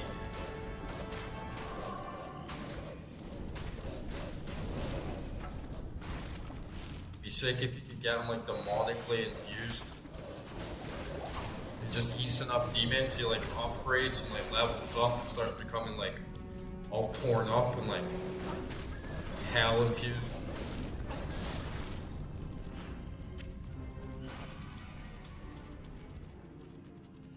The rule is, if it needs to take the least amount of space in your inventory and still sell for a couple of thousand, we usually sell once. Alright, okay.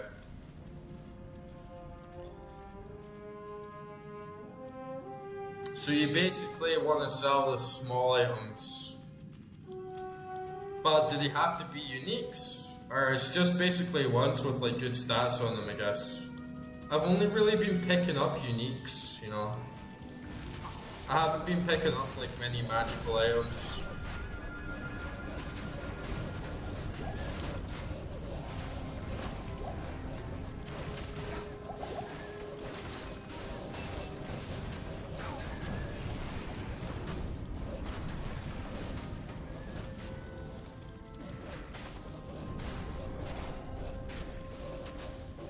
But like I was saying earlier on, I don't really understand why,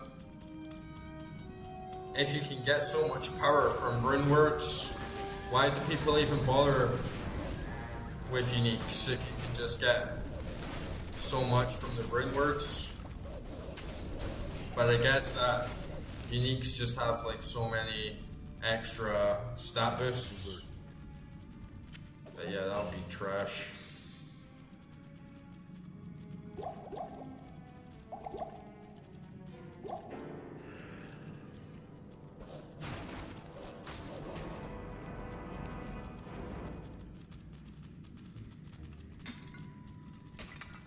So like this gothic shield, I look at it as like, okay, it's white, it's trash, it's worthless. And yeah, it looks like it is. But I suppose there'd be some magics with very good stats on them as well.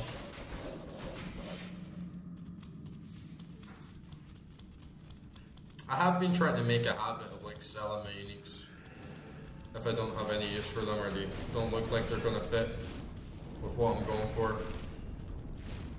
And this like Great Maul, useless. Oh, okay, so that was like great. Essentially like 3 sockets. Would you be able to sell that for much? Because it has sockets, or would it only sell for higher for the stats?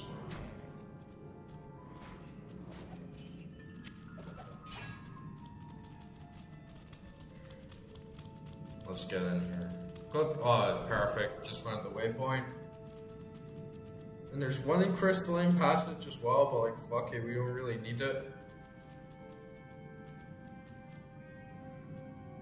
Frozen Tundra, then the Ancient's Way, and then the final dungeon for Baal.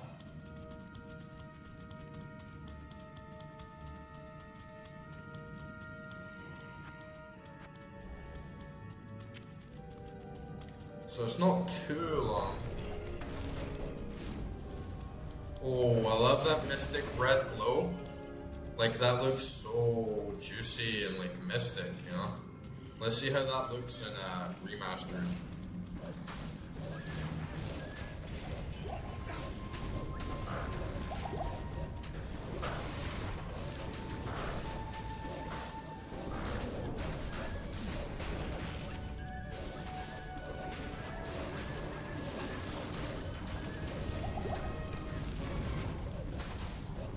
Man, I'm starting to feel strong.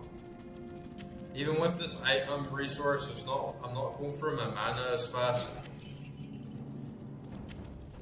And we're clearing through these rooms, like my minions aren't dying as easily, everything's got a really good boost. I think that +1 to all skills was actually a really good item for me to have.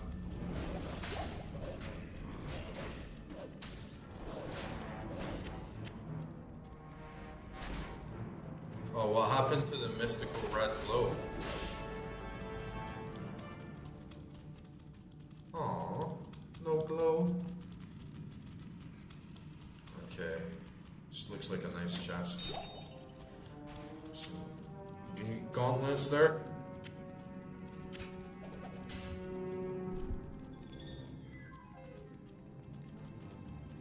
Yeah, for sure.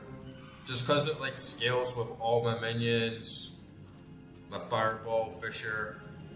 Okay, that'll sell for quite a bit, surely. 13% chance to get in magical items as well. Ooh, that could actually go pretty well then. Like that's 30 attack rate and 1 strength, fire resist. That's 2 strength, 2 dex, plus even more fire resist. Oh hell yeah, plus the magic item find? Fuck yeah. So, what do I have now? I have 14, 11, so it's 25, 38,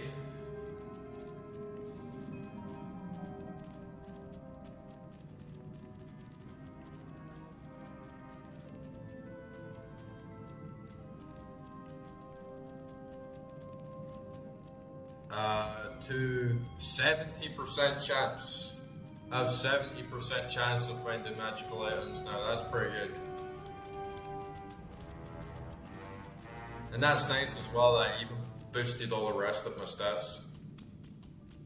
So that was definitely a good drop.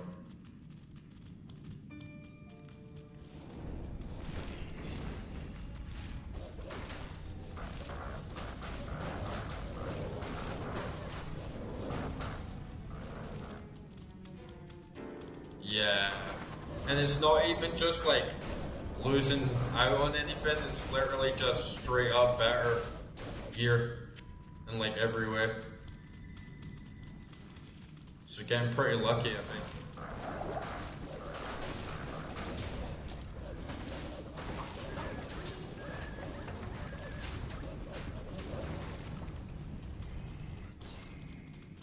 Definitely leveling up a lot here. Oh, did I get another level?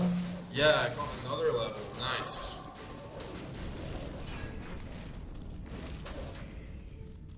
So I'm level 33 now.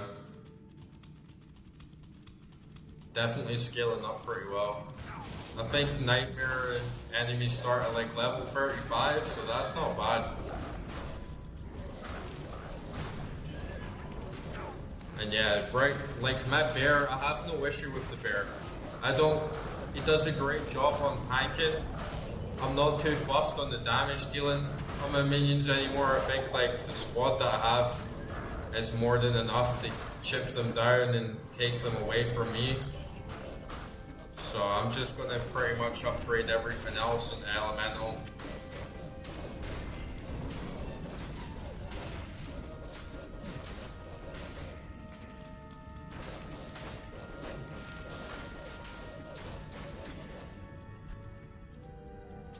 And yeah, Fisher is scaling quite well. What am I doing now? 93 to 102. Plus a 12%.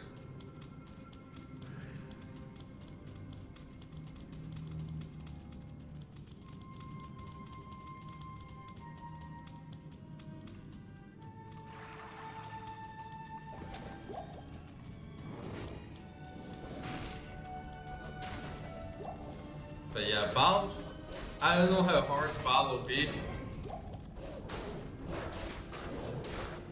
But we should do it.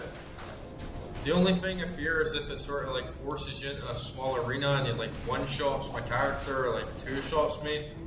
But as long as my bears can like still tank, as long as I still got my squad and I can stand on the side and chip them, and just spam the mana potions, I think we're going to be pretty good. Oh, nice green full helm. Nice, we're getting so lucky tonight. Right, come on RNG gods. Give me your boon on this golden helm. Plus 6 dexterity, damage reduced by 2. Meh. That's not really that good. I think I have another item of that though. So going a little bit further towards a set, but I'll keep a hold of it for now.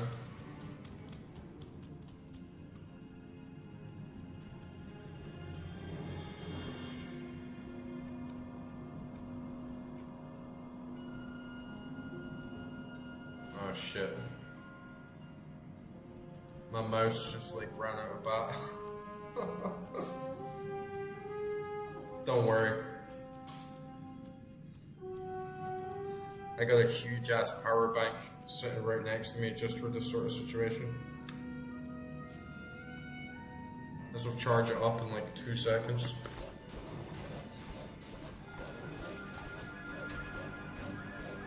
Glad that happened at the right time though, right? That could have happened at like such a bad moment, it just wrecked me. I'd rather have the mouse go out than the keyboard for sure. And cool man, enjoy your smoke. What are you smoking by the way, like 6? Yeah, imagine like your mouse cuts out during Baal or something, that would have been so humiliating. Good clip. Good clip for the stream, I'm not gonna lie. I use a ProArc mouse. To be honest, it's not the best mouse. I'm not gonna like sit and like flex my mouse. But as like peak mouse for a digital nomad like myself, I like to travel a lot.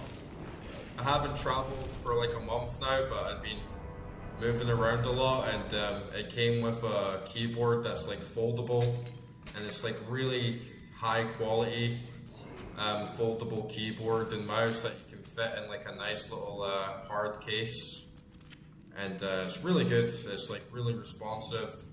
Never had any issues with it. It's not the best for gaming because it doesn't have like any alternate mouse buttons. Like it's got no buttons on the side, and it's a bit like flat. So if you're using it like very, very long term, it can like impact your wrist a little bit. Because when I had like a full desktop setup, I was using a Razer Death Adder, and that big like chunky heavy thing is like really good for my hand. Whereas this is like kind of small, but yeah, it's like really good. Haven't looked back. And the keyboard's very, very good as well. You can just fold it up, put it in this little case, and like boom, take it on a plane. Pack it up in the laptop next to your suitcase, and yeah, you're good to go. You can do your thing anywhere.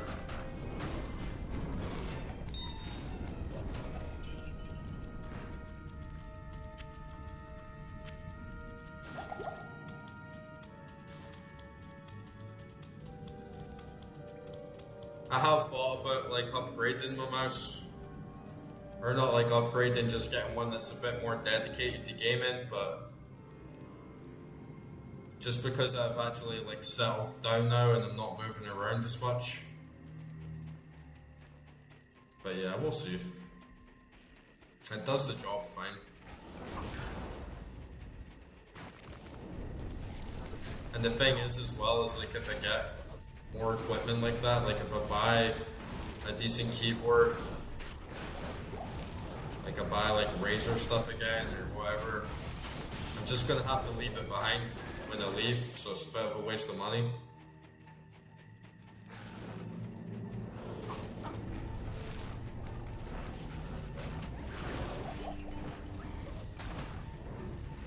Yeah, they're kind of getting lighter naturally. It's preference again, and I've bought a lot of Logitech products. I had a really great wireless Logitech keyboard. It was like backlight with like a mouse tracker pad on the side of it, and it was really, really good for. I used to have my PC hooked into my TV, or like one of my PCs hooked into a TV, and then I'd just lie on the couch and use that, and I could like type and use the mouse easily, you know, just for like browsing and watching stuff and playing games with a controller. And yeah, I really liked it. But the mouses, they're like a bit too light for me. And they're like a bit like small for me. So I normally get something like Razer. They're a bit like heavier, chunkier, but even like Razers recently have been progressively getting lighter just because you need like less and less parts to actually make them. But I feel you can't really buy a bad mouse these days. Even like the Logitech, like the very cheap ones, still like do a decent job. And I feel like mouses these days, they have like such high DPI naturally, you like barely move them, right? Like this whole time of playing Diablo, I probably moved my hand less than an inch. I probably moved my hand like a few centimeters or something, you know?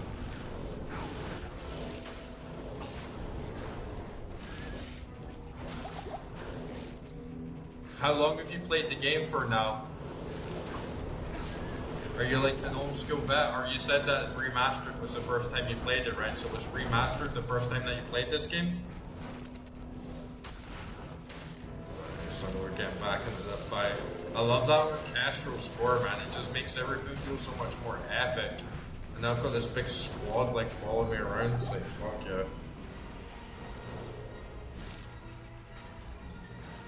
Wolves! Yes! Jack!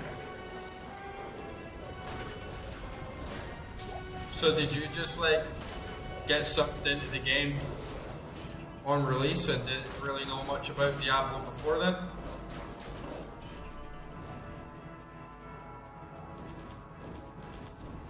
Oh, nice. Yeah, I've got Brimmed on as well. I haven't given it a proper shot. I've played Path of Exile and Torchlight 2 a lot. I have Brimmed on, like on Steam. But I think I played like 10 hours and I just never stuck with it. It's just like one of those times where you just get a new game, and then I think what happened was I got like into it and then stopped playing it for a while, and then just felt like I need to reset it. So I'm still like on the level of where my character is and stuff, and then it's just like never happened. But yeah, I played Path of Exile still. I haven't played Path of Exile 2 actually either. I've only played the first one. Kinda waiting for Path of Exile 2 to go free to play and actually get into like 1.0 before I get like hooked into it.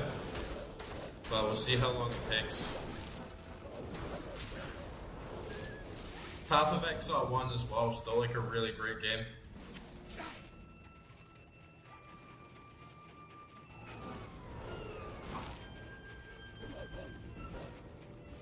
I played Counter-Strike a little bit as well, but it was mostly like old school, like Source Counter-Strike. Didn't play much of CSGO, but I used to play a lot of like FPS. I think the last one that I really got into was like Overwatch when it came out, you know, like season 1 and 2 Overwatch.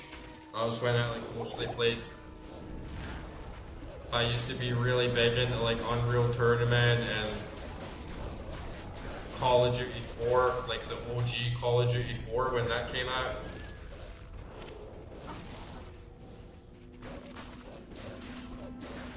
And I love Doom Eternal. I don't know if you were here earlier when I was ranting about that, but I absolutely love Doom Eternal.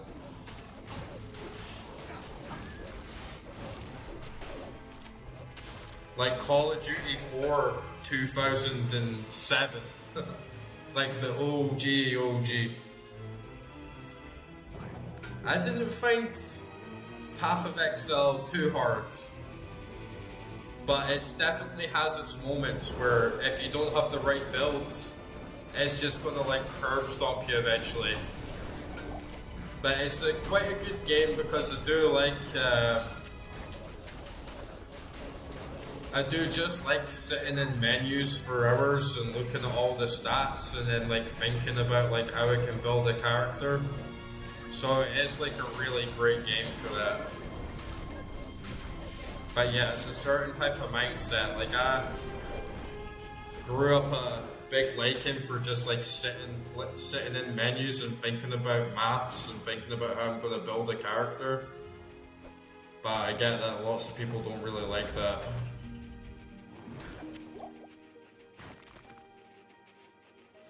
Yeah. And the thing is as well, it can like crush you. A bit like Diablo 2, I guess. You know, you only get like that one respec. But in Path of Exile, it's like you can get so far into the game and invest like so much into a build. And then you just realize like, oh shit, this doesn't work. And even if I wanted to get like a better one, it was gonna take me like hours to even like think of like how I'm gonna build my stat tree and like get items and stuff. So yeah, it is like a big commitment. I don't think you have to do that though. I think you can go into the game with certain principles in mind. And it's similar to Diablo 2, I guess. Like you gotta like min-max a lot and not spread yourself like too thin.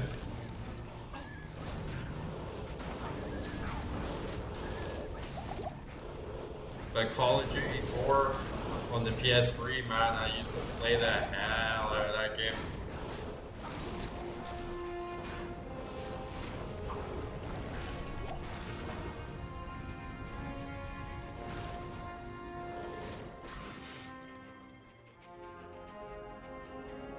To be honest, these days I don't really play too many new games. I mostly only play games that are like 20 years old.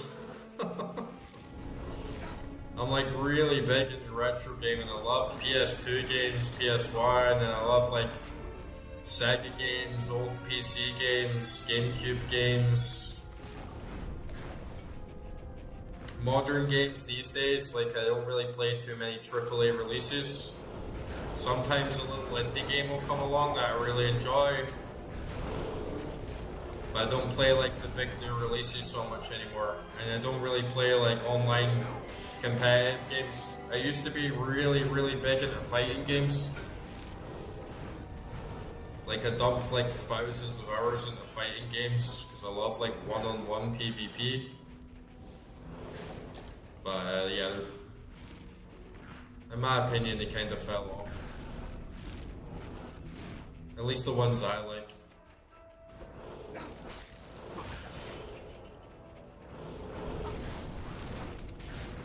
So then I just decided I was going to try a new game, like new old game, and maybe find something that was like good to stream as well. And then decided I would play Diablo 2. And I haven't looked back. It's been like such a good choice, like such a great game, and such a good one to stream as well, I think.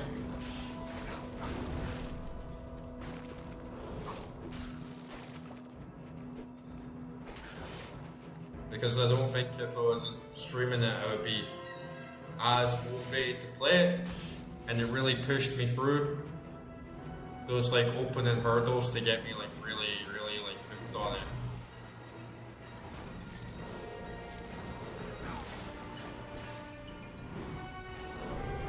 I gotta get those wolves back.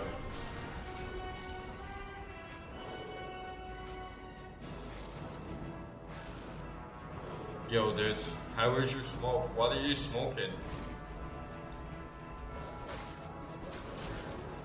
Yeah, actually, it's funny you said that because Dungeon Keeper was on my list of like ones to try. I don't know if I should try Dungeon Keeper 1 or Dungeon Keeper 2. I also want to do Diablo 1. And there's a few games actually that I have in mind for streaming. I think on Wednesdays, sort of like midweek, I want to play a game that I'm like really familiar with. Like I'm replaying Resident Evil 4 OG right now. Because that's a game I know a lot. And then on weekends, like play something new. Like going in blind to like an old classic game. Yeah, it's hard. Nice. I do like a challenge.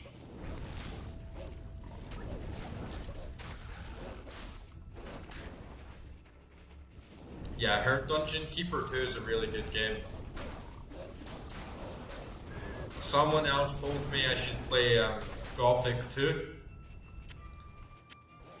Which again was going to be another pick that I was going to play recently. There's quite a lot of old PC games that I've never played before that are classics just because I never had one like growing up, so I'm really excited to get stuck in a lot of them. If Diablo 2 doesn't end up taking so much of my time, because it could just end up that Diablo 2 just like starts dominating my life and I'm playing this like every weekend for the next like 5 years or something, you know? Definitely be good to play Diablo 1 though, just so I can get the lore. I really like cheesy 90s lore, you know. Something pulpy, doesn't take itself too seriously. I'm looking for the audiobooks of Diablo 2.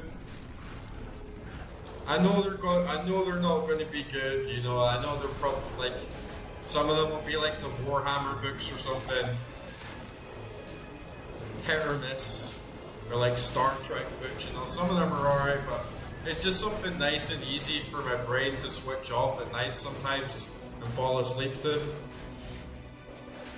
I like pulpy fantasy like that.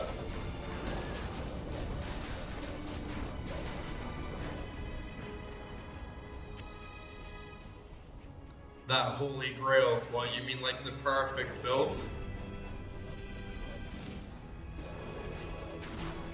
I could see myself playing it a lot actually.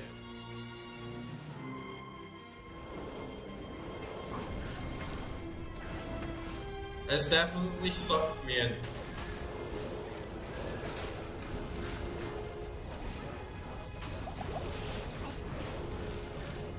And also just because I'm doing it like on stream as well, and I've met like so much of you guys that have been playing the game for like a lot longer or like into it as well. And people have been telling me like, oh, wait until you play a Nightmare, like wait until you get to Hell. I really want to like go through Nightmare and Hell, you know, I like that sort of challenge.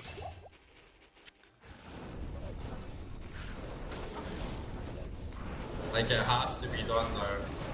There's no way it can stop, I have to get to Hell, at least.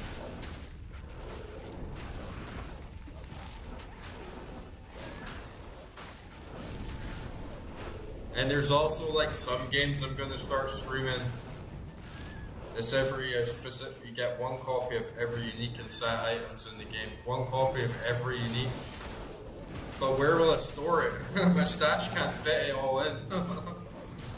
I already thought that it would be really cool to have my stash with every set in it. Sorry for belching, guys, excuse me. So yeah, I'm already on that holy grail bug of trying to get every set item in my stash. That would be so cool to have. And I'm also going to be streaming some games because I do a lot of stuff. I'm like a music producer, that's like where my roots are. I like love music, I play guitar, I play piano, I play bass, I produce music on my computer, play like synthesizers. I'm like a singer, I do like all that stuff, really love music, really love sound. And I love video game music, and I love video game sound effects. So a lot of like what I do is I go through old games and like look for like old music and preserve them with like the sound effects on, because that's how I feel is like the best way to experience a lot of the sound is with the background ambience and atmosphere. But I gotta actually physically go to a lot of these games and play them and get to every level and go into them. So I'm gonna start streaming games that I kind of like, not speedrun, but just kind of like rush through and play, so I unlock every level and then I can go back through save states and start like recording everything down.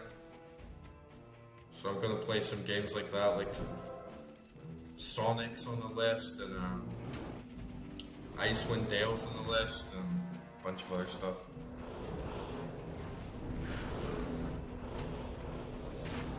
Oh, really? So you don't even have to... Like a spreadsheet for what exactly? Like a spreadsheet for chances dropped, and a spreadsheet for where the items are dropped and stuff like that? Like that's built into the game?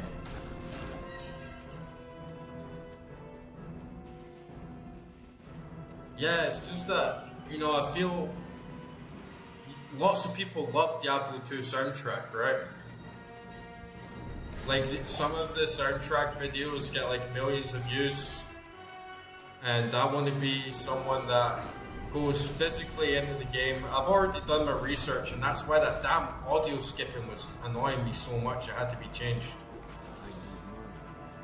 I've already done my research. I think there's about 25 unique areas in the game, roughly. And once I've like completed my Druid class and done all 5 acts, or I do it on the Sorceress, I'll physically go to like all the locations, set, record, song from the start, and record it with all the sound effects, right? So like, you have the wind, you have like the rustling trees, some places a camp, you have fire, there's all the unique like surrounding atmospheres and ambience, and I record it like that, and then it's like the in-game soundtrack. And I want to start making longer compilations. At first, my channel, I was just getting like random clips, like good music from decent games, and then instead of just saying like, oh, this track from this game, and like nobody actually finds it, giving them like funny titles that make people want to click it and interested, and then they find something new and they start thinking, oh, what's this game? I've not seen that before. Or they're like, oh, I know that game, that's great. And now I want to do like longer ones and make like bigger compilations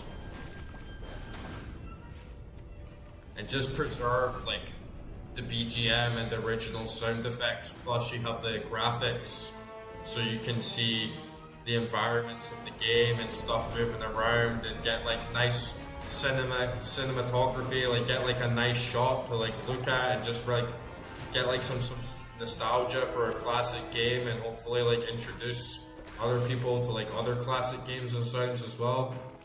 That's kind of like the idea, like going forward.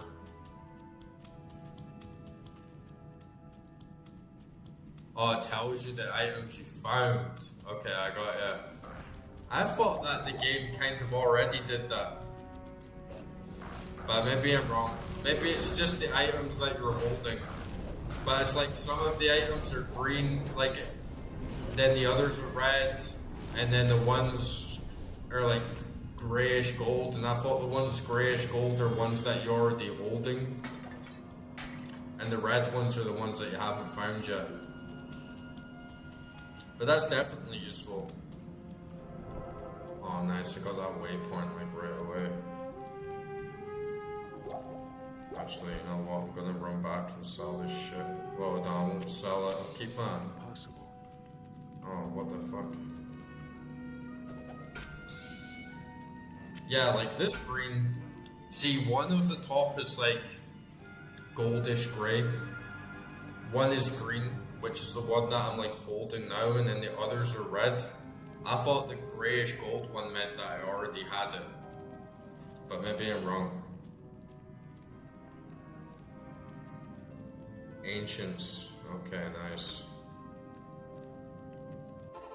Yeah, we're crushing for it. When it came in Act 5, I was like, oof, I'm feeling a bit like squishy, and like my minions aren't really doing much. But that green shield, that +1 to all skills, that has done me so well. And definitely got like a good feeling now that I'm like actually starting to like push through. Yeah, I know that white's normal, yellow's unique, but do you see it here? Like issue, do you see it here? It says Ishenhart's horns green, Ishenhart's case red. Ishenhart's case means I don't have it. Or like Eisenhart's armory up the top, that one's grey gold. I thought that meant that I already have it, that part of the set, but you know, I probably don't. I'm probably wrong. It probably just means like an accessory or something. Yeah, I know the red ones are missing. It's that green gold stuff.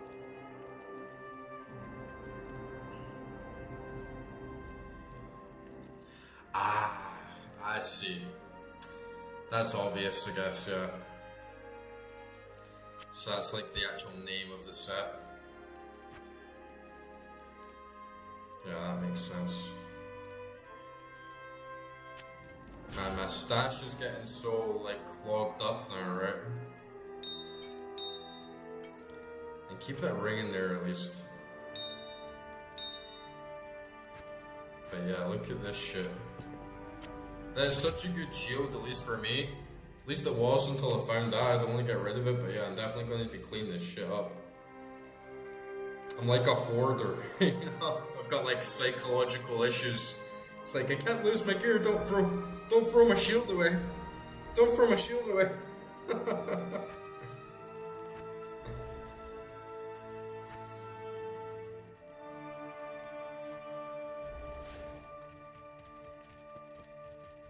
Yeah, I'm like a little goblin. Hello. I'm like a dragon, bro.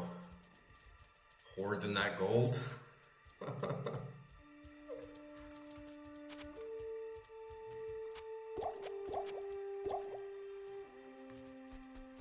What happened to dragons that hoard gold,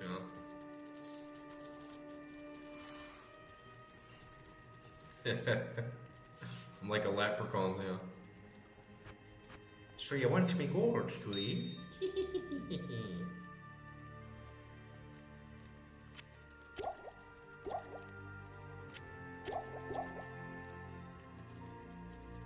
Nearly got another level. Oh yeah, forgot about that. Just dump it all into Vit. Serving me well.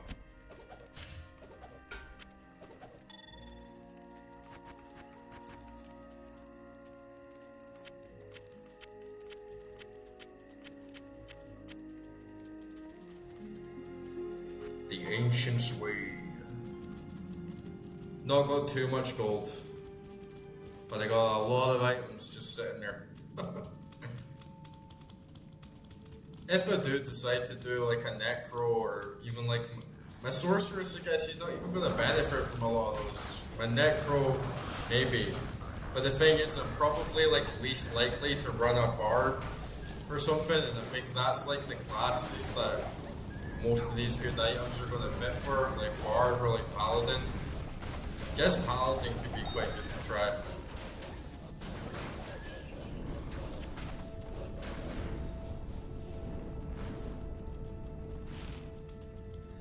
Bro, don't even get me started. Like, I have to drop all of my items to upgrade my level. Like, because if I don't, then my stats get reset. And like, this happened so many times that I've lost like 40 points. It was the most infuriating thing that's ever happened to me in an RPG. Like, seriously. It was such a what the fuck moment, and then I looked it up, and apparently it's like a really common issue. But yeah, I'll show you what happened in a second. I'm not actually going to show you the stats disappearing, like, you need to go back. It's all on record, bro, like, you can't deny it, right? Because it's all on the VODs, right? It's all in the VODs, bro. It's all in the VODs. But yeah, I can't remember the specific number, right? But I believe I was on 60 strength. And then they kept upgrading it. It would go 61, 62, 63, all the way up to 69. Then you click one stat up. And as soon as it goes to 70, it flashes, and then it went back down to 60. And it did that. I'll clip it. I'll clip it for you. I'll clip it for you. It happened multiple times. But yeah, it went up to 70 and then snap right back down to 60. and that took 2 levels to get up there. So then I did it again, 2 more levels. I got up to like 67, 66, then the next one, right, I'm getting up to 70, snapped right back down. And all those stats are lost in the pool. I will get them back when I respec, because when I respec, I'll get all the points that are due to me like from a level. But I won't get them back until I respec. And it also happened with Vitality. And apparently it's this bug that happens if you have items buffing your stats. It like bugs the system out, so it thinks that you're got like a different threshold and you can't go beyond a certain mark. I don't really know how it works. No, it does. It's not just a visual bug. Like, you see it, bro. I'll clip it for you. Like...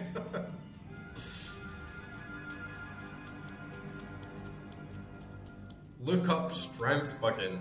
Like, Google Diablo 2 strength bugging. You'll find the information about it. And there you go, the noob's teaching you now, right? 25 years, you're lucky. You're very, very lucky that you never got strength bugged in your 25 years. It happened to me, my first game.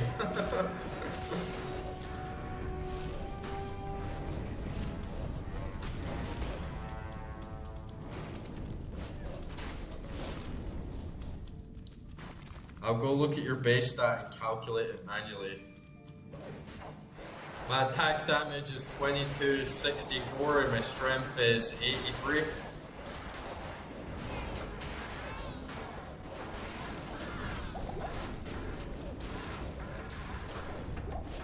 Got a whiz kid over here, huh? Getting some calculators up.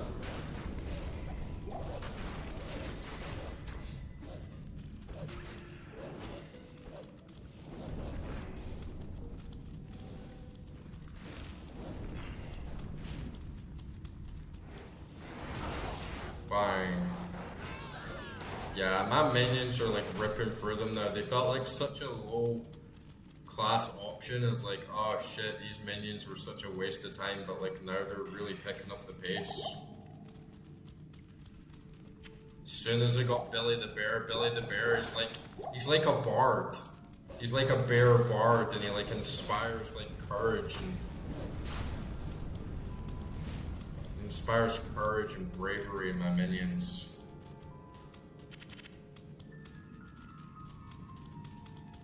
Billy?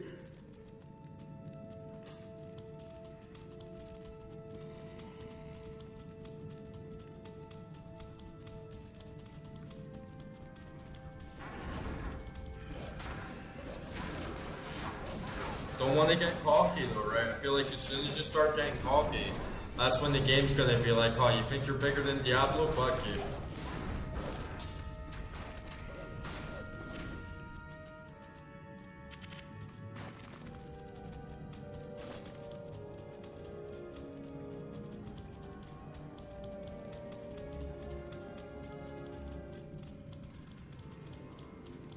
Nice mazy, icy path here. So this ancient, so I wonder if that's going to be like multiple bosses in one, so I'll have to face off like multiple uniques at the same time. That could be kind of testing. But I got my squad. Yeah, I tried Sorceress as well. And I think Sorceress was like really fun and a really, really good OP character for sure. Minions build, I think like mid game, especially at least for Druid, they kind of feel a bit weak. Once you get Direwolf and the Bear, it's much better. You can also get Oak Sage, which buffs them. And I think like Necro is good for like summon build as well, but it's kind of different. But the playstyle for Druid is completely different for Sorceress. Like Sorceress basically was just using Blaze and running from one end of the map to the other and letting them all chase me. and they were all just dying, and then it could just turn around, or if it got stuck somewhere, just start blasting fireball, then go back to the remains, pick up all the loot. Whilst the Druid, it's a lot more like slower, like methodical, a little bit more strategic, like you have to space yourself like a little bit differently. It's good. It's more immersive. I think Sorceress, you like run around like crazy and don't stop to like smell the roses so much. But I like them both. I haven't like completed my Sorceress, obviously. I'm like at Act 3 with my Sorceress on normal. But I've heard that Sorceress is pretty much like the best class.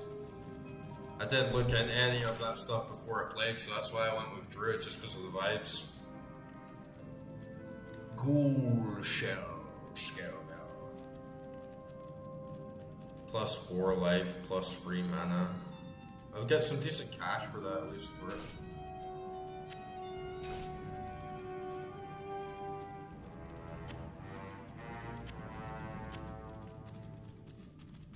I got the septum here. Let's see what this goes. Probably get some good cash for that as well. Alright, let's go back to town, just quickly sell.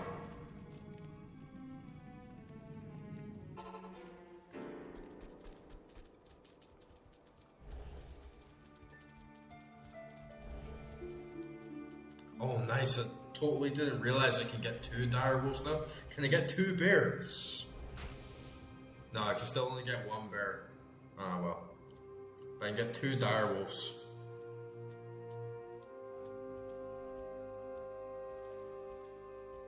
Really?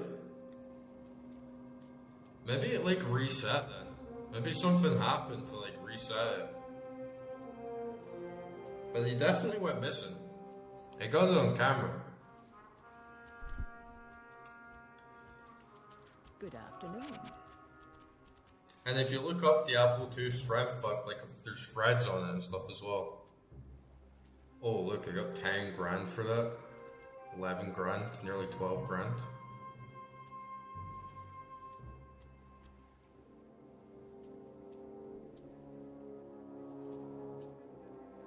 I bet that would actually be quite good for Barb or something.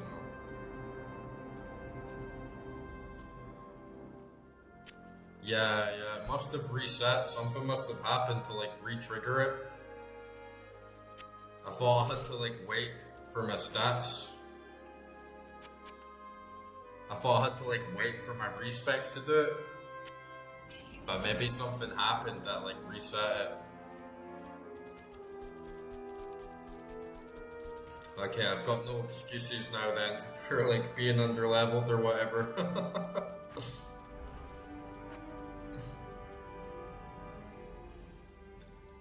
But yeah, look it up, dude. Strength bug in Diablo 2. It's like a known thing. And I'll show you the video of it as well, because there's videos of me trying to figure out the game and then being like, what? Why did my strength disappear? Like, what the hell?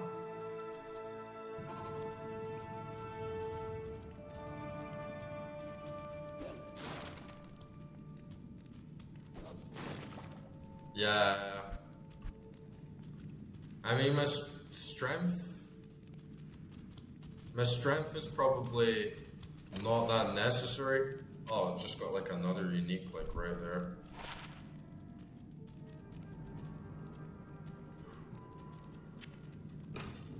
My strength probably isn't that necessary right now. There's like 83 strength and I basically would never use it. I pretty much just stand on the side and like spam fireballs. So I feel like just putting everything into vitality is like the way forward. But obviously with Druid you want like a bit more strength in general than you do say with like a sorceress. Did I get to the end of this?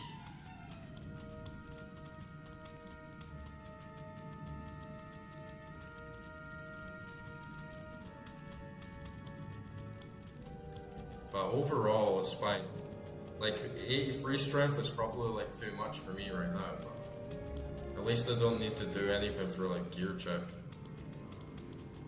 Have I discovered this whole map or what?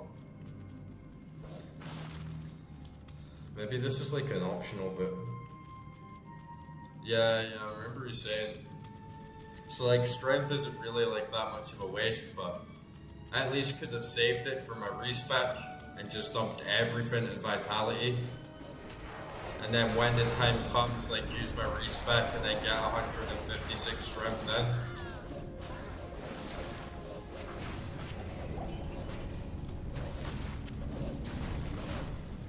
Cause yeah, without that vitality you can get squishy. Like bosses killing you in like 2 hits, like uniques coming around the corner just like smashing you in 2 hits. That was pretty devastating.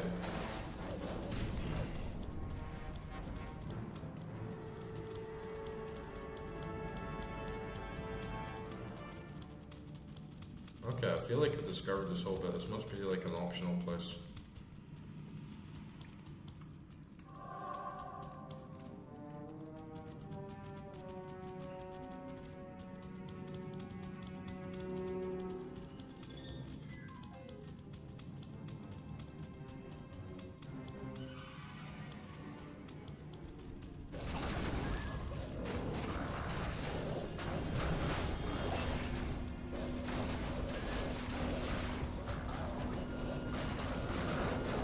It's the sort of bug that nobody wants to experience either, and that's why I was saying earlier it was just bewildering to me that the strength bug wasn't taken out.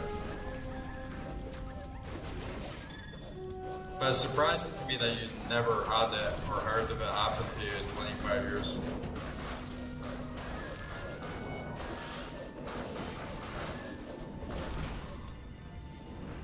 Oh, okay, thanks for the heads up. That's actually kind of what I was worried about, is if I get put into like a small arena without like prior knowledge, because then that could just like easily like wipe me if I get a big like hard monster. Like Duriel was tough for that. Duriel fight was like really tough for Druid, but for Sorceress it was just like so easy because it just ran around in circles with Blaze on. And then it was just like GG. You know? Like she can't do anything.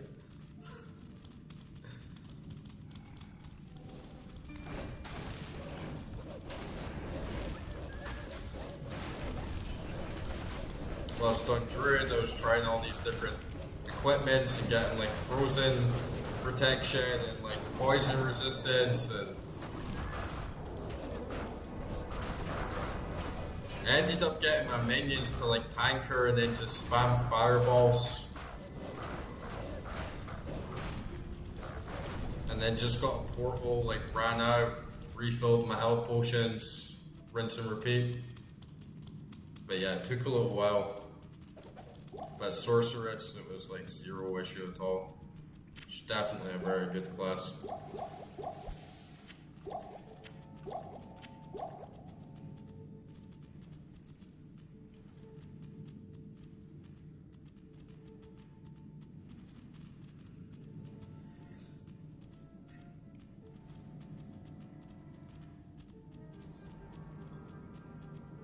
Oh, okay. So it's basically like if I die, I have like a second chance to come out like right outside of it. But if I make one inside of it, then it'll get reset when I come through the portal. Nice. That's really, really good to know.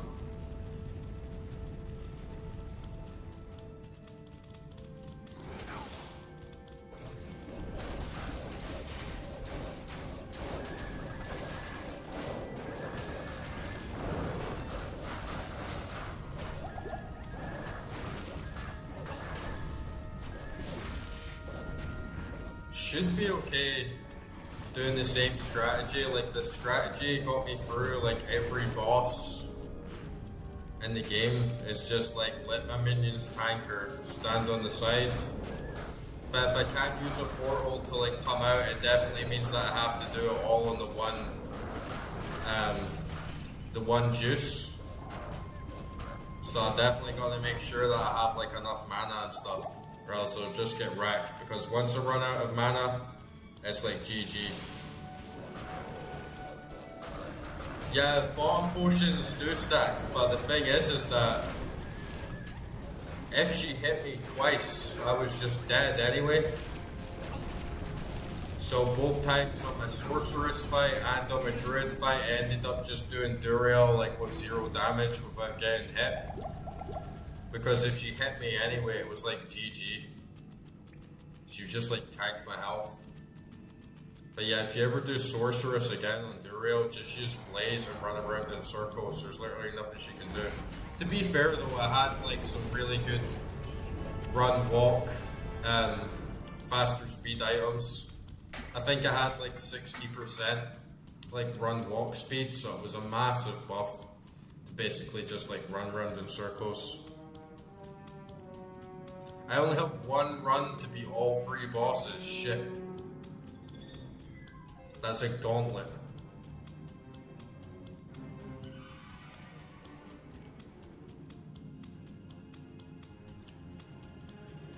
Yeah, that's gonna be tough.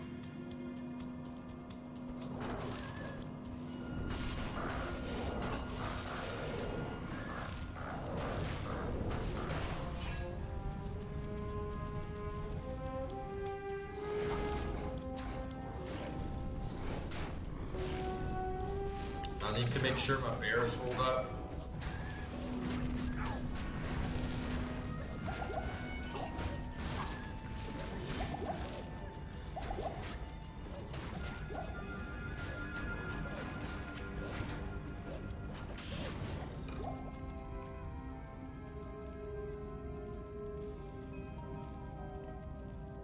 Oh, okay.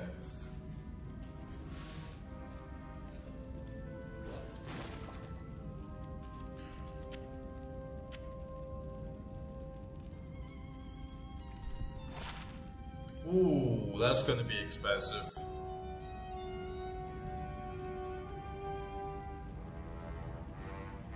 That's definitely gonna be worth a lot of money. Yeah, the main thing for me is just like managing my resources. If I have enough mana, we're like good to go. But doing like 3 big ones with like 1 set, that's gonna be difficult, so hopefully my minions survive long enough to like keep tanking and maybe give me like just a little bit of space so that I can like refill my belts. And then we should be good.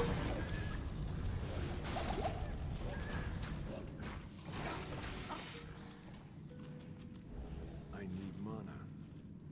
I need mana. It's like the name of the game for me. I need mana, the game. Oh, they're killing my vine. Fuck you. Leave Viney alone.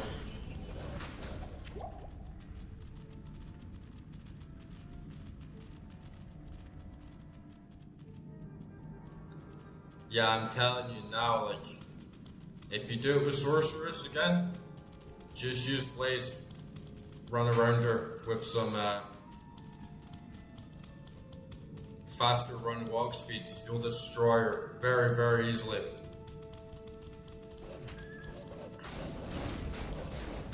You won't even need a single fallen potion at all. And then if worst comes to worst, like just spawn a portal, jump out, refill your health, jump back in. GG. But if you face her like straight up, I feel like with any character at that level, like level 20, level 16, it's very, very hard because she just has like so many debuffs. And once she hits you and slows you down, it's like you have to face her. So if you're like a squishy spellcaster, it's like game over for you.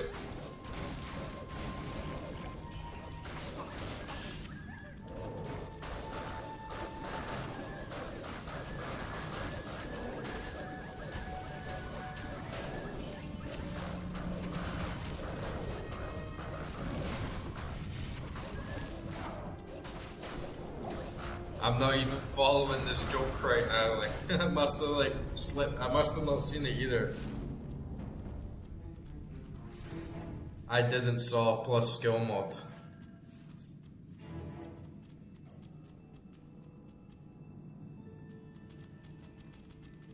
That's going right over my head.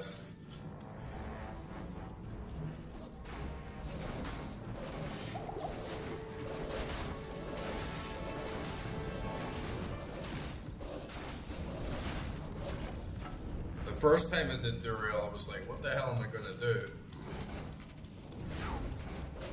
I thought it was over. And there's even one guy in the chat who was like, I don't think you can do it. I think you just need to reset your whole game. Because your build's not good enough. And I was like, fuck that. Like, there's people that like sped run the game in like 30 minutes. It's like I can beat Duriel. And then we did it. Just got my minions to tanker and spam fireballs. It took quite a while though. I had to do like 3 rounds in the portal.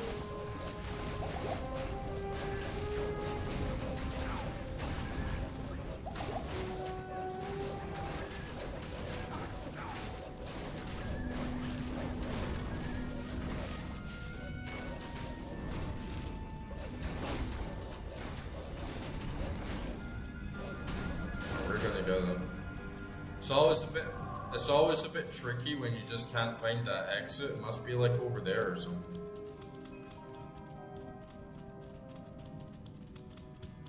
Yeah, it must be like over here.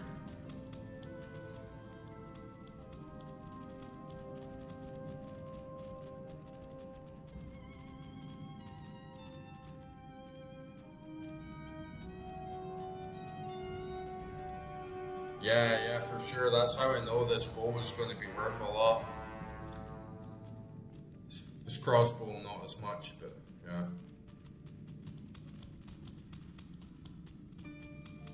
Yeah, I think experimenting is like a really good idea.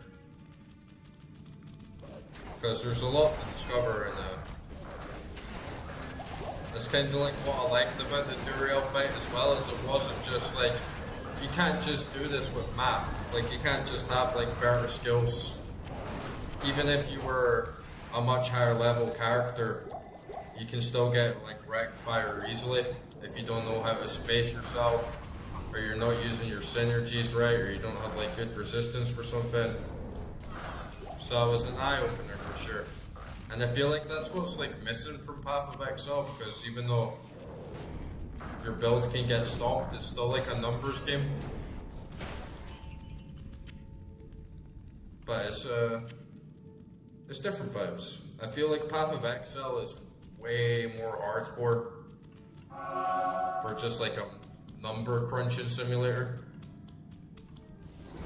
Whilst Diablo just feels way more like an immersive RPG.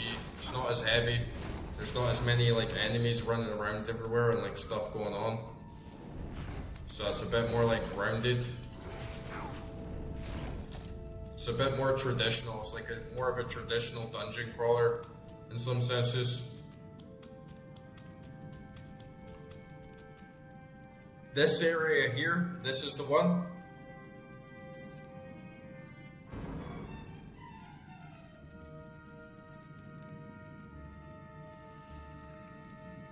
This is the Ancients. Okay. I'll go back first. Get stoked up. Good evening. Oh, you're right. I only got like 4K for it. Still though, it's better than nothing. So yeah, it's like ones that you get +1 dex, +2 strength or whatever those ones. We got 6K for that. So that was actually a little bit more. Okay. Coming for these Ancients, dude.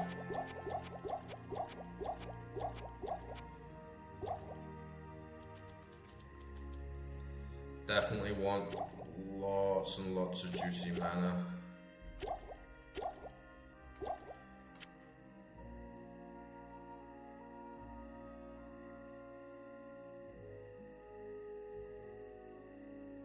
Yeah, I would agree actually. I mean, I think, in my opinion anyway, Path of Exile is the best, like, modern ARPG. Such a good game, and the music and the sound design is absolutely epic. Like, it feels so good putting the headphones on and just getting like stuck into like a really good grind.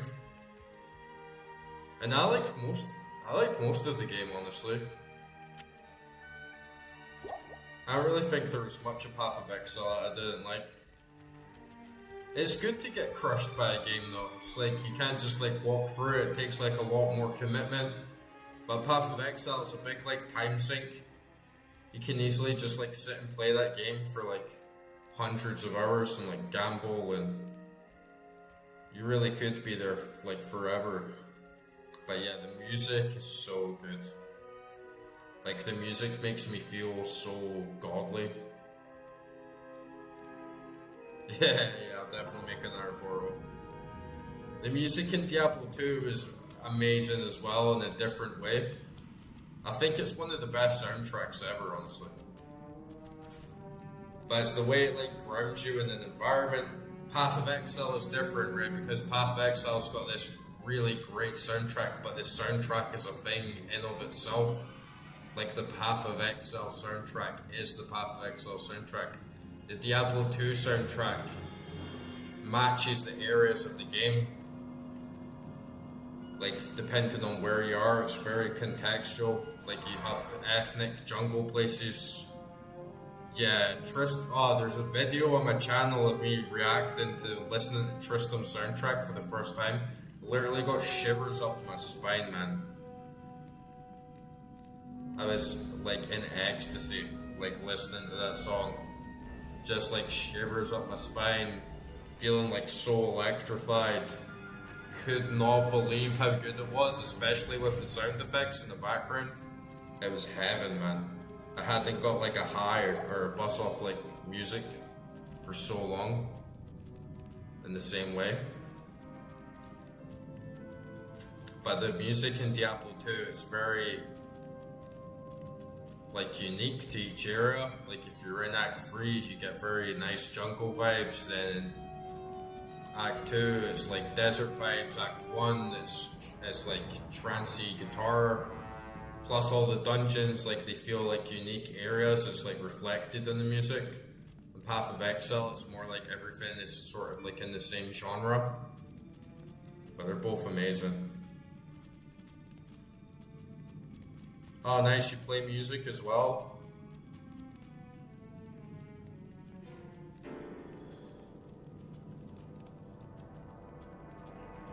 Yeah, I'd love to get some of those little quotes in between the music as well in those videos that I'm planning.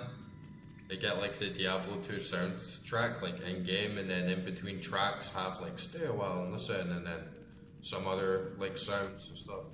I get Jimmy and Timmy in this mix as well. Who am I missing? Oh yeah, the Vine. I don't want to poison when I get carrion. Right, okay, this is gonna be a big boy moment. Yeah, for sure. I haven't actually played Path of Exile 2, so I don't know.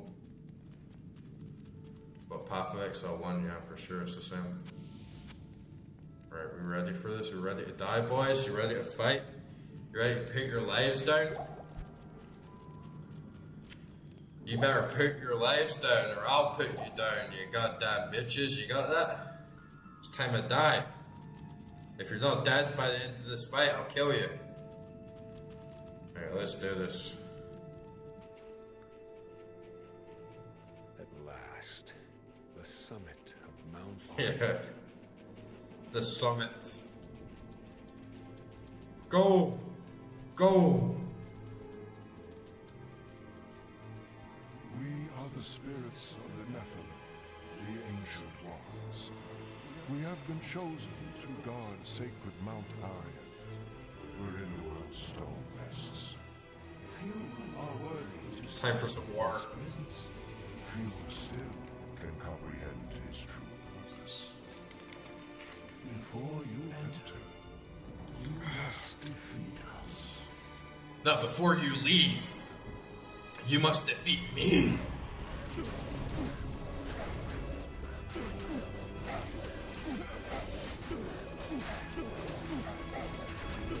Go, go, wolves. Kill them all, kill them all. Boom, boom. Ooh, got a nice little spinning attack, dude. Think you're fucking hardcore with your big spinning attack. I've seen that shit before.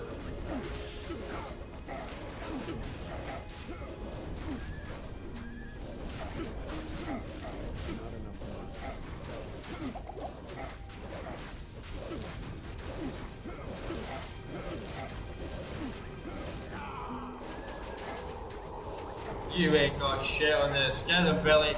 Get him. Rip his balls off, Billy. Rip his balls off. Goddamn spinning attack. What do you think this is, huh? Oh, where's your pals? Where's your pals, Mr. Spin Attack, huh?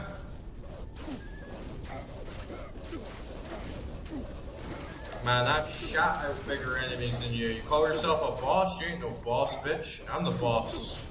You're locked in here with me. You're locked in here with me. Boom! Fuck you! Fucking ancients, my ass. Wherein lies the world's stone. Bro, I fucking annihilated them. The Lord of Destruction is already I hardly even took any damage. Archangel Tyrion has always been our benefactor, but he indeed cannot help us now. For Baal blocks Tyrion's spiritual presence from entering the chamber of the Golden Stone. Only you, mortal, have the power to defeat Baal now. Bale's getting fucked as well. Baal threatens the World's Stone, and through it, the mortal realm itself. You must stop him before he gains full control of the sacred stone.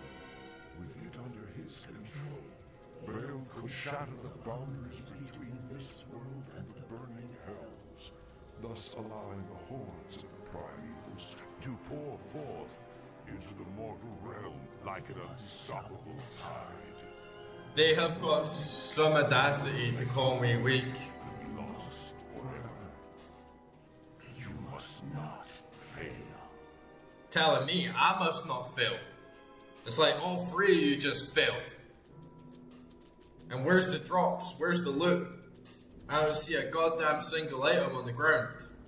Is that how you honor a hero? Where you're gonna just enmesh yourselves in gold and I don't even get a single prize for my glory?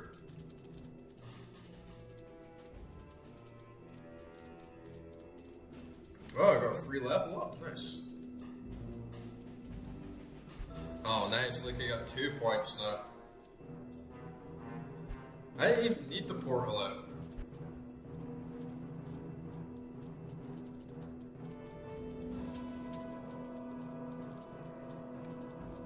Look at the health of my minions.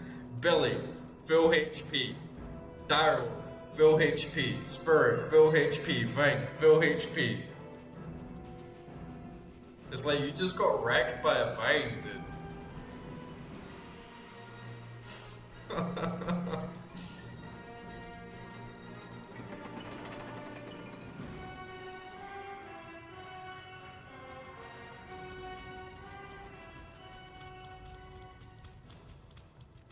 Hopefully we get a waypoint somewhere in here quite fast.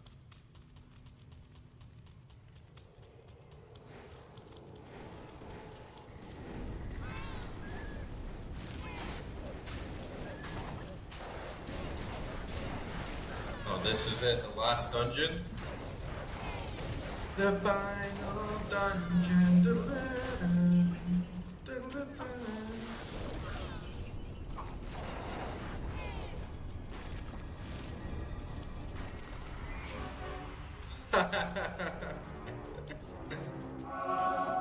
Nah, man, I'm just like crazy skilled.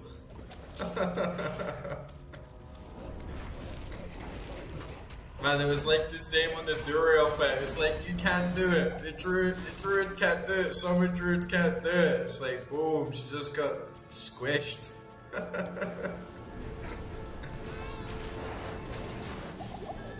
By a noob.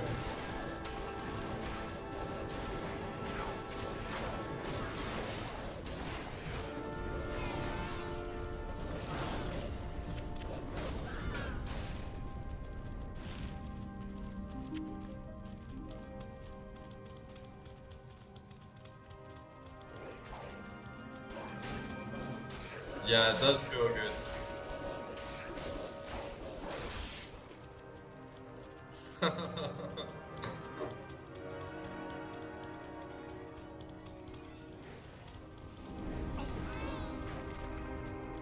Yeah, for sure.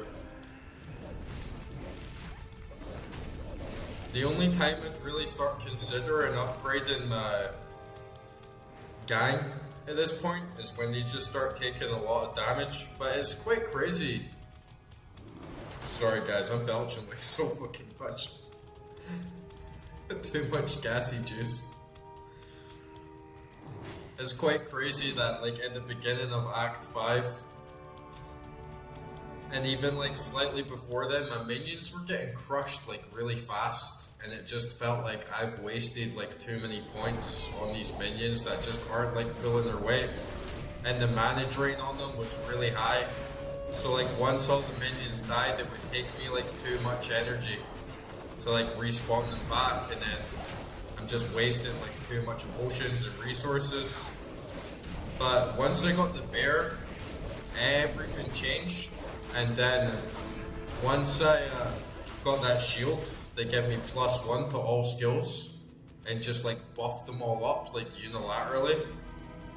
That came in really handy, because if you think about it, that +1 to all skills, if you're playing sorceress for instance and you pretty much just dump all your skills into fireball, that +1 to all skills isn't really worth it. But if you've got a druid and you've selected like 13 skills with all the different minions and you boost all of them at the same time, plus you're using 3 different elementals, it's actually a significant boost.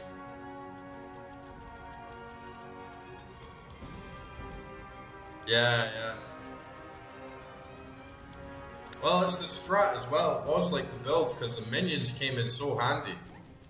And people say as well, like, oh, the summoner druid's like not very good, but to be honest, like, if the minions hold and the tank, it's great, because you can just sit on the side and spam boulder and fisher and do like tick damage like constantly.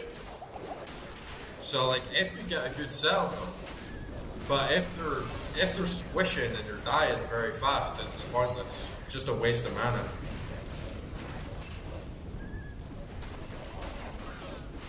And like, this area is not locked, right? Like I can use a portal here and come back, right?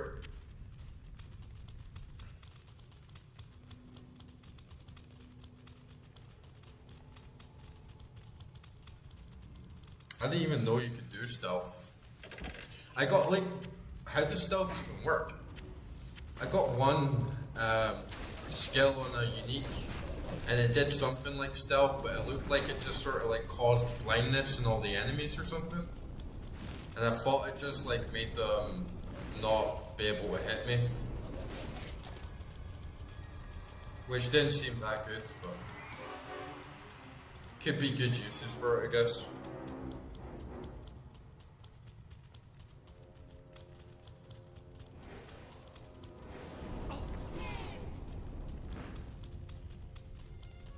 I feel like the game would be a lot harder if you were playing it like a sort of traditional RPG in terms of stats. Because if you were dumping into strength and like dexterity instead of vitality and just making yourself like a beast that can take a lot of damage, you would get squished in like 2 hits from like so many enemies. So even that like 1 hit that I got from one of those guys, that could have just completely fucked me. But because it did like dump so much into Vit, it's not really too big of an issue. I'm like worried as well of like going into like a locked arena.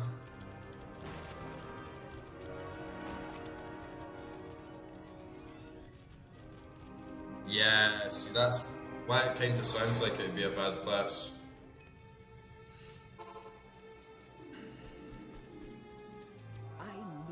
Ancients would find you worthy of Mount Oriad's secrets. Now, stop Baal before he destroys all that is sacred.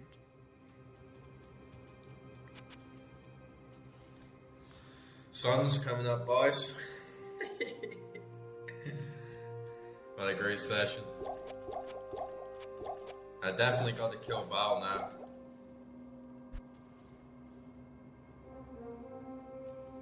War sword. Oh, nice.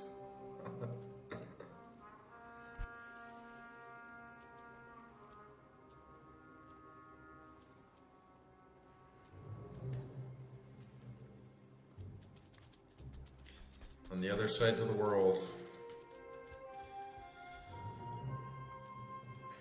Sun's coming up here, and sun's going down there.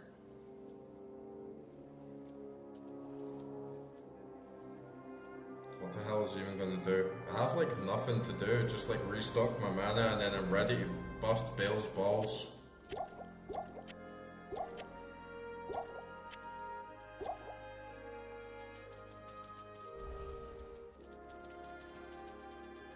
Get my oak.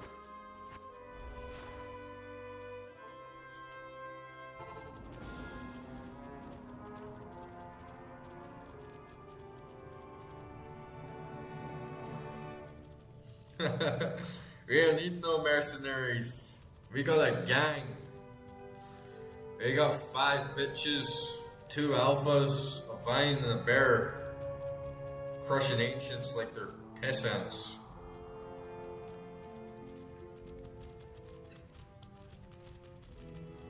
Yeah, living in the north is good. I'm like a northern soul. Ooh, is this Baal's chamber here?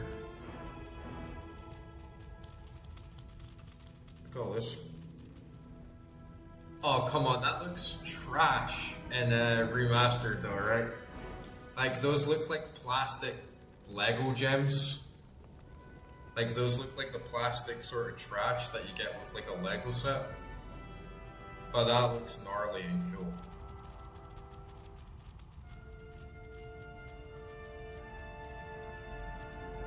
Wow.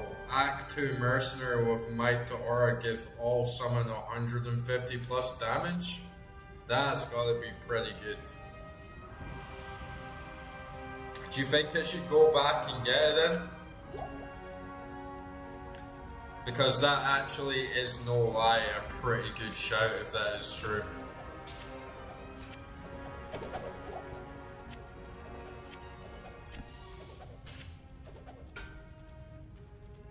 Yeah, we'll go back and get it? Okay.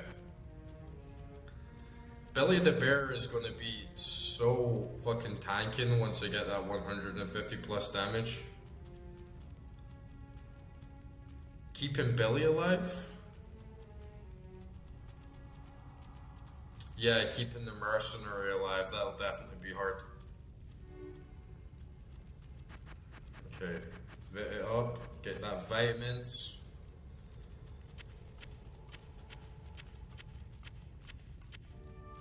I actually love darkness. I love it when it's cold and dark, like all the time.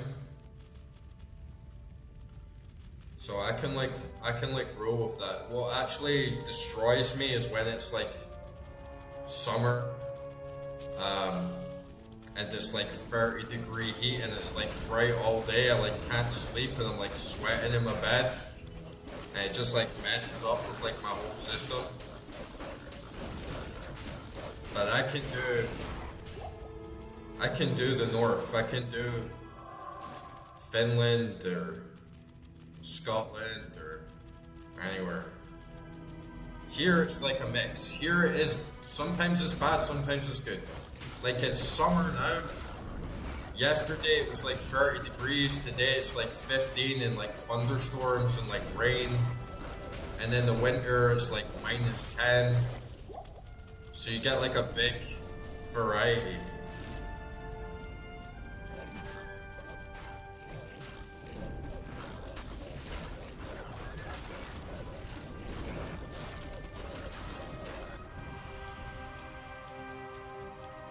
Just gonna find this waypoint. I'm just gonna find the waypoint so I don't like mess up my portal, but like once I get the waypoint I'll like hop back to Act 2. and get the mercenary.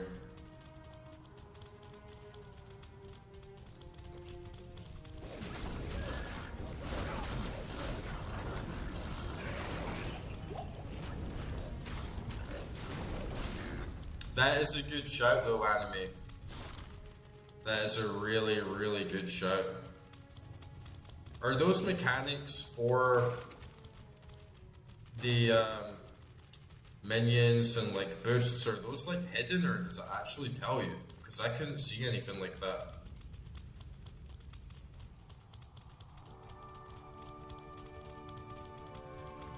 And yeah, hopefully we can get one with like a bow or something. That's not just gonna like go squish. But we should be good, like the minions are really pushing through.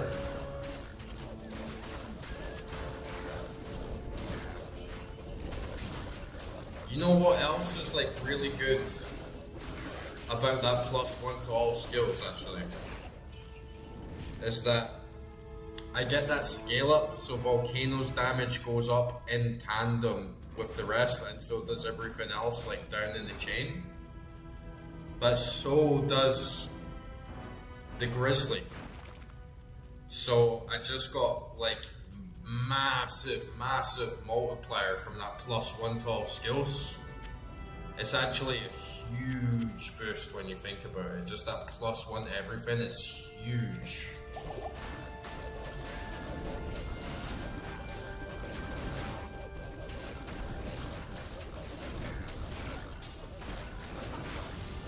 I was saying, does the mercenaries, like, does it come up with mechanics that they have? Like, does it say it gives you 150 plus damage or whatever? Or does it not tell you and it's like a hidden mechanic?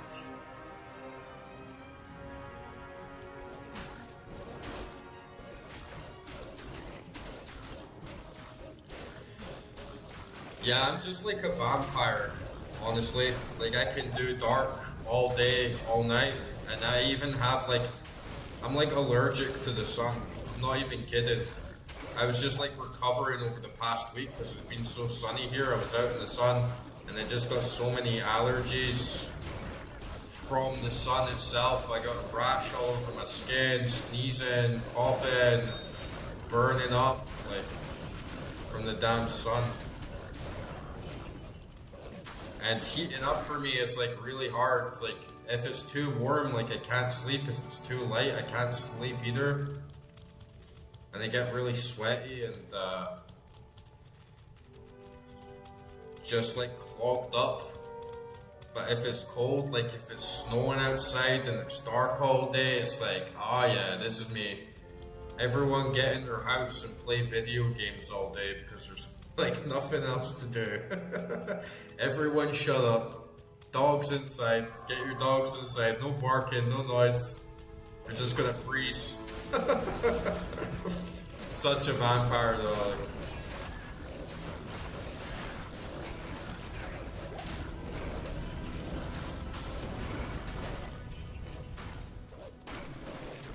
It is really nice though, obviously, when it's warm and sunny and you can actually go out and explore nature and just like sit down places. Oh, there's the waypoint down there. I completely missed it.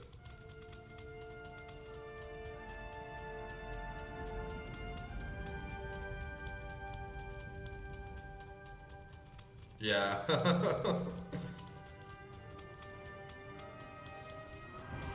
Being cold all day is good for gamer. It's also good for your PC, you know, when it's freezing. Keep those temps down. Okay, let's go back to Act 2. Get that mercenary.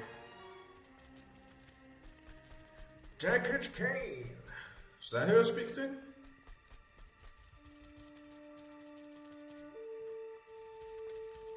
Where are you, Deckard Cain?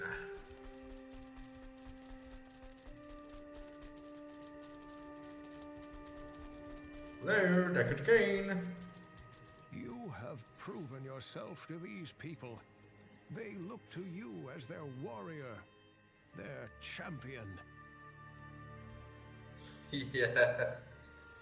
I feel like if you live in the north, you actually get that way more where you're in this constant cycle because your body never gets used to it. As soon as your body's like used to the warm weather, it just gets cold again, and then as soon as you're used to the cold and dark, it gets light again. So you never get that opportunity to like climatize properly. And you're always stuck in the cycle of I'm too hot, I'm too cold. Who do I even go to? Stand before me, a work Oh, I can just go to the fucking waypoint, man. It's such a noob, dude.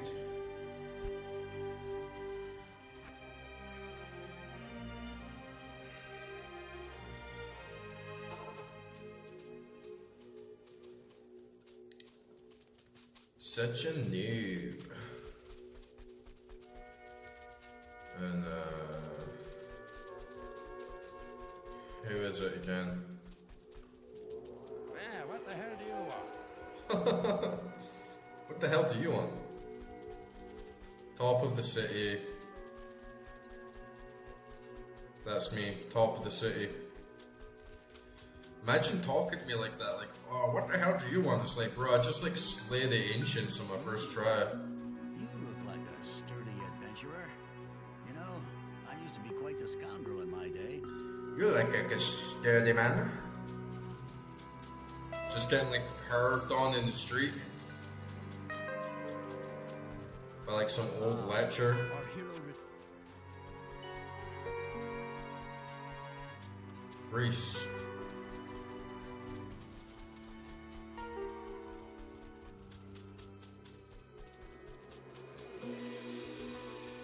Give me that merch, boy. You wonder how this town manages to stay. So I can just hire any of them?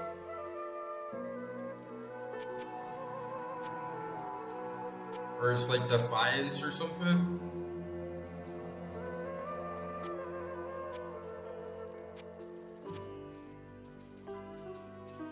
What one should I get for the 150 plus bonus?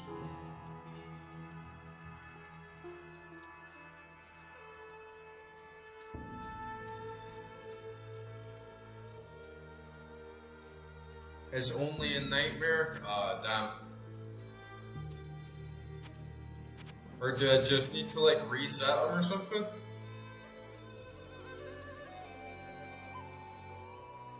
Yeah, I want the one that has 150 plus minion damage though.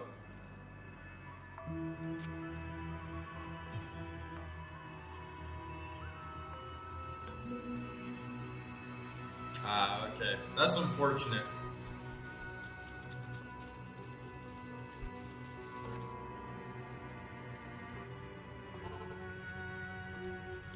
We should be okay though. Welcome to the gang, Tom. I am overburdened. Oops.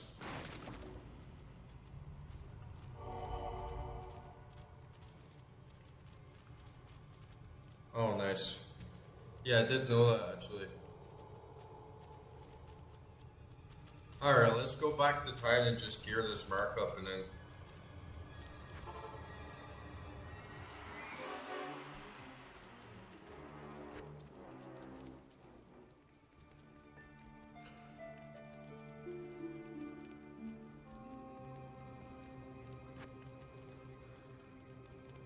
I don't want to waste my gear on him though. What does he take? Does he take armor and stuff? Or he takes like a weapon, right?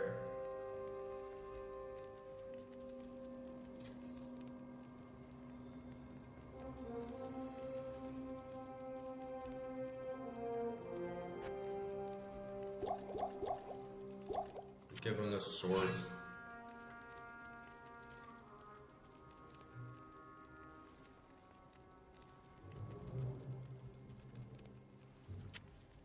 I can't use that. Well, a pleb, he can't even use it.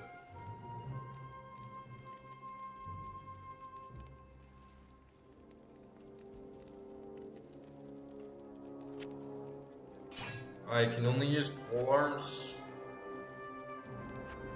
I don't even have any pole arms, dudes.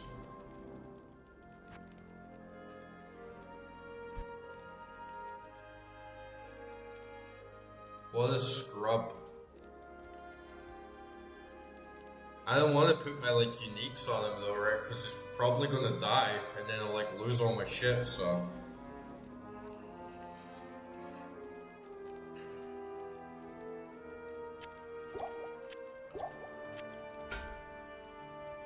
I'll give him a helmet if he wants it.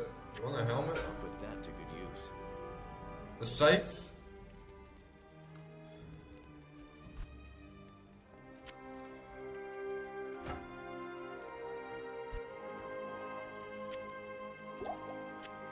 Okay, I'll give him the scythe.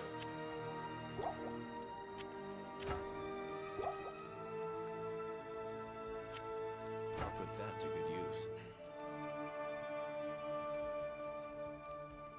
Ah, right, so I can always like revive him, like, yeah, that's a good point. Okay. We're like squatted up now. I wasn't really even sweating that much. But it's always like good to have an extra hand. I'm sure it'll come in handy.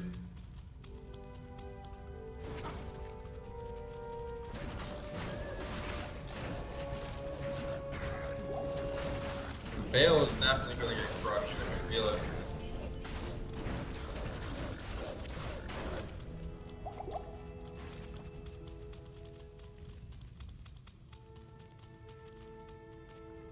He's gonna get sent back to hell. Be telling his bros all about it. He's like, bro, I was just walking around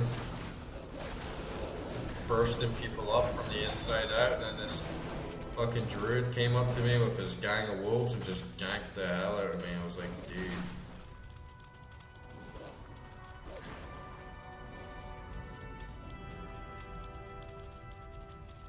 dude. Yeah. Oh, nice. Got a little experience right here. Get another level up in maybe just before we do the big boy. The big bad boy. Come on, Baal.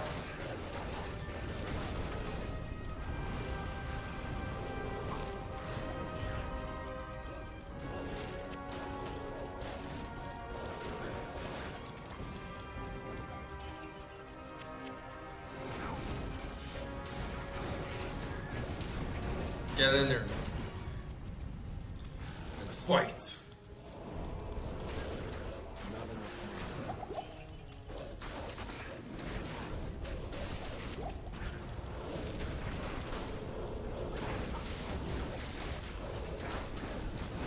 This last dungeon feels so much more balanced and cool compared to Act 4, which was just a mixture of like squish and overpowering.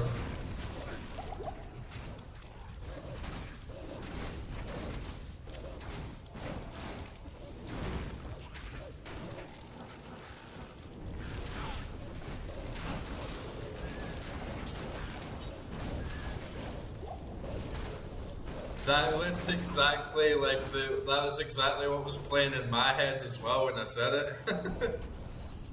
Fight! Mortal Kombat!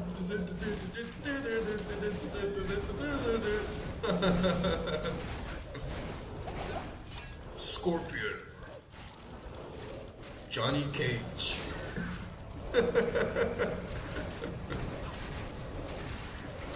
That's such an OP fucking theme song.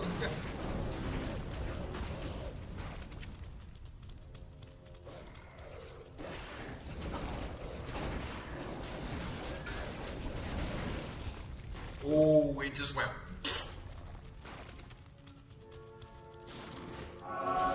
Get scrubbed.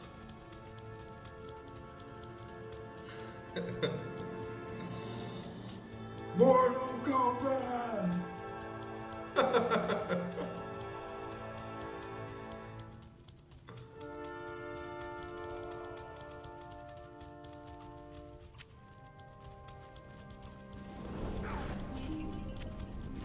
The lyrics kinda suck, like the Mortal Kombat is sick, but then the rest is just saying the characters' names. And it would be like such a good montage if it just like said something else. I don't know. Like it feels like so fitting you could put it on in the background here. But then because it says all the Mortal Kombat characters' names, it's just not the same, you know?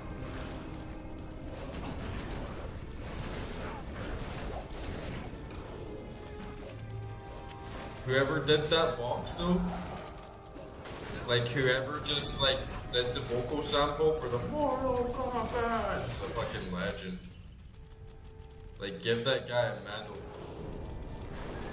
I totally shouldn't have activated that shrine, I should have kept like my experience, but it seems like a pretty good place to grind because that bar is going up like pretty fast.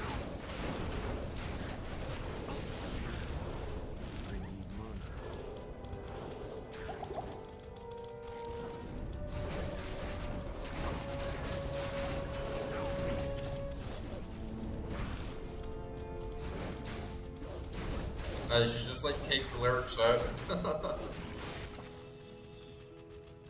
Yeah, maybe he probably didn't get much money. Yeah. He's probably like begging Midway for some royalties. That's like never gonna happen. Probably did it for a laugh. And now he's like broke.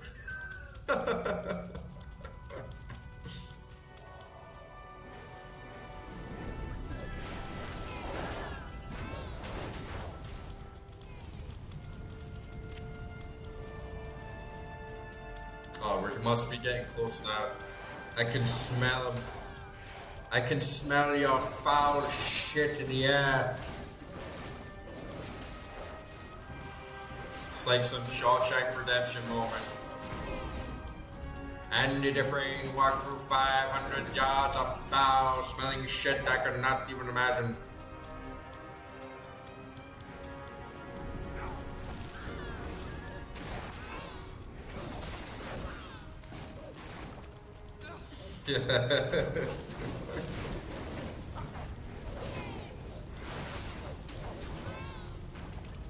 Those guys are like sound like little babies or something.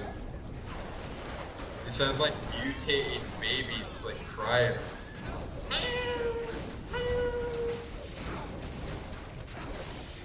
Look at this guy with his double flails. Like get scrubbed. You're all getting scrubbed up. Fucking succubi. Go on, get on your knees. Stop playing around.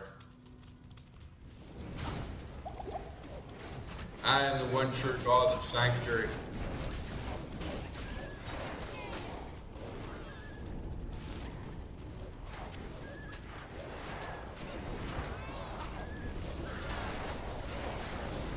Ooh, juicy. What the hell is that? Is that like a unique? I don't want to run into Baal. Need to get some more mana. Boom, boom, boom, boom. Oh, look at my squad. It's just like doing me so proud tonight. It's still like running around like full health. Like, let's go.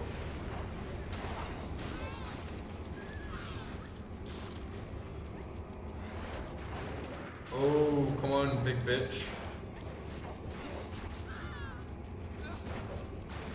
Is that even a mob or what? What the hell are you laughing at, you ugly bitch?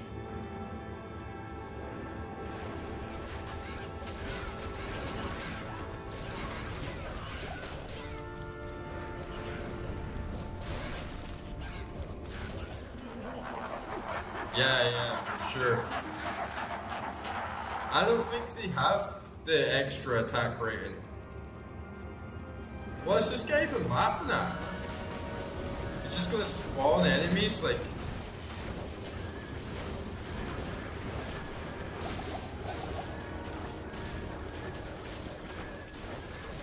Watch your whole crew get annihilated. Oh, it is Baal. Go on there, round.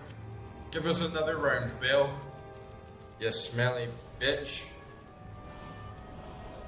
You want some? I'll fucking give it to you.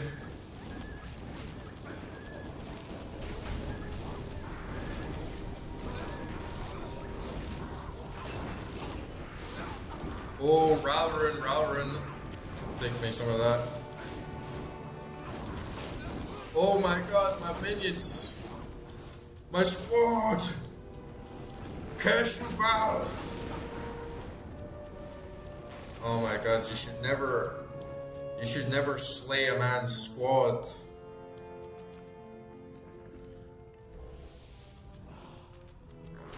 Go on, Billy. Rip him up.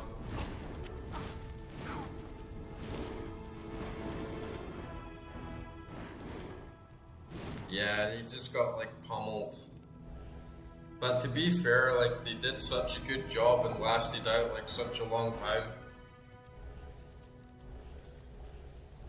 We just bring them back. See, I can spawn mobs as well.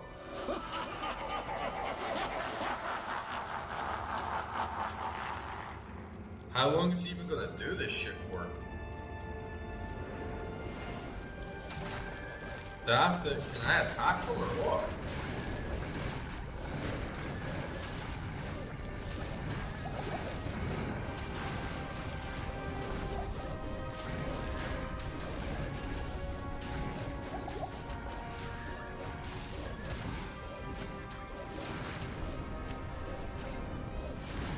See, these getting crushed. My mobs are stronger than your mobs. Go, Billy. Look at Billy just tanking that damage. Go, Billy. What a good fucking bear.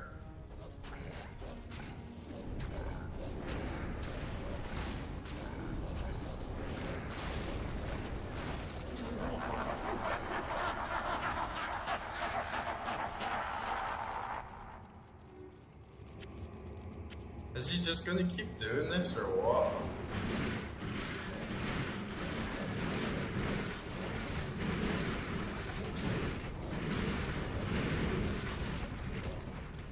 I'll kill your whole family, Bill.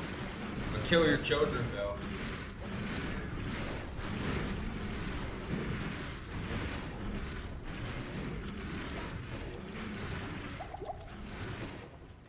Oh, Billy, he's the last one standing. Sorry, Billy, I had to leave you. I'll bring you back. Should probably just like stock up on the mana though, right?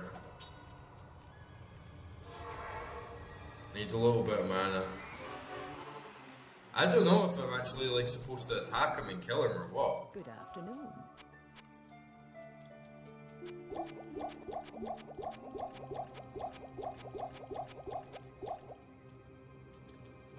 Alright, yeah, that's kind of what I was feeling.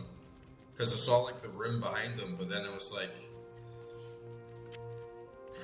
he's spawning quite a lot of waves.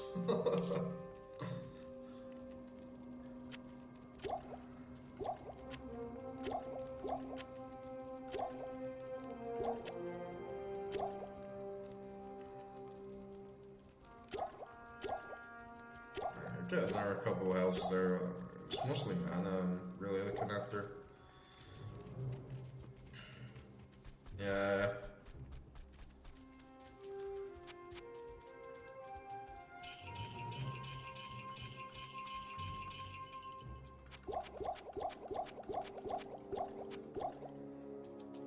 Revive my merc.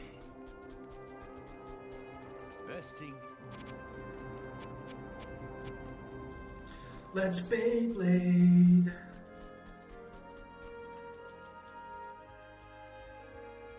And I'll just like cheesily get my summons before I jump through. Get Oak Sage. Talk to her, get the Riz. Get my Vine, get Viney in there. Alright, squad up. Let's fight!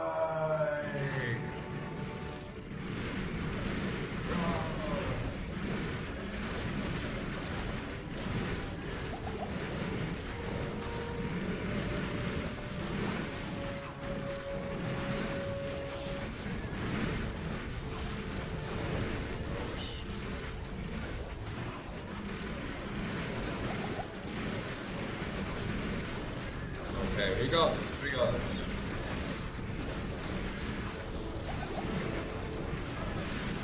That Merc just gets squished though, like what a waste.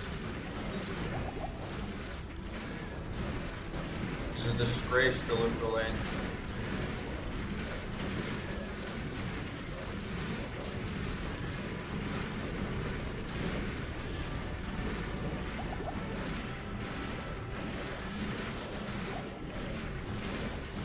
Go, Billy, go! You're the greatest bear who ever lived, Billy.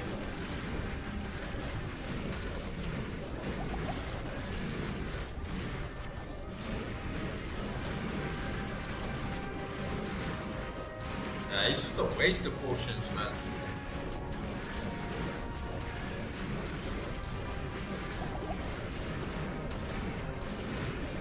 Oh, these guys are tanky. Like, that is such a big bullet sponge, but because my minions are like so like decent, it can literally just like hang back, like open my inventory, get some more potions.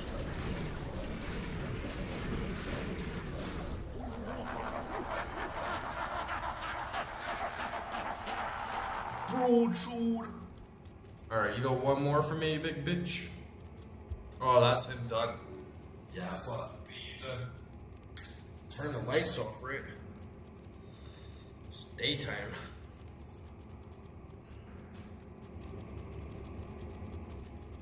Yeah, Billy is such a Chad bear.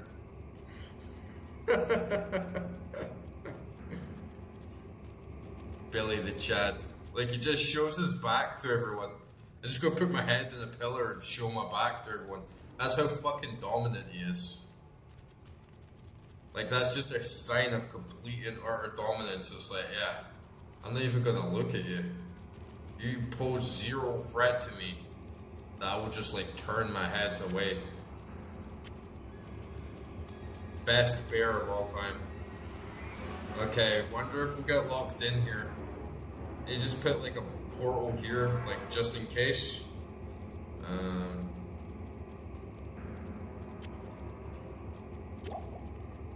yeah, let's hope that the bears...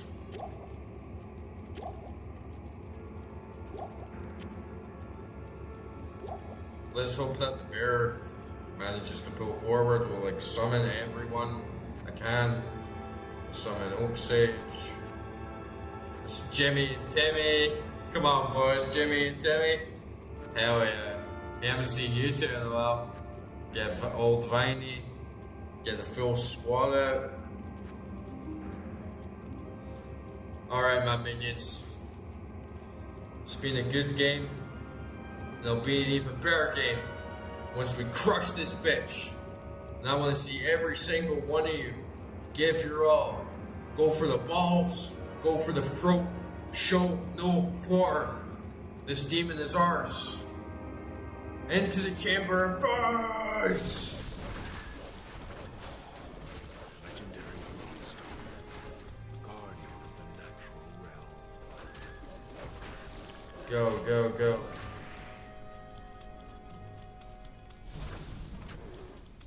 This is it, boys. This is the moment we've all been waiting for. This is the fight. Go, my bitches. Come on, Billy.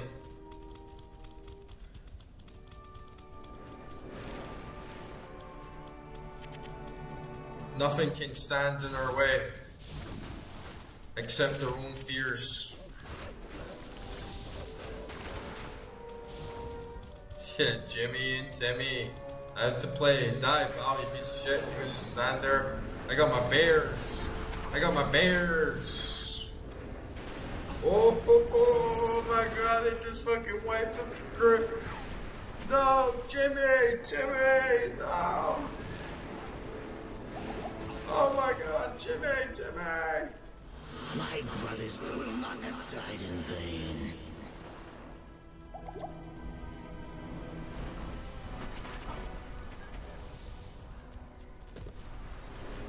Squad up.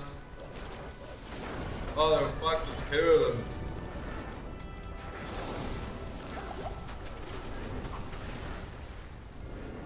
Oh my god, he's powering through them.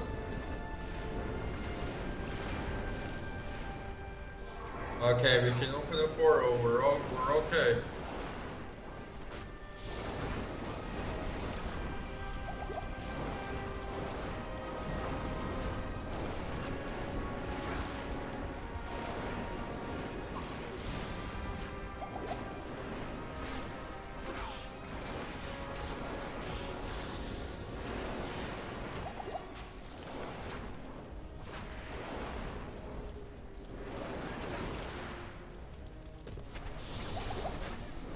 Get him, get him, get him. Oh man.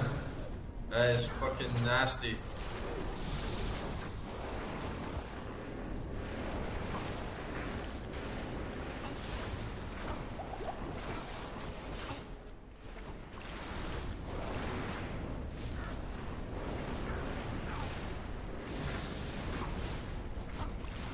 Yeah, he's not doing like too much damage to me. Man, those vines are a pain in the ass. Right, I'm gonna need to run back out.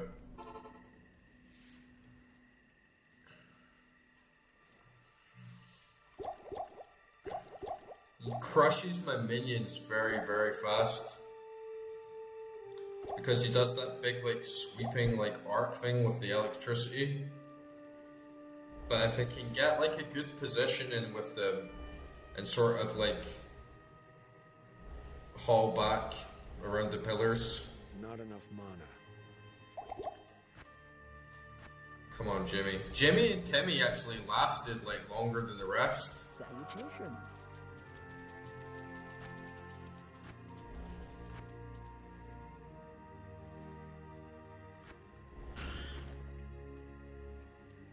Oh, I have one skill as well, and I have a couple extra points.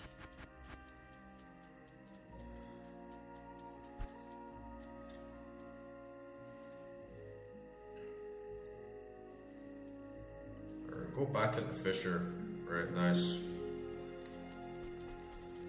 Okay, you ready to die, boys?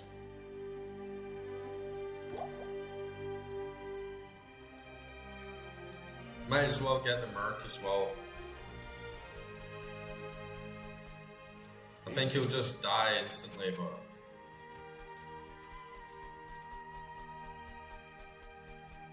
Ah, so Jimmy and Timmy are actually like good guys here.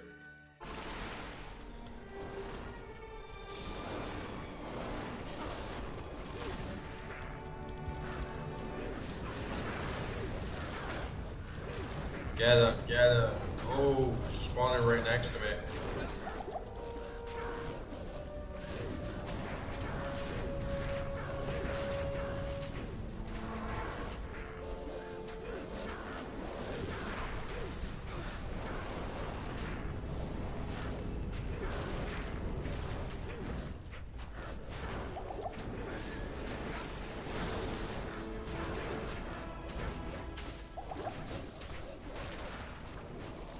Okay.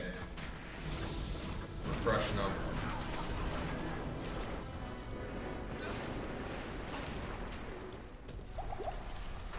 Oh man, you gotta watch out for that.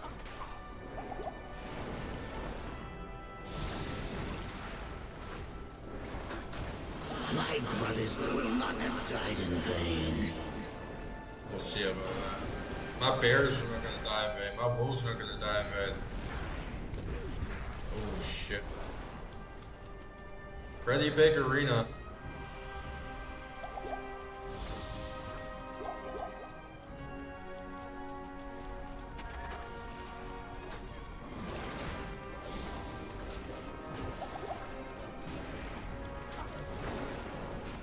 We got him halfway.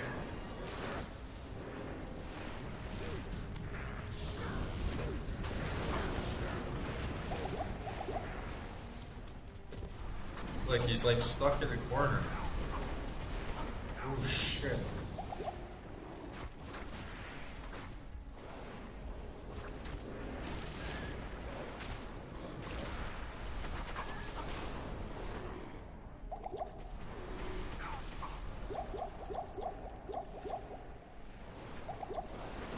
Oh, it just wiped my whole crew as soon as I got them out there.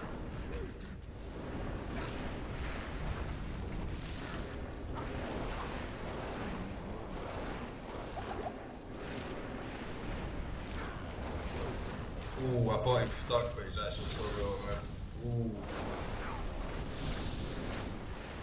Let's run back in. Oh my god, it's not letting me.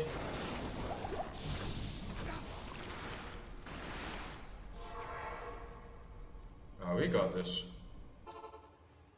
He's like very close to death. Good afternoon. I don't know if his health bar is like shared. Like if I have to kill the two of them or if it's just the one, but we'll see. I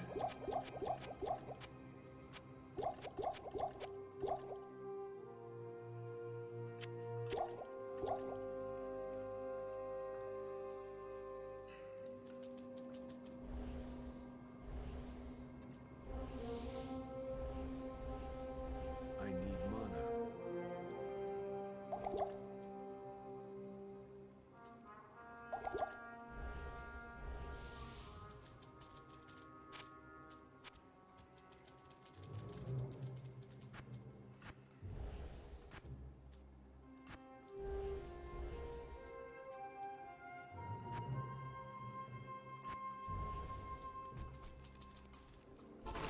Get him, boys. Get him, get him, get him, get him, get him, get him.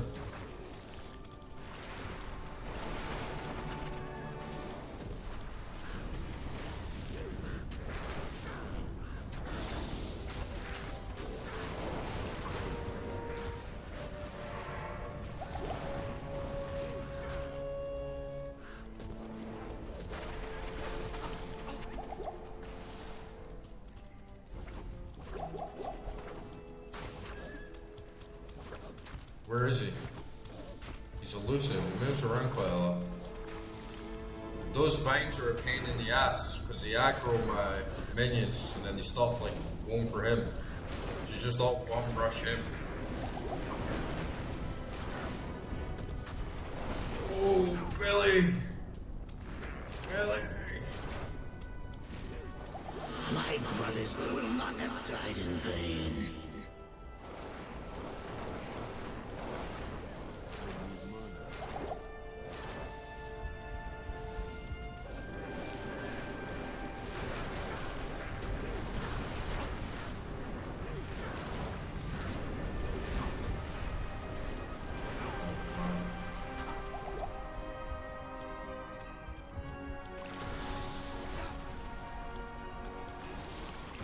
I think we'll get them though, like, we just need to be patient.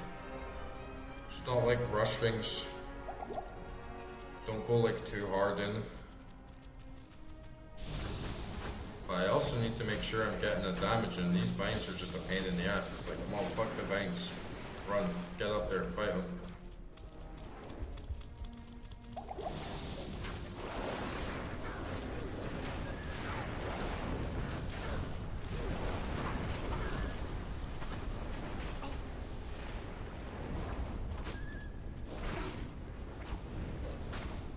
What are you doing, guys? God damn.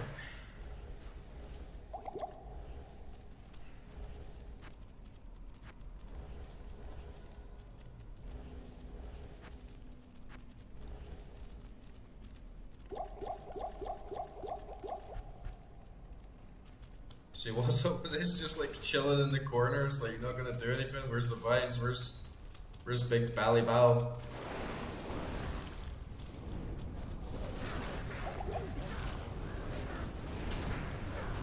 Get him, get him, get him.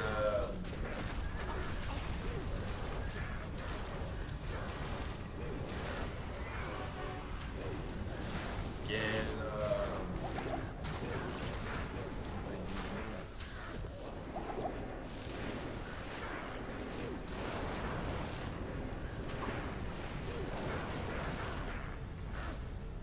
Oh, nice. Got a little clutch area right behind this portal here. This is where you want to get him for sure. What's Billy doing? He's just standing there like a fucking idiot.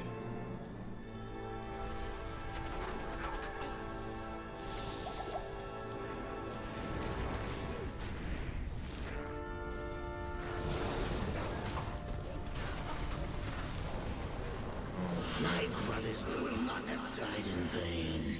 Oh, get away from him, get away from him.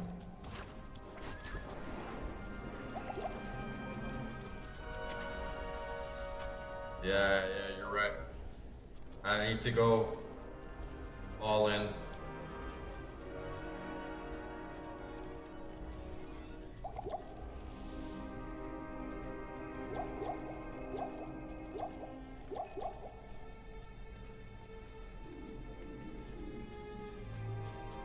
It's actually not too bad. It's actually kind of chill, especially if you can just like holler back here and just like get all your summons back.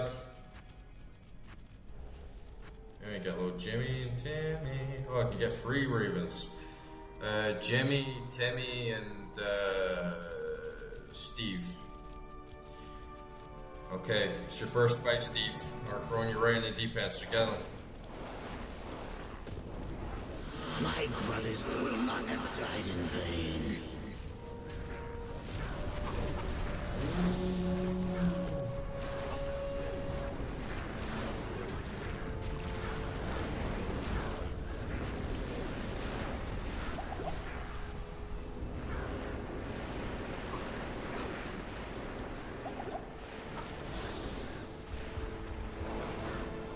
Oh, look, he even blocked his own damage there. Oh, that's the thing that I just like don't want to deal with, is just his vines. Just like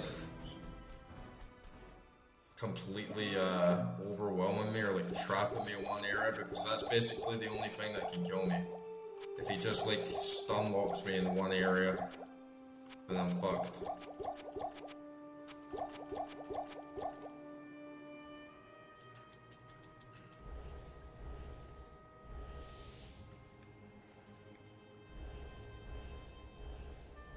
I need mana.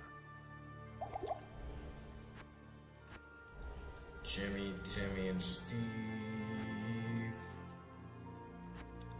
Viney, my oak.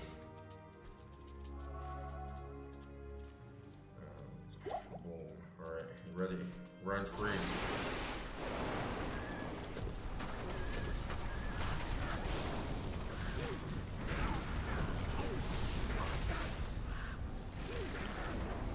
Yeah, my armor is pretty good.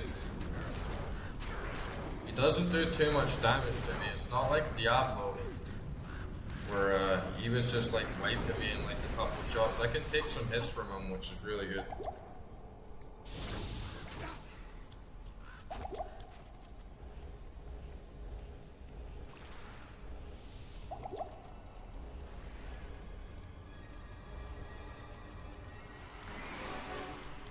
Jimmy and Timmy are still balling, like, go, Crows. Go, Crows. Let's go, Crows.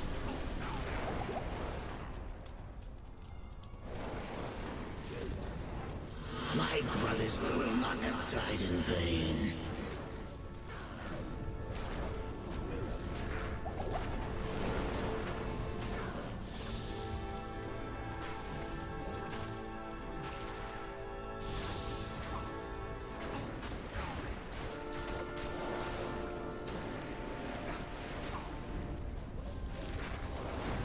Oh, we're so close.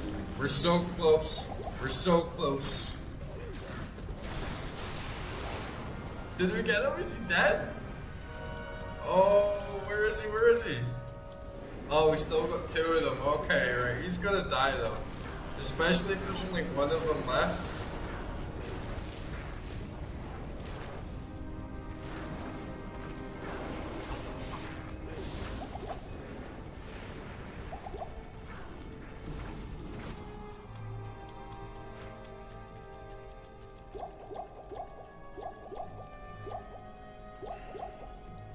Bear Squad!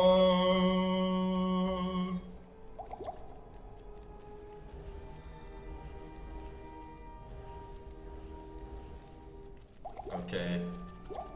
Annihilate him. This is it. We're gonna crush him this time. I can feel it. Ooh. Not without some resistance though.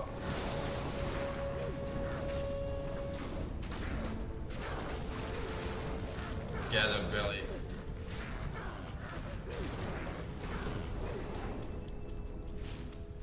Like, my minions are even freezing him.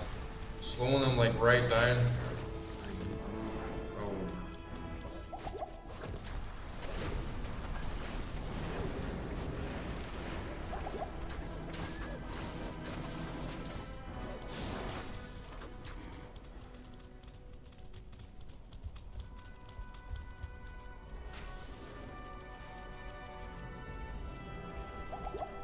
gonna get him. We're gonna get him.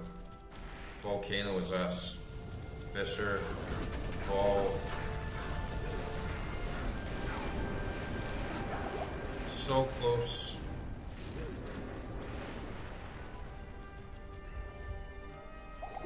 Your brothers are bitches and so are you, Baal. You stand a chance against my squad.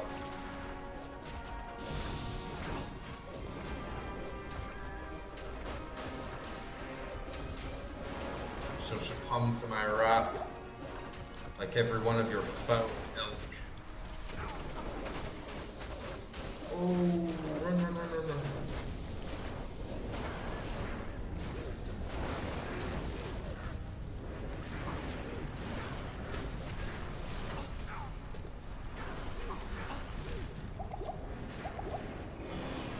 Oh, yes, I got him, Spew it up, bitch.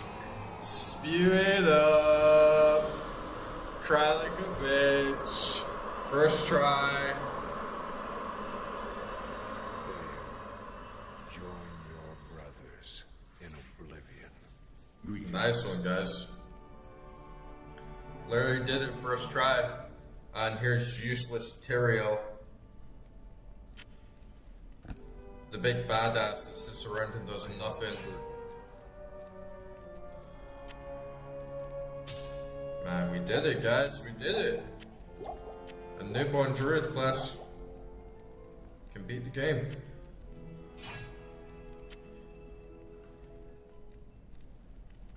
Yeah, we did good.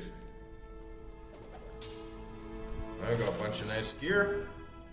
23% chance of getting magical items. I can stack that on. I can get basically up to 100% now. Nice. Ooh, that's pretty decent.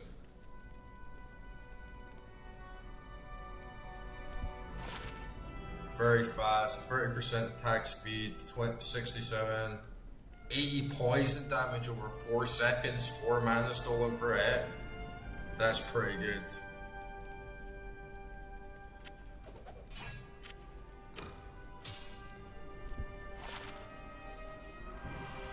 $14 maximum damage, nice. 271 attack rating plus 80 poison damage over 8 seconds. Again, very good. Take this broadsword. 16%, 4 minimum, 1 max. Add 80 to 120 fire damage. 6% mana stolen per hit. Dude. That will be fucking amazing for my fire build. Like, that will actually be fucking amazing for my fire build for sure. Like, that will stack with all my elemental spells and give me like a huge boost, almost like double damage what I've got right now. Nice. I am impressed, Morgan. You have overcome the greatest challenge this world has ever faced. And You better be impressed. That was a really good session. We are too late to save the World Stone. Baal's destructive touch has corrupted it completely. Given enough time, the World Stone's energies will drain away, and the barriers between the worlds will shatter. The powers of hell will flood into this sanctuary and eradicate your people and everything you've labored to build. Wait, what? Therefore, I must destroy the corrupted World Stone before the powers of hell take root.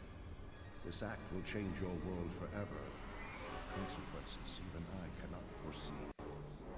However, it is the only way. So it saved the world, and the world's fucked anyway. Go now, mortal.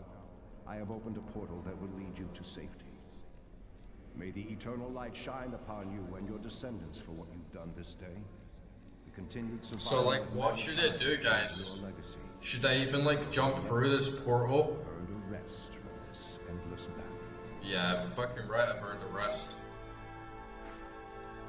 Like, should I go through this portal now?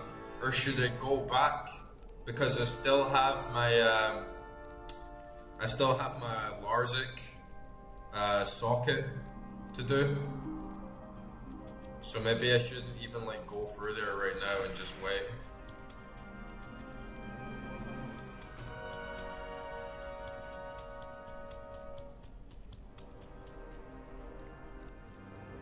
The World Stone looks so shit in remastered, not gonna lie.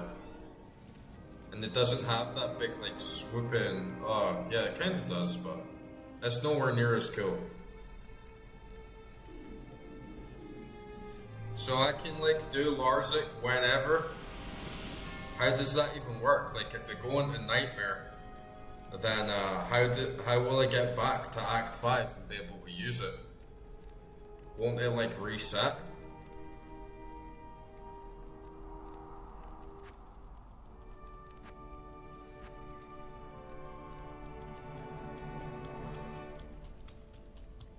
Won't it like reset my quest and I won't be able to get my socketed items if I go through the portal now?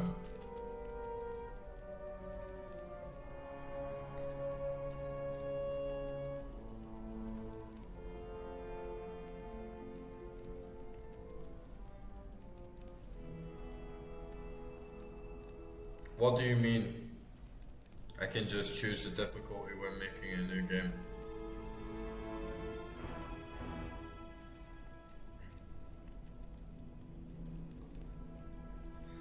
Like, how long will I get my Larzik socket for?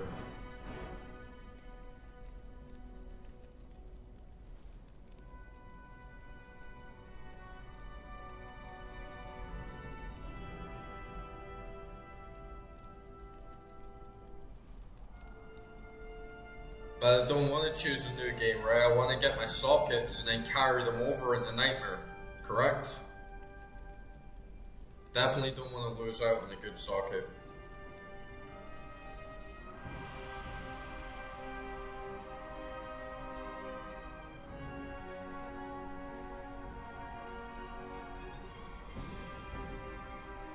What, and then I'll still be able to carry it over to Nightmare?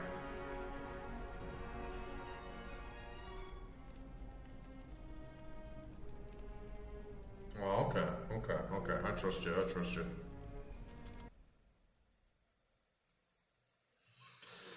Alright. Nightmare.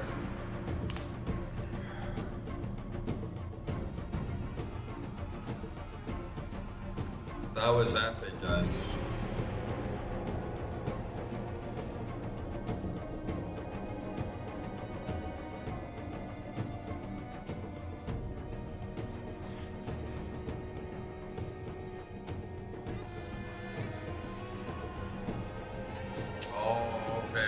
I understand.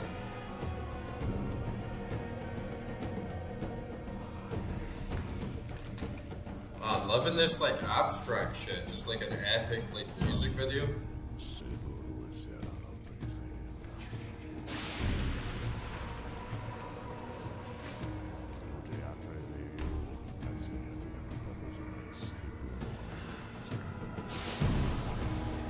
Crush it, Tyrell.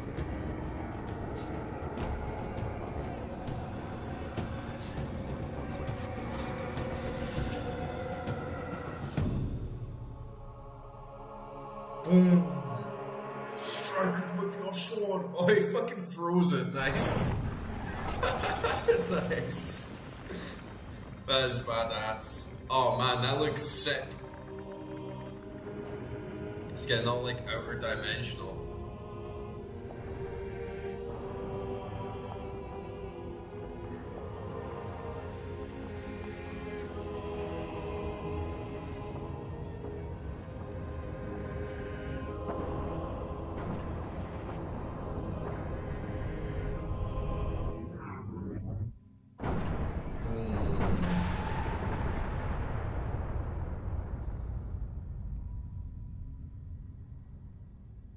Nice.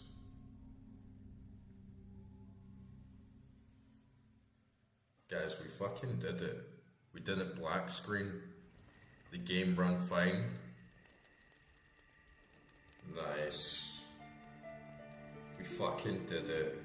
We destroyed Baal, we destroyed the demons, we overcame the black screens, we overcame the networking issues, we overcame all the bullshit. We fucking first tried the ancients. We smashed them, we got a shit ton of good gear, leveled the hell up, absolutely crushed it. There's little Deckard Cain, just like looking on, like, respect, bro, Respect. You did it. You were a slayer.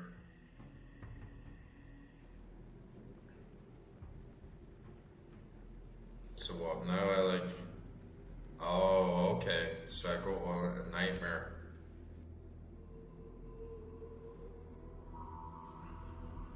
Good day. That just takes me right back, okay. Alright guys, that was a really good session. And we made it, completely made it.